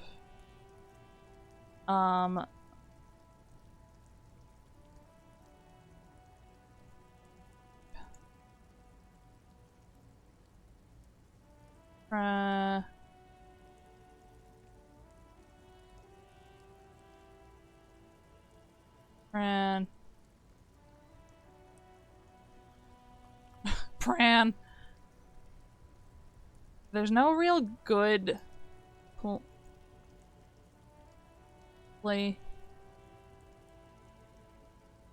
place. You can use them twice in the same word, which fucked me up when I learned that. Also, you have to use the middle word, the middle letter.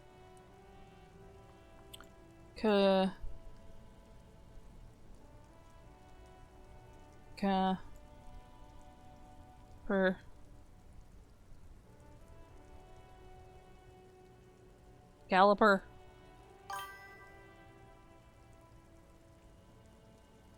The pangram's first 3 letters. Pour. P-O-R. Oh. Porcelain.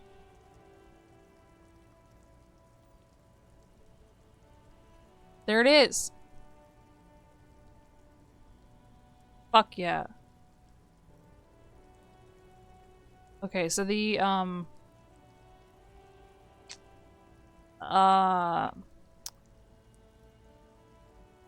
will be... As soon as the ad ends, I will do the other connections.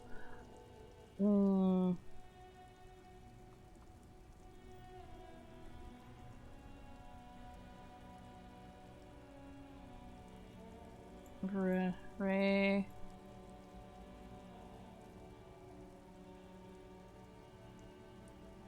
Racinet. Your root beer. Blah. Plant.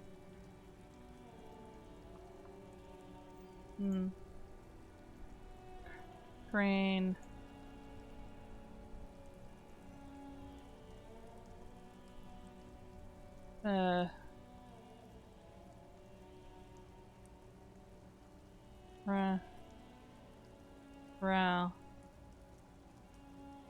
Ralp.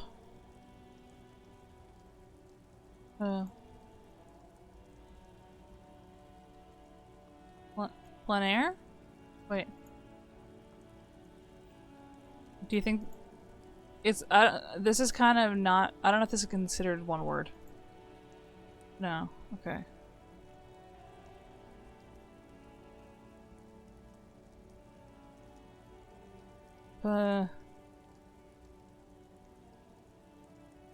Pay.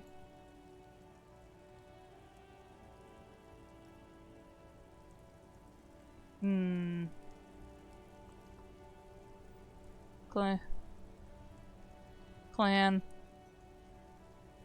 Hint! In a direct line of descent.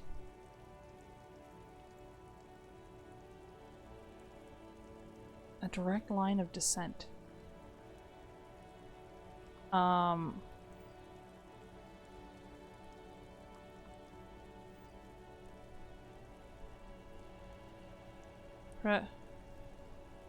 Predecessor, antecedent, descendant. I don't know.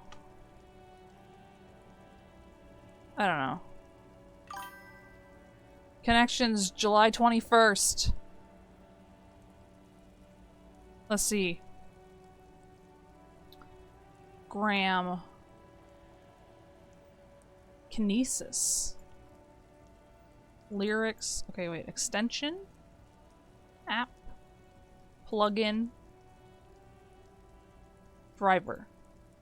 Little bits of software. Okay, software down. Whatever. Crop.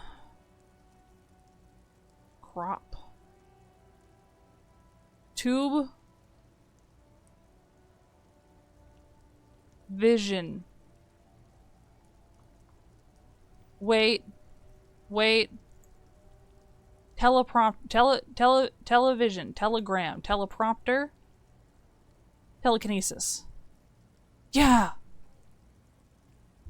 Yes, dude.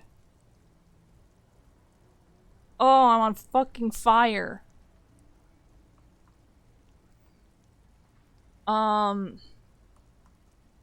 Music. Lyrics. Orchestration. Book?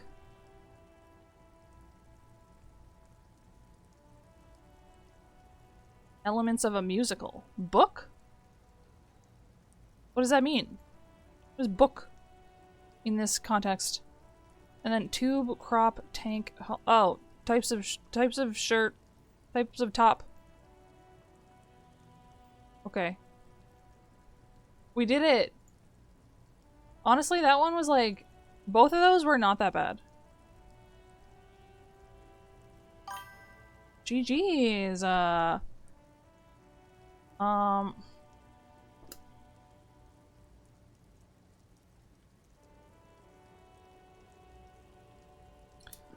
Okay, he wants to sell me the sneakers and the speakers. Damn. So you have to buy the sneakers first. Well, show me the sneakers. A pair of Faun Ultras. The design is impossibly sleek and simple. A futuristic silhouette with a sleek monochrome colorway, a jet black upper, and a silver-lined midsole. These sound bad looking. Those sneakers, mister. Those sneakers are the latest Faun sneakers. Super air, super fine, super cool. Only 50 real. I don't have that. Only? That's madness. Faun Ultra. We're the future. You remember the slogan from some magazine? Leave. What's this? There are clothes inside. Cheap second-hand clothes. Clothes. Smelling of strangers' body odors. Don't be shy. These are premium class clothes. Whoa. Good quality fabrics, best retro design. No way. Save the economy with your style, officer. Save the economy? Save the economy? That sounds off. How so? Haven't you heard, officer? We've got to be economically conscious. Recycle your cash, keep it in circulation. Don't buy new things. Buy eco. I guess. Thanks for the advice. I'll try to be more economically conscious. I don't think buying eco has anything to do with the economy, though.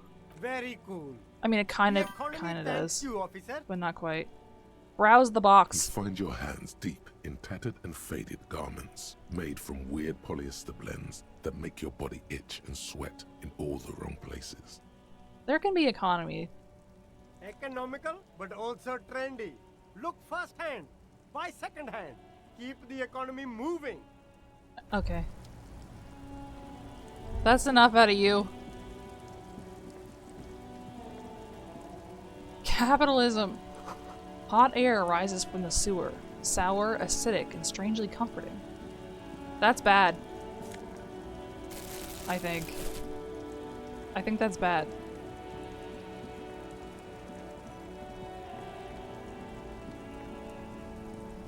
Okay, so I can't get to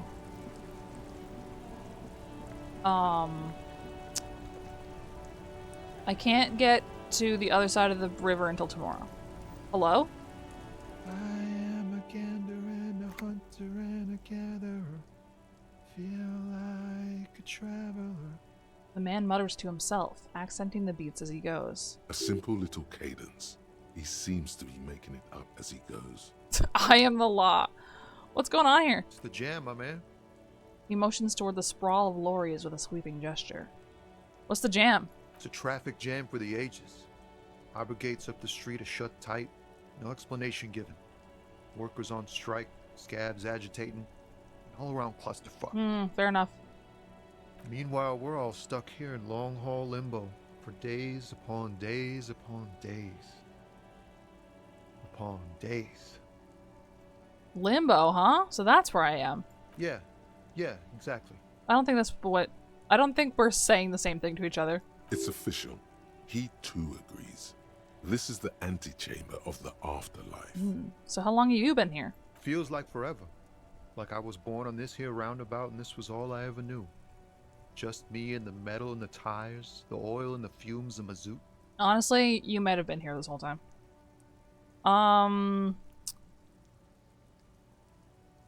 Could you say it again with a little less plotting? Everyone's a critic, man. It's okay. I've been here a whole week already. Damn. So tell me, what do you need? What are you hauling? Oh, high-grade narcotics, illegal firearms, stuff like that. Don't tell me that. Time to arrest him. Relax. He's merely joking. Okay, and what are you actually hauling? Can't even get a few jokes past you, my man. I've got another haul of found cargo. Mostly sporting goods, tracksuits, and that kind of thing. Whoa. They usually get shipped to Grad in the Occident. Though we've been making headway in the Ilmaran market lately. Could I get one of those tracksuits? We're pals and all, but I can't just freely hand out the merchandise. Oh. The bosses won't be happy. Disappointed. That's your machine behind you? This rockin' beauty.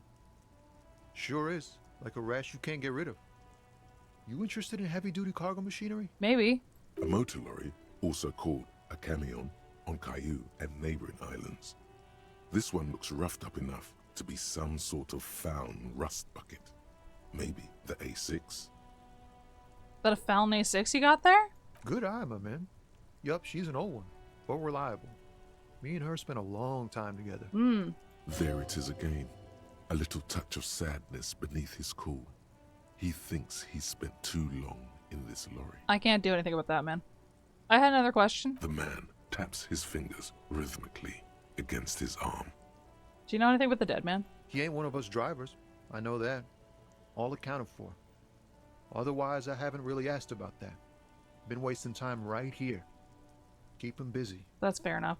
It's easy to see he's telling the truth. He's kept his nose out of the dark stuff. Busy with what? You're just sitting here. Analyzing the fundamental structural and psychological conditions of being stranded in the midst of a sea of motor lorries and their sad, despondent chauffeurs. Whoa. And your conclusion? A sense of surprise there ain't more bodies hanging from more trees. Oh. Tell me more about this strike. It's like whatever's going on over at the docks. Workers got a blockade set up, making demands, no way in or out. What else should I know? Anything else? Yeah, this ain't really my area of expertise. I just do my job and get paid. I have things to do and places to be. All of us do. All of who? Us lorry drivers. Huh. Camionneurs. You still hang around here waiting for this mess to end. Most have scurried off somewhere to get drunk or high. Or laid. Not that I blame them, really. Wait, I thought the mobile version was, like, official. Is it not? Not my thing. Chasing transient pleasures is a drag these days. I prefer the examined life now. Thinking, reflecting, observing. He glances down the road toward the horizon, a glint of something in his eyes. I'm good for now. Good talk. Don't be a stranger. He gives a salute with 2 fingers. Yeah, I'm not sure either, but I thought it was... For some reason, I thought it was real.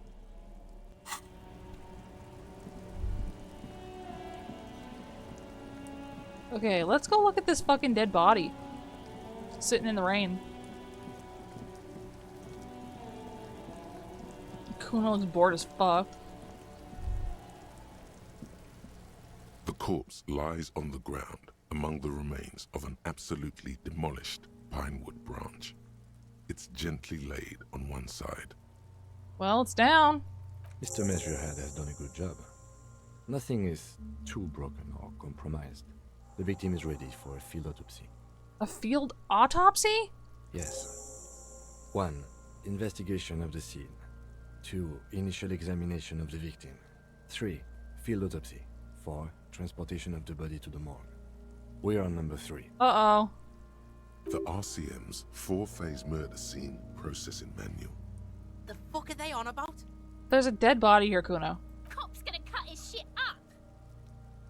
Don't we have someone else to cut his shit open? Okay, got it. Lieutenant adjusts his glasses and takes a deep breath. Tell me something, dead man. Shoot, Looney Rooney. Okay, never mind. Come back later, Corporal. Amuse yourself with my frank manners and my memento mori features. If possible, also, see me in your dream. Uh-huh. Okay, what's a field autopsy? Come on, officer. You know what a field autopsy is. You've done 100 of them. No, Kim. What you do know is, at 18.9 kilometers, the dormant shield volcano, Corpus Mundi, is the world's highest summit, and the failure of the 38 single, Et puis descend, to crack the top 20 was the death knell of disco. But what a field autopsy is, you have no idea. Why don't you know? You must have me confused with the Copperpedia. Who's the Copperpedia? I think I need to talk to him. You, sir. You are the Copperpedia. Fuck. Okay, let's get in there. There truly is a time for everything, even for yellow gardening gloves. However, they are lacking hygienically. I suggest you get in there in limited capacity. Why does it matter? He's dead. Okay. I'll ask you when I need you to. For the most part, maybe I should handle the contact and you take notes? We just fill this in, right? That's right. Okay. Open your ledger at the field autopsy form. The dead man stares in silence as you crack open the ledger. The bright red paper is covered in boxes and lists, describing the condition of his skin and organs in 3 parts. Well, it's really bad looking. Above those, an 11-field info form needs filling out first. It begins with 1. Assistant. That's you. Harry Dubois. Let's just write initials. HDB. The corpse is indifferent to your scribblings, just lies there.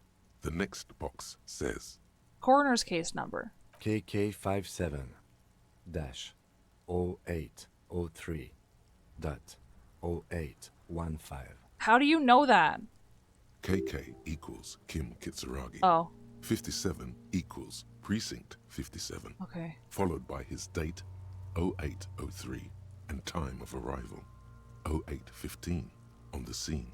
He's indexed the case after himself, not you. Never mind, it makes sense now. That's because he doesn't want to bring up the messy question of your initials. Write it down. Next. Name. NA. Next. Date of birth. NA. Age. Roughly 50. Okay. Try 40. The damage is so extensive, it's better to err on the young side. Write approximately 50. The corpse looks I don't think it ageless, fucking matters. like meat on a hook. 6. Race. Mondial. Fair to olive-skinned, from the Isola of Mwindi. This is as vague as it gets. You might as well say whitish. Okay, so this is their variation on Caucasian. Write it down. The pudgy mess of curdled meat looks neither mondial nor anything other. Sex. Fucky, fucky! The little monster exclaims energetically. Male. Pigs can have sex! Right, fucky, fucky. I'm gonna be good. Right, male. Nor does he look male, with his pregnant belly and indistinguishable face. Okay, well. Judgment. Date of death. We're still going with March 4th, 51. I just want to be... I don't know. I want Kim to be proud of me. Right, 040351. What else? 9. Body identified by is non-applicable. 10. Case number is the same as the coroner's case. KK 57 0503 0815. God. Listens, motionless, with the cargo belt still around his neck. Only one box remains. Evidence of treatment. None. At least not after the initial examination. A strange word. Treatment. What exactly is treatment? Interfering with the body's position or wounds post-mortem. What about all the fucking rocks that fucking Kuno threw at him? How did you not know that? Aren't you a cop? You're leaving a weak impression here. Say something sure-handed. Come on. I'm not sure. Didn't the footprints look like he was carried over? They'd have to have incapacitated and carried him over. This man was more than a match for untrained dogwalkers. He places his hand on the dead man's chest as if in preparation. Your central nervous system recognizes this gesture. It's the stations of the breath. Ecclesiastic, religious in nature. Good a word, holdout ecclesiastic. From pre-DeLorean burial rites. It takes him 2 seconds to perform. Then, somewhere in Jamrock North, a small wood shed behind Rosencrantz Row, Lieutenant Nick Feuerbach puts his hand to the chest of a small corpse, no larger than a monkey. It's raining outside, light drizzle. There is darkness in the shed. Interesting. Elsewhere yet, an obese female sits in a wicker chair.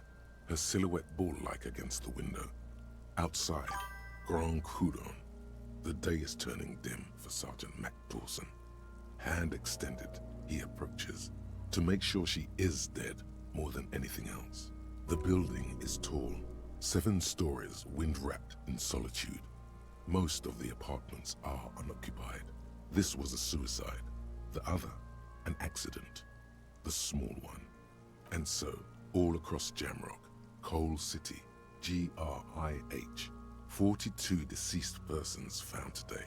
42 stations of breath. That's like a lot, I feel like. We should start the post-mortem. They're doing a dance together? The corpse cannot feel Kim's hand on his chest.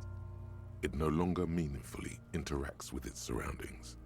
A thicket of boxes and lists on red copier paper tries to answer why. External examination summary. That's true. He does have bad eyesight. Clothes. The deceased wears armored boots and white briefs. The make of the briefs is Babrodine, I think. Let's see. Does it matter? He turns the body onto its side to check the underwear label. See, it's happening. Babrodine, yes. Inexpensive. Size M. Color white. The disappointment is palpable. The red-haired thing was expecting something more lurid. Write it down. The rest of the clothes have been removed post-mortem by scavengers in order to get to the victim's ceramic armor. Officers are in search of the missing pieces. Removal of the boots is left for processing. I want to take the boots. It would be clever of you to omit the boots altogether, sire. If you are to keep them for yourself, as you ought to, you have deserved them more than anyone else. Okay, but I don't actually want them. I just want to have the whole set together. I don't care what happens to it after. The boot has a serial number. It's E50.100.100. The lines between the plates are in the shape of the alphanumerical. The number is purposefully concealed by the design. That's interesting to me. Write it down. Tattoos. He stands up, feet planted on either side of the body. The upper torso is covered in a single, continuous tattoo resembling a microelectronical circuit board. It reaches from the right shoulder to the heart. The ink is blue and white. The assistant has a color photograph of the markings, to be added to the case files as document A1. The photo is taken on the scene, using a Trigat Mini. The deceased has a belt for airlifting cargo around his neck, tied with a hangman's knot. Color yellow. Length 3 meters. There is a buckle on the other end. Well-nourished, athletically built, measuring 1.8 meters. Generally consistent with age, about 50. Preservation is good. Ambient temperature below freezing. I feel like the fact that the body was preserved due to the cold, I feel like would mean that it wouldn't smell as bad as they've been describing it. Body hair is light brown. Distribution is consistent with age. The deceased had male pattern baldness. Hair is combed back, short. You also have that, just saying. Touch the corpse's hair before moving on. Why? What the fuck does that... Why? Why do you want to touch it? Write it down. Lividity is consistent with hanging. The head is congested. Contusions are present on the head, chest, and thighs. Consistent with stones thrown post-mortem. Low velocity. Now, if I was the writer, right here I would have Kuno cut in because his stones are thrown at like fucking light speed velocity. Fucking low velocity. You think Kuno doesn't know what you're talking about? Velocity was fucking max.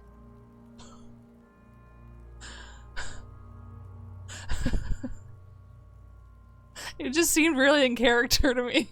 Talking shit about Kuno's velocity. In addition, there are bite marks on the face, scalp, and chest, consistent with predation. Why would there be bites? Ligature mark. The lieutenant produces a small folding knife, with the other hand pulling on the belt. He starts cutting into the polyester. The stench is horrid. After a while, it's obvious the material cannot be cut. The steel wiring. There's too much of it. We need to remove the belt so we can get to the ligature mark. You got just the right tool for that. Huh. The chain cutters. Good thing we got these chain cutters. Always good to think ahead. Now... He points to the rope squeezing the dead man's neck. Maybe I did write this game. What if I wrote this game and then I, like, went back in time and then had a whole another life? We need to cut the belt to see the ligature mark below. Carefully, with as much precision as you can.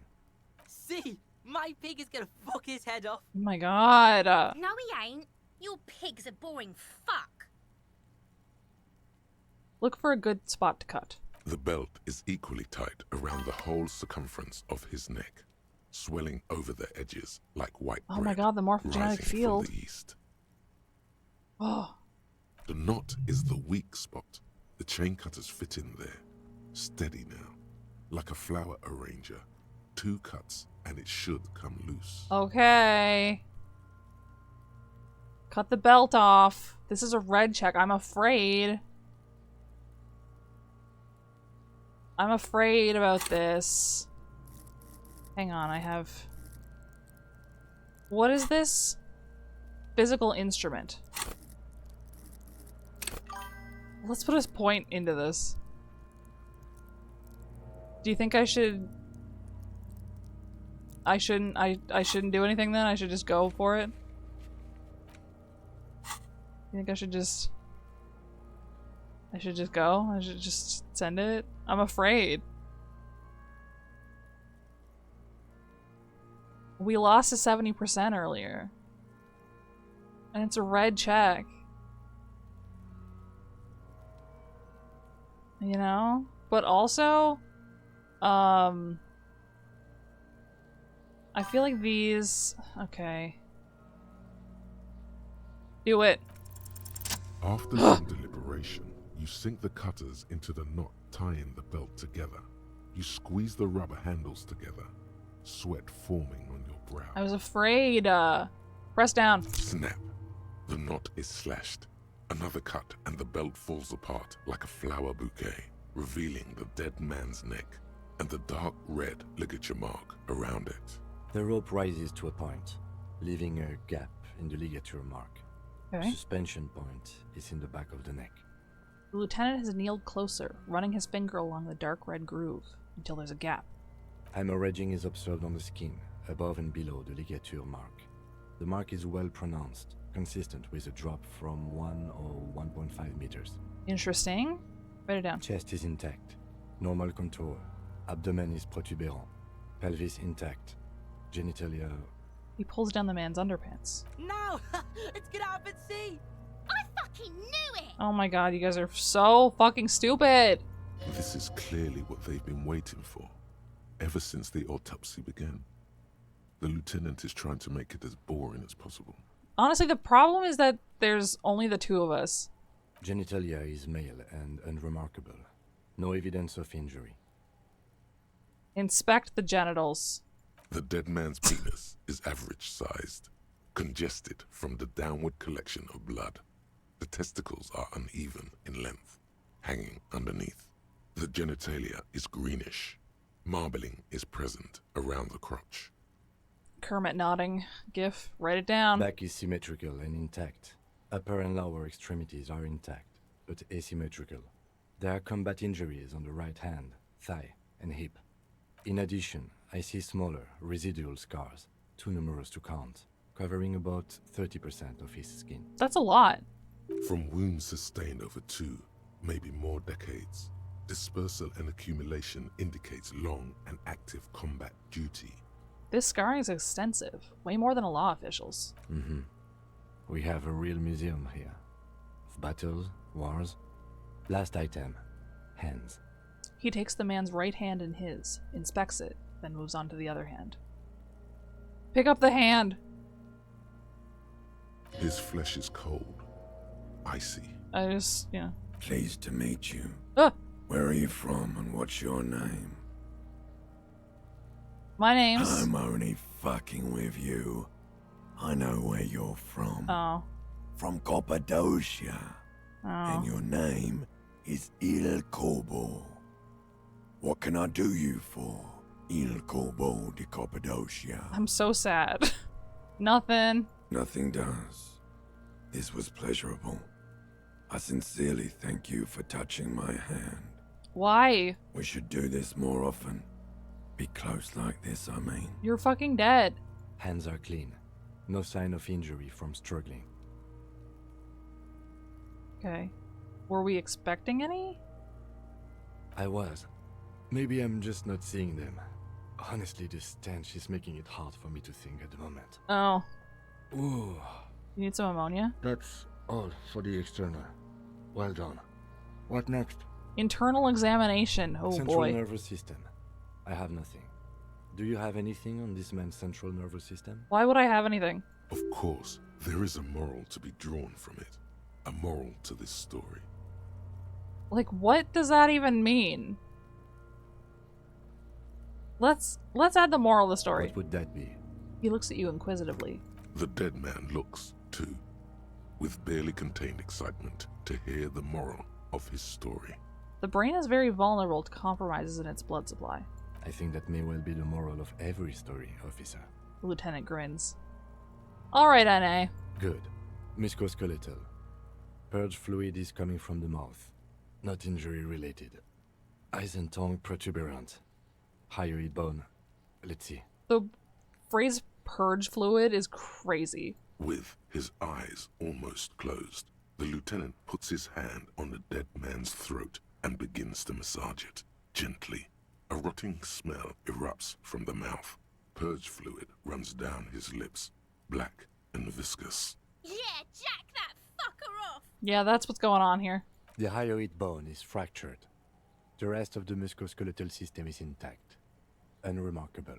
Okay. Respiratory system. Back hunched as if in prayer, he begins to pry open the dead man's jaws. He stops to exert more force. Both hands are used. Oral cavity shows no lesions. Wow. The victim has received dental implants, possibly after a combat wound. Mouth swollen. Hemorrhaging present in mucosa of the lips and mouth. From here, it looks as though the clown-faced man is screaming. The tendons of his jaw are torn apart. Hyoid ripped from the force of the lieutenant's hands. Look in the mouth. No scream. No sigh of relief Do it. rises from the darkness inside. It's humid there. Sickly sweet air, unlike anything living. You feel like you're about to throw up again, straight in that mouth of his. The description of it as sweet is very interesting to me. What is causing the sweet aspect of the smell?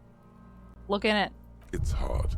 Once more, you taste Okay. stomach acid in the back of your throat. A contraction. Your throat pumps a little something from your stomach and into your mouth. Oh. You're forced to swallow, just to keep looking. Inside, you see darkness. Just a mess of meat and darkness. Meat and darkness. There are ancient mysteries down there, Kobo. Ask me later. Okay. Hemorrhaging present in mucus. The lieutenant repeats impatiently. He lets go of the jaws. The mouth snaps shut before you. he... Okay. Hemorrhaging present in mucus of the lips and mouth, and then he had to say it again because I was distracted. Hepatobiliary. NA. Why don't we have anything? Ah. Are you a hepatobiliary expert? He looks at the corpse's stomach with a mixture of just tiredness and disgust. I don't think so. Neither am I. And that's it? That's it. NA. Same for toxicology and serology.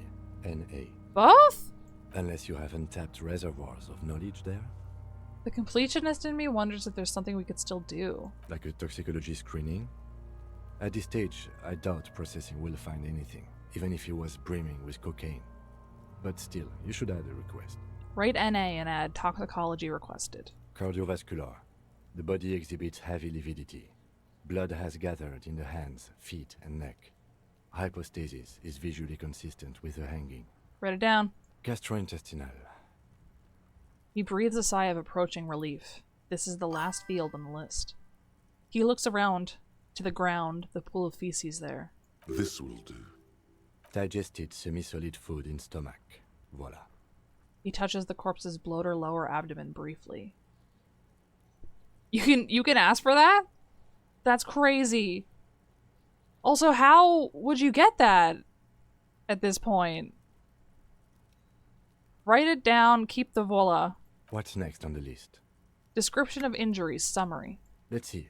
We have bite marks, contusions on the head and chest, and a ligature mark encircling the neck.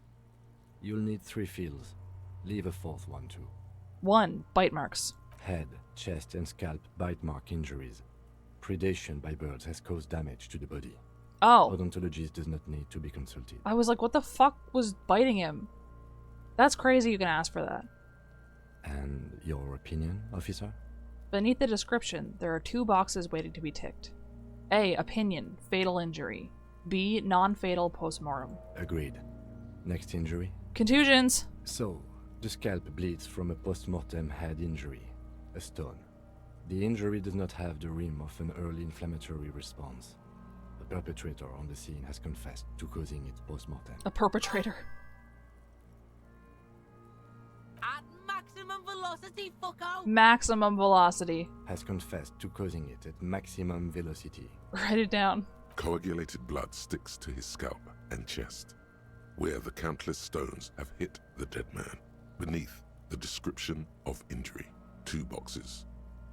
I can't imagine that this guy felt any pleasure during death, but what do I know? Postmortem. Right. Next. Ligature mark. A dark red abraded ligature mark encircling the neck, with a gap on the nape measuring, let's say, 7 centimeters. The hyoid bone is fractured, the cervical column intact. I see hemorrhaging on the skin, above and below the ligature mark. Depth of the mark, 1 centimeter. No signs of clawing on the neck. Write it down. Below the note, 2 customary boxes wait to be ticked. The man's head jerks to the side. The ring around his neck is visible. Fatal injury. That's it.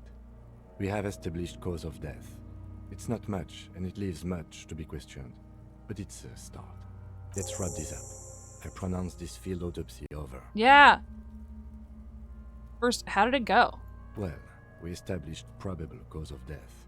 Some would say that's the goal of an autopsy. We also requested a toxicological screening. That was thorough. The results should arrive in a couple of weeks, if we are lucky. That's so long. I will not hold my breath. What else? We were thorough with the list of injuries, too. We described them all in detail. What is there to say? Given the circumstances, it was a professional field autopsy. What now? This body has seen fucking better days. Jesus Christ. I need a copy of that autopsy form. Then I will drive him to Faubourg. Rip out a copy of the autopsy pages. For processing. He looks at the dead man one more time, then at the slip of red paper in his hand, then at the corpse again. He's thinking, did I miss something? I'm sure we didn't get everything. There's always something. Let's bag him, take him away. There's no way I'm fucking...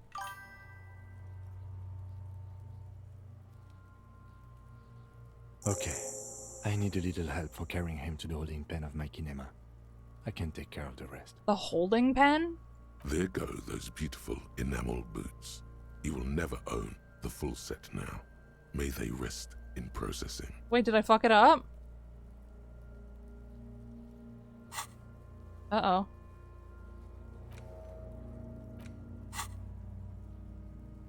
Okay. Oh well, in another lifetime. What should I do in the meantime? Continue working here. The locals, the case, or attend to your own business. I will meet you downstairs in the Whirling in Rags tomorrow morning, 7:30 sharp. Okay. This means Lieutenant Kisuragi will leave the party until tomorrow morning. You're free to do side tasks and even the main case, though it might be more difficult. If you have nothing to do, read books or sit on the bench on the plaza. Read books! I guess I could have waited, yeah. Bag the corpse. I could have pressed leave. I always feel weird about it, though. I feel like I'm gonna fuck something up. He's gone! My friend, my only friend in the whole world is gone. There was a book I wanted in here. Is it upstairs? Yeah. Oh well. This bookstore is not strictly about crime, romance, and I want biographies this of famous people. medicinal There's purposes of also the pail. a wide range. Indeed. Something about that book does seem to have spoken to you. Well, I hope it contains what you're looking for. I hope so too. Let's check it out.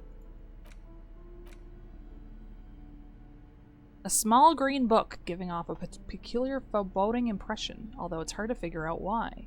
It describes the various ways of healing debilitating ailments through the use of pale, some of which sound implausible at best. Medicinal purposes of the pale. The cover of this heavy tome features a number of esoteric symbols. Open the book. Flipping through the book, you find a number of sections on the general benefits of the pale. A large pharmacopoeia makes up nearly half of the book. What's the pharmacopoeia? You come across the following explanation. While modern pharmacopoeia are continually updated by so-called experts based on the results of clinical trials, readers will find assembled here the timeless wisdom relied upon by generations of traditional Seolite medicine practitioners, Mesk mystics, and Ilmaran folk doctors. It's all quackery, in other words. Nah. Finally, something to calm the angry spirits that have been plaguing you. I'm sure it's It seems legit. to contain descriptions of the medicinal properties of various ingredients that may be gathered from the pale, as well as instructions for producing a variety of herbal remedies. Anything about curing an apocalyptic hangover? There's nothing in here that speaks to hangovers directly. However, while browsing through the various descriptions, you become convinced that you could assemble something from the ingredients listed here. Want to give it a shot? Yes, of course I do. First, you need to choose a base ingredient. Okay. Ginger. Next, you'll need to combine the base ingredient with an appropriate vehicle. Little bit of whiskey. Lastly, is there anything else you'd like to add? Sugar. You've created a delicious tincture of whiskey and ginger. According to the pharmacopoeia, it should increase your energy and focus, though, in your experience, it's only done the opposite. I felt very confident about that. Would you like to try again? Yeah. Very well. First, choose a base ingredient. Mint. Next, you'll need to combine the base ingredient with birch. Lastly, is there anything else Ginseng. you'd like? You've created a delicious tincture of whiskey and ginger. Okay. Would you like to try again? Very well. First, Rue? next, you'll need to combine the base ingredient. Birch. Lastly, is there anything Pomegranate. else? You've created a delicious tincture of whiskey and ginger. Would you like to try again? Can I... Is this, like, possible? Very well. First, choose a base. Next, you Mint, need to combine the aloe. base. Lastly, is there anything else you'd like to add? You've Ginseng. created a delicious tincture. Would you like to Okay. close the book? Very well. Next, you Why is it always lastly, acting is like there I... anything else? You've created a delicious tincture of whiskey and ginger. According to the pharmacopoeia, would It's you acting like as to if I try did the again? same... You close the book. the same recipe every time.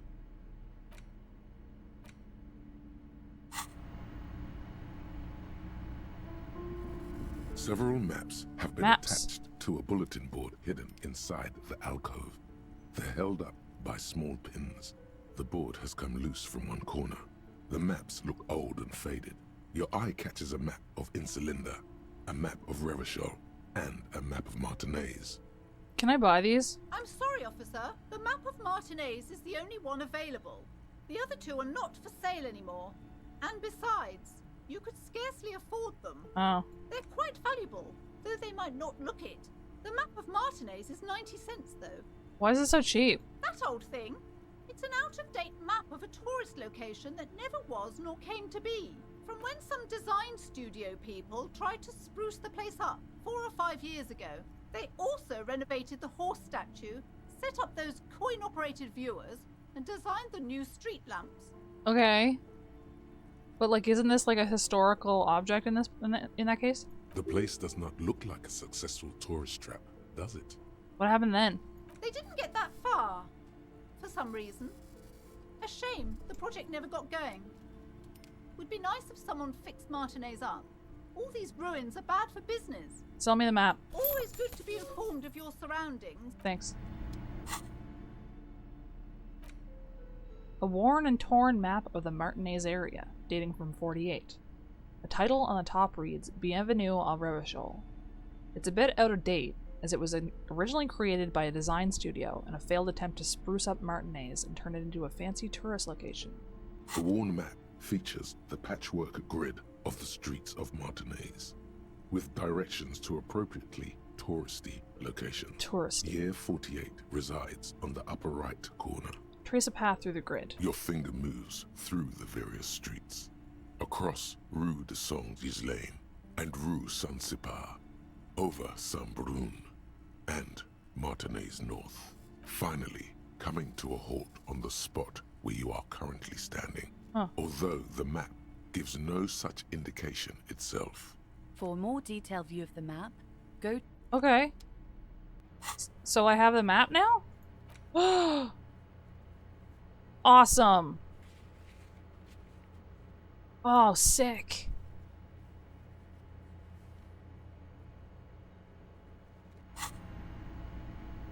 Okay. This was detective books, I think, or famous Shelves people. full of biographies of...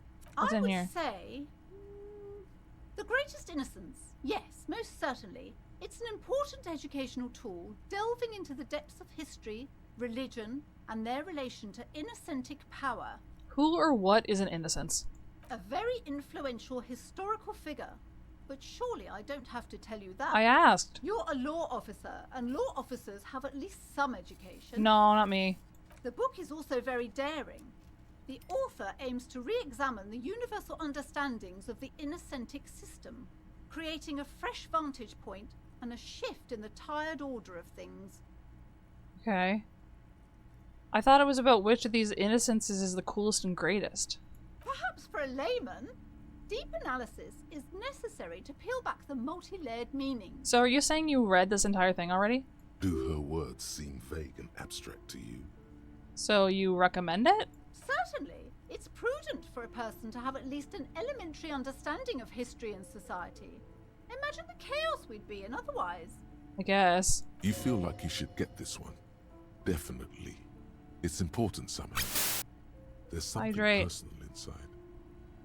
Let's buy it. A true cultural touchstone. I need to stop spending money, but like...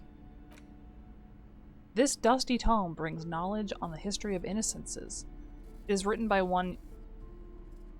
I'm sorry, I can't do this. They're a Mask Vasquez who tries to reach a conclusion on which of the innocences is the coolest in the world. What? How do I pronounce the A with the squiggle? The Greatest Innocence by Joao Joao. Salomão Really? Lopez de Fuego. The book is large and heavy. Joao? Really? Browsing through the various chapters, you try your I would have best expected to an H understand sound. the ceaseless overflow, the sprawl of names, dates, places, events historical. Most of it ends up as a twisted mass of facts inside your brain. Your educational survey is done. Did you catch any of that? Uh-oh. No. Oh well, it's pop quiz time. Let's see what you've learned. This might take a few minutes. You ready?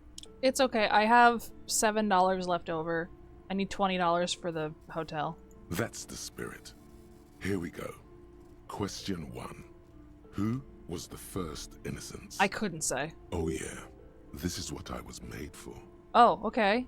Okay, give me all the hints. A pop quiz is a short examination designed to test your knowledge without any prior warning or announcement. That's not what I asked Such for. exams allow the teacher to assess how thoroughly the students have retained the material at hand. Voila. Now blast that first innocence. Thanks for nothing. Literally. Dolores Day. Dolores. Dolores. Incorrect. Dolores Day was the innocence of humanism, internationalism, and the welfare state. She codified parliamentary democracy and created modern institutions. Among these, the moral intern She was powerful and beautiful on all her icons. So I was wrong, though. Her colors are silver, white, and apricot. And when you think her name, Dolores, stomach acid rises to the back of your throat, and it hurts. You see a flash silver, a wreath, an airport bag, and blonde hair. You don't know why. Another choice, perhaps? A wreath. Steer clear of this one. There's something terrible about this one. What? A strange sensation of loss. Oh. When she left the earth, the dust, and the ice, and the humans. That is unimportant to the quiz. Stop thinking about this. Okay. Yes, the quiz is impersonal. No need to rouse sensations in yourself at the mention of Dolores Day. Who was the first Innocence? It wasn't Dolores Day. Sola. Incorrect. Fuck. Sola was anointed during the previous century and even lived to see the current one. She was an urban planner who spoke her mind and largely left history to its own devices, encouraging people to excel on their own rather than prescribing to a deified model of history. She is often called an anti-innocence. Anti-innocence. Sola resigned after an assassination attempt by a Yugo nationalist who blamed her for not taking the side of the left during the turn-of-the-century revolutions. Innocences don't usually resign. Care to try again? Pericarnassian. Correct. Nothing Jesus. much is known about him. It's not even clear that he was a he, but Franco Negro presumed as such and called him Pius. He's depicted Pius. as a young man with molten gold pouring out of his mouth. All he spoke was gold. Oh. It's said he invented God and equality of men before God. He also introduced the gold standard as a way for measuring people's love for Aurum. As the first Innocence, he declared that there should be more of those like him. It is presumed his disciples were the beginning of the Holy Party, the founding party. Question 2. Who was the strongest Innocence? Strongest. Easy. Everybody knows the answer to this. You, me, anybody. Vesper. Incorrect. Vespa Messina Fuck. is not a person, but a defunct state It's a on the place. southeastern coast of the Occident. It used to take up most of the peninsula before separating into the republics of Vespa and Messina. Care to try again? Okay, what did they say about Franco Negro? Nothing. Dolores Day, then. Incorrect No? again. Okay. While she originated many modern institutions, launched several successful expeditions, and was even critical of the Innocentic system itself, and somehow keeps popping up in your mind, she is not often considered the strongest. Okay, well. Even though the words most associated with her rule are l'amour, la compassion, la autodiscipline, love, compassion, self-control, which could be seen as facets of strength. Would you like to try again? Okay. Please, relax. Franco Negro, then, I guess. Correct. Named the innocence of militarism, he codified hereditary rule, but at the same time ended serfdom and established the Inter-Isolari Real as the global reserve currency. He also established the concept of the nation. When was this? Franco Negro attempted to solve the rising tensions between the aristocracy and bourgeoisie by building a unified society in which every man has a place and a mission, but at the same time may rise to nobility provided on the strength of his virtue. Question 3. Who was the false Innocence? Am I supposed to have figured this out? Got it under control. No problem. Solid on this one. It's widespread historical information. Well, are you gonna help this time? Yes. There exists a group called the Founding Party, known as the Holy Party, during the time of the Pericarnassian. This, the world's oldest international organization, spends its time in search of either the re-emergence of the Innocents or new members. Sigh heavily out loud. There seems to be a mix-up with the sources. It's not my fault. It is. At least it clearly wasn't Dolores Day. She wouldn't be false. She's beautiful. Dolores. This is a different Dolores, I No, think. Stop thinking it. I said it wasn't her. She was true. Okay, fine. The false innocence. Stepan the Despicable. Incorrect. Fuck. Stepan the Despicable, regent of Kedra, 5 minutes. was a ruler who conquered the known world during the Kedriatic conquest, instead of the despotic Erno Pasternak. Would you try again? Okay, well, Erno Pasternak then. Correct. There have been a number of counter or false innocences, some assumed to have innocentic qualities, some who just thought so themselves. Occasionally, they have the support of a faction inside the ecclesiastic organization. Okay, thank and you. Accusations of foul play have arisen. The most famous and important of these was Erno Pasternak. He was into torture, despotism, hymns, cannons, and world conquest, but got defeated and humiliated by Stepan the Despicable of Kedra. Who then just did all the same shit as him, I think, it sounded like. Final stretch. You've come so far and learned so much. This is the most important one. Question 4. Who was the greatest innocence? The most important of them all. The most precious to humankind. I've got it. Honest. Okay, you sure this time? Of course, this is my thing. The reason I exist in this world. The correct answer is Franco Negro. I don't believe you. You're absolutely certain of this. 0 doubts. Dolores Day. Correct. The Mesk might see Franco Negro as the father of nations, but as of this century, there's been a great shift in attitude. Dolores Day has become widely regarded as the greatest innocence. A most radical change to the whole fabric of the world. I don't understand what any of these people even did. Everything from inter-esolary travel to the connected world to 3 consecutive scientific revolutions can be traced back to her. Every decade that passes, she seems less human somehow, and more beautiful. Congratulations on finishing the test. The results and your subsequent grade have been calculated. Uh-oh. You get an F for failure. Yeah, I fucking wonder why. You would have done better if you just left Dolores Day for the end. Dial the Dolores Day down a bit. No. Damn you, arrogant book. You are shouting at an inanimate object, like a real weirdo. No wonder you seem to have trouble with the right answers. Listen. Man, something's weird about this book. You should do something fun instead. Rock out. Forget about it. Uh-huh. Okay, well, let's see here. I can't run the number. I have to wait for Kim to come back. I need the car. Find booze and drink it. We need to replace the bowl. Find my badge sometime. Ask around about tattoos' possible meaning. The caller could have been anyone. Explore the whirling secret passages. Okay. You need to find a sufficiently tragic tape, then play it on a boombox to memorize the lyrics. Then ask the cafeteria manager to perform. Okay, I don't have a tape. The smoker on the balcony. Who else has access to the trash? Oh, ask Renee about the photo. I forgot.